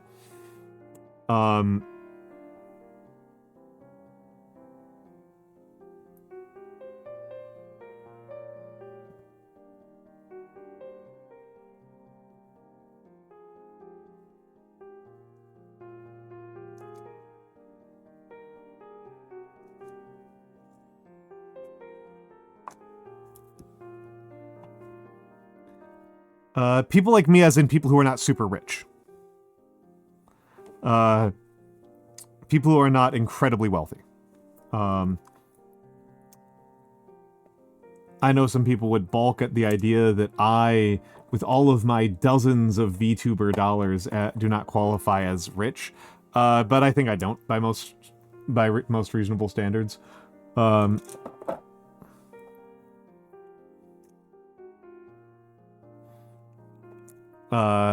Yeah, the hoi polloi, the rabble, the communists. This is well before communism was a spelled out philosophy, right? But these were the United States, right, was founded as a revolt, a somewhat popular revolt, but primarily a wealthy revolt against the United Kingdom of Great Britain by a conspiracy of aristocrats and capitalists, early capitalists. They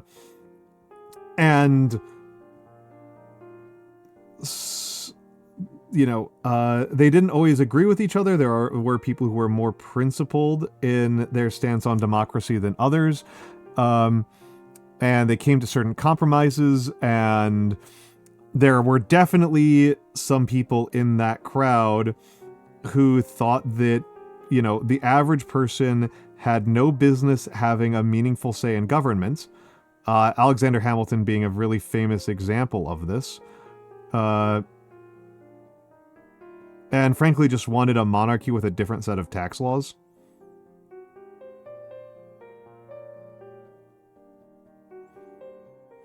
And there are people who are more principled about their belief in democracy, but they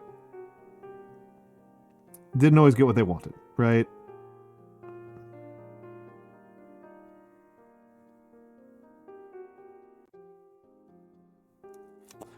Yeah, say what you... Yeah, I mean, well, it's... Yeah, Hobbes, I actually get a little bit insane when I meet, like, communists who are, like, huge Hobbesians. I'm like, what are you doing? Why did you bother to show up here?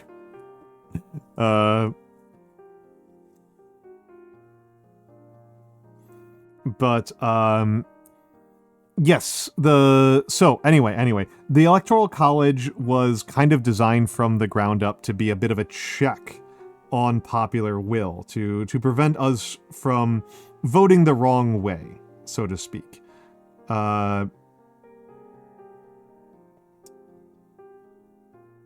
And since then, it is just kind of this weird archaic holdover. We've pretty much abandoned even attempting to use it like that at all, even if that might be the intention.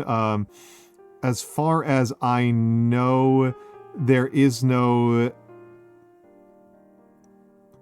sense that the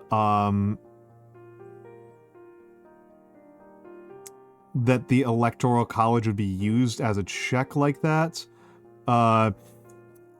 But it does, however, cause elections to revolve around only a small number of states. Yep.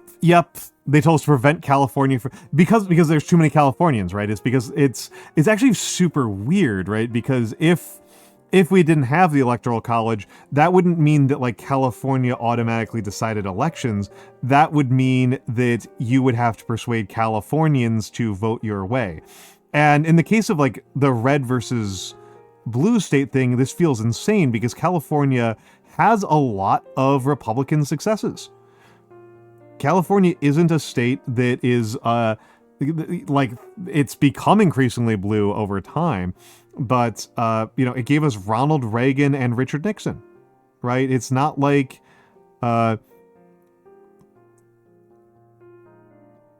it's not like it's a purely one way. You can persuade people. You can persuade people. Well, I would say Quincy. I would say dumb Bolsheviks. I would say particularly dumb Bolsheviks. I mean, California has become very reliably a much more democratic state, but that's just because in general we've seen a lot of calcification. We've seen a lot of calcification of the state lines. The idea of states voting one way or another has increasingly become like a property of their identities. Okay, we are going to the commercial break. I'm going to use the bathroom. This should be a shorter one. I was kind of expecting to have wrapped by now. But it's, we'll be back. We'll be back in a few moments.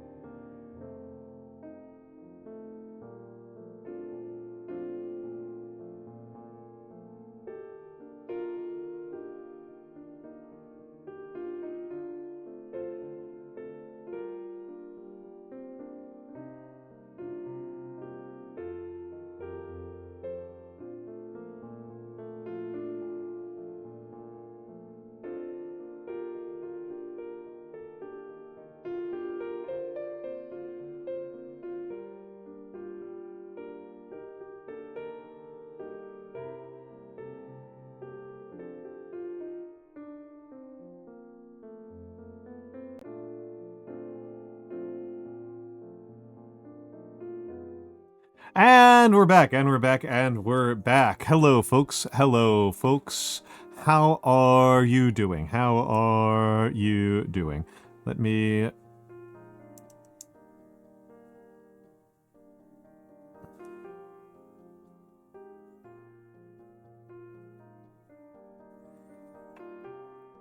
Okay, let's see if I can do this.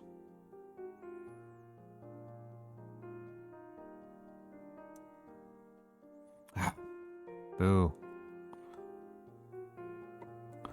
Let's see if I can get this on here. I'm going to try to freehand some laurels on here.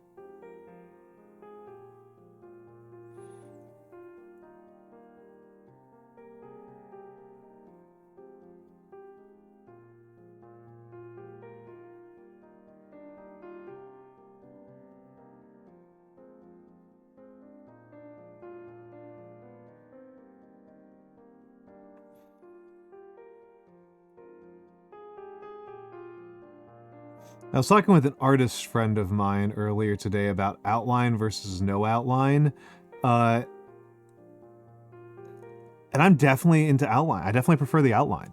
I definitely prefer the outline. I think the outline makes it much... gives me a lot more ability to indicate what shapes are, right? I think it makes it much cleaner and more obvious what the shapes are.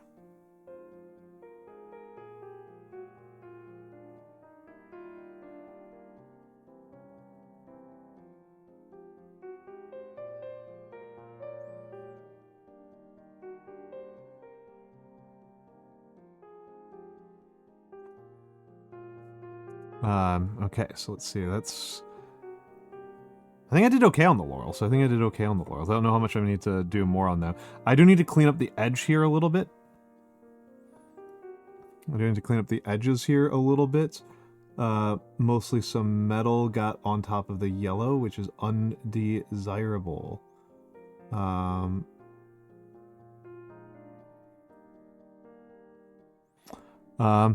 But yeah, I don't know if I had answered your question enough, Rexy Raibu.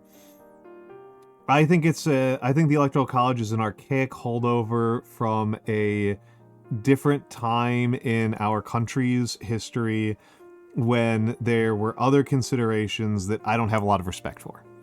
That's kind of my real basic summary there. Is that, I think it's kind of silly. I don't think it's...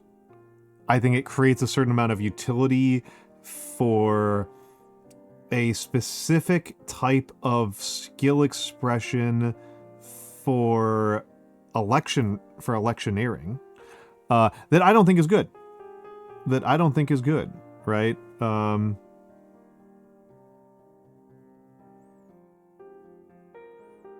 I just in general don't think it's good to have skills for winning election that are not running on popular policies. I think that that's stupid.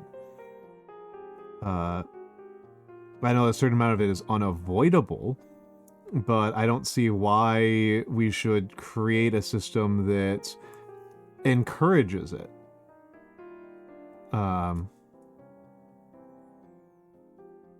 You have to use some very game design terms there, some very comp game design terms there.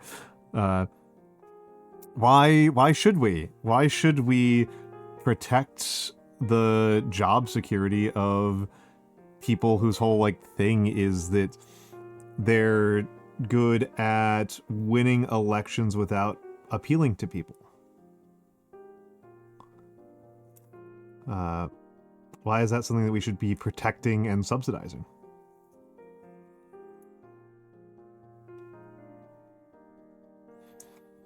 You know, this is, I don't know, it's the thing I think about all the time. Again, this is getting game designy here for a second, rather than American politics here. Is that,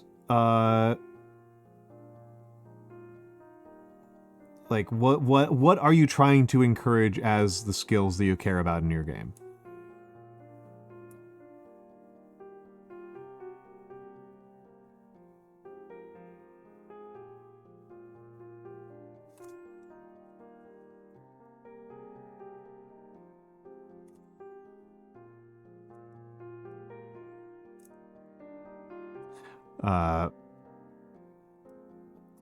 two-party versus multi-party system.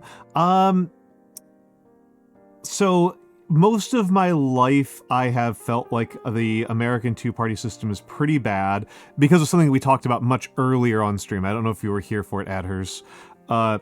That the way that Americans, the way that you vote in a first past the post system is you don't really vote for things. You just kind of register your discontent or content with the current status quo. That's every election is basically just a referendum on the status quo, which creates very little. If you're unhappy with the status quo because it's 2A, right? Let's just assume political position A is like an issue, and you want the world to be more A. And then the opposition party is the not A party, and your problem with the current party is that they're not doing enough A. You are kind of out of luck, right? You're kind of just screwed. And I think that that's bad. Right, that there's not a lot of room to be like, no, the problem with both parties is that neither party is going far enough to. Let's use one that I'm pretty unambiguous about. I don't think it's particularly controversial. I don't think the United States has nearly enough immigration, and we should be encouraging more immigration and for people to stay here longer. I think that's good. Neither party, I feel, goes remotely far enough. And I don't have a lot of ability to register this within a two-party system, right? If the Republicans are in power, I get to vote against the Republicans and be like, no, I want more immigration. But if the Democrats are in power and there's still not enough immigration, I don't really have a way of being like, no, you guys have pissed me off because you're being too anti-immigrant. Right? I don't really have that power, and a multi-party system has that power. That said, I can look at British and Israeli elections and be like, oh, it's not like they've resolved that, right? It's not like the multi-party system has actually fixed that. There might be more room to deal with that, maybe, but that doesn't mean that, like, it's functioning to the extent that I would like it to. And I don't know that just being multi-party is enough. Yeah, and Italian government is absolute madness, right? Italian government is absolute madness. And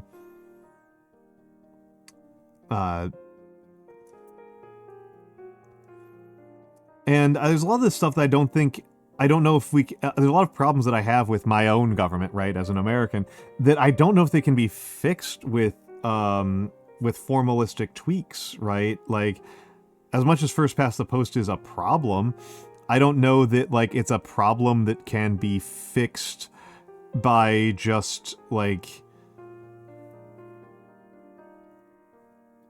I don't know what it would take to fix it, right? I don't know what it would take.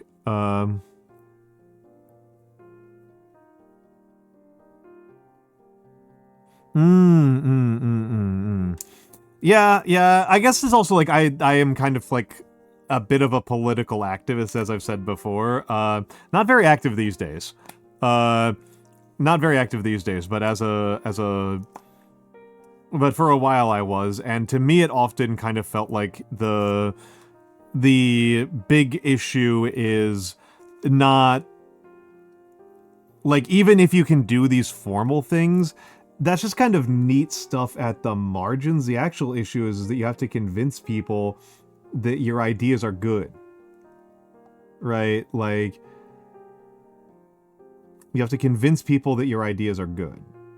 That persuading the electorate that they want bike lanes and congestion pricing is enough of the battle, right?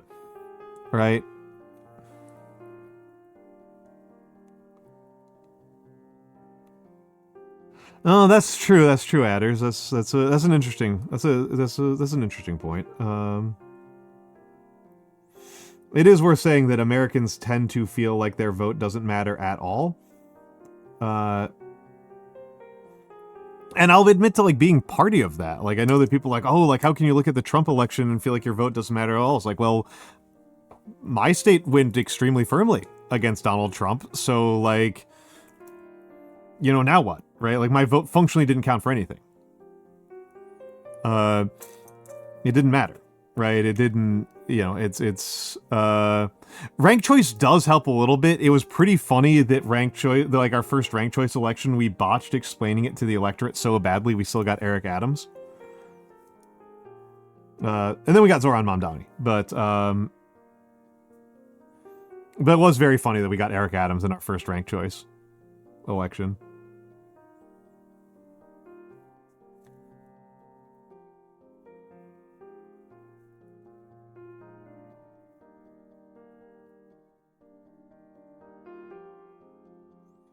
And, you know, in fairness, Adams ran the better campaign.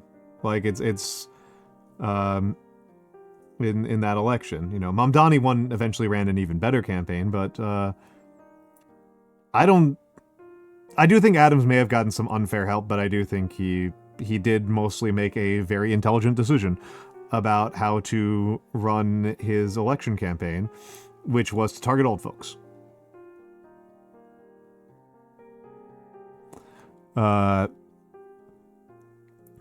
You know, I think that was very wise of the Adams campaign.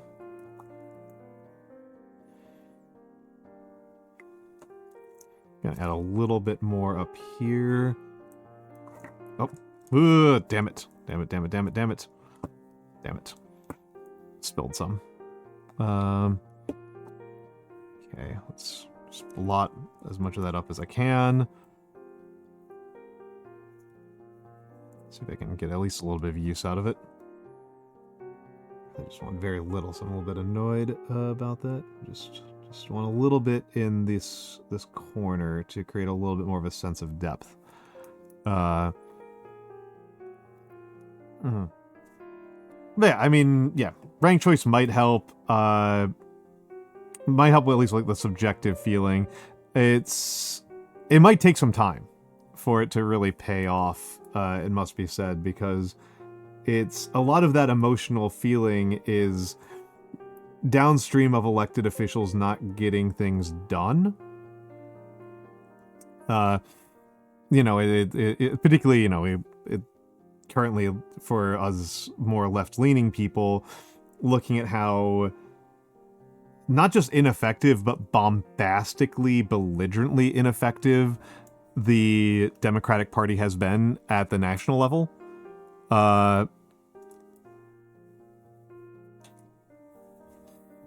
Yeah, that I think does help. I think it makes for more civilized elections, if I'm honest.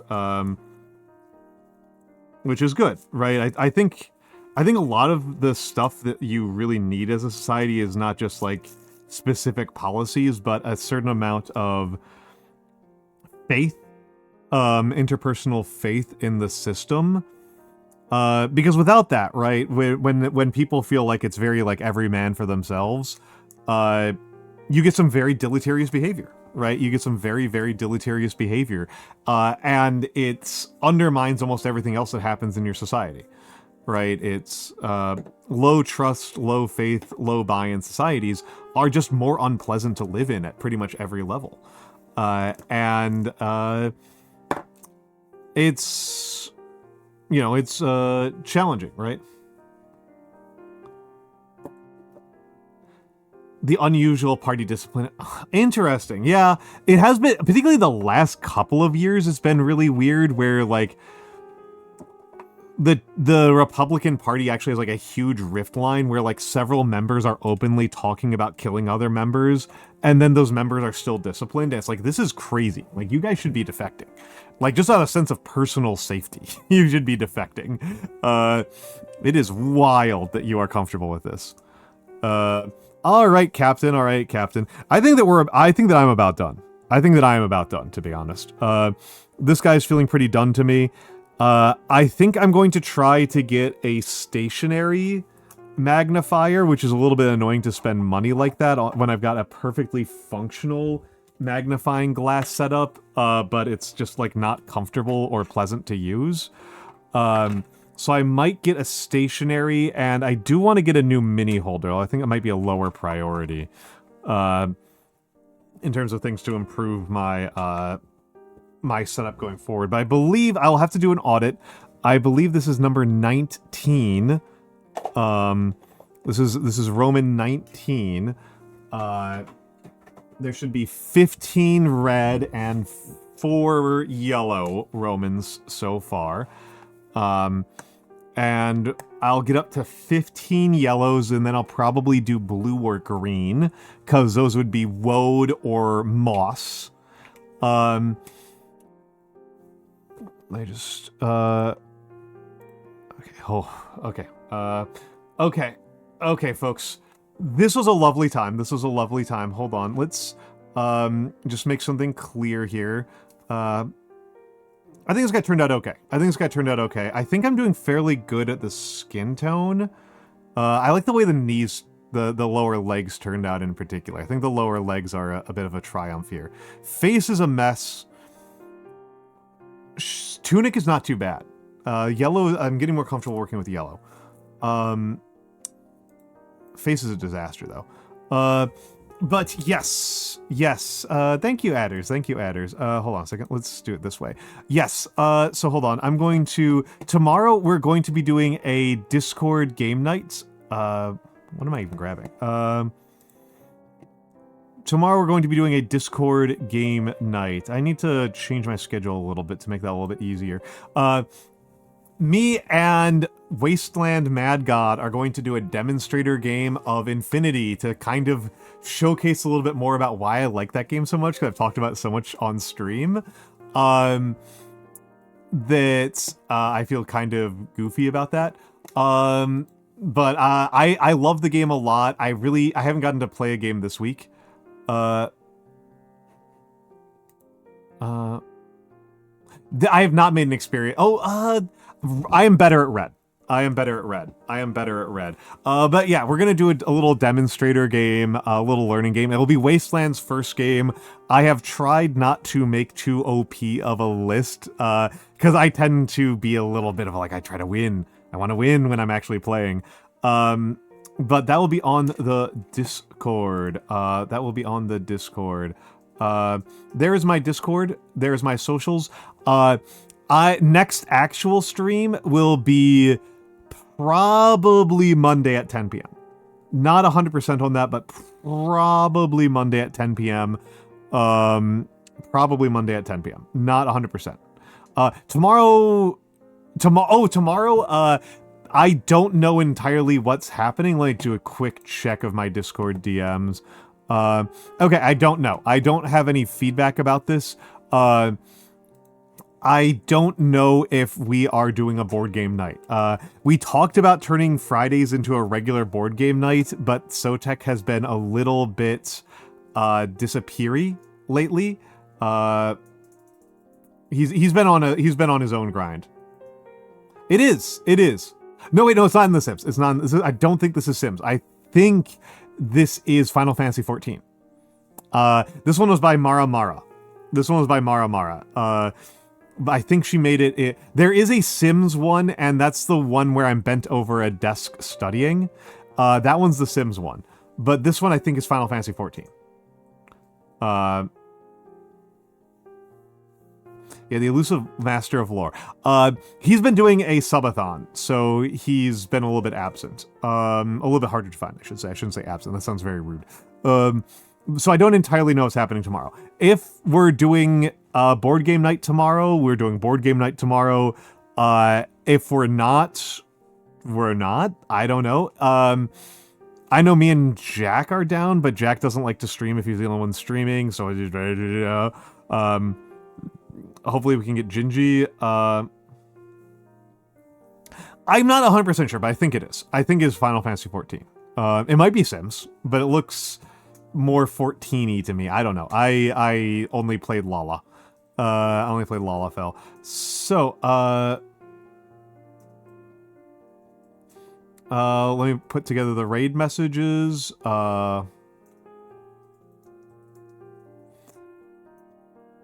And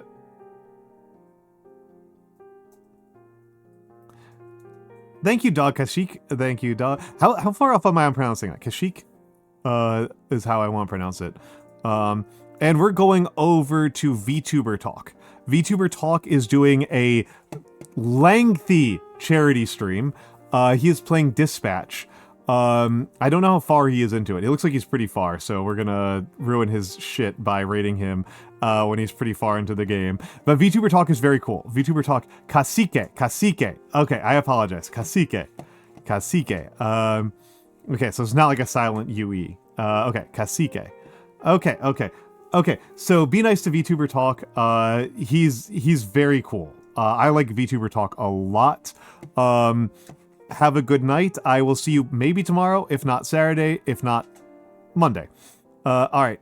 Have a good night, everybody. Love y'all.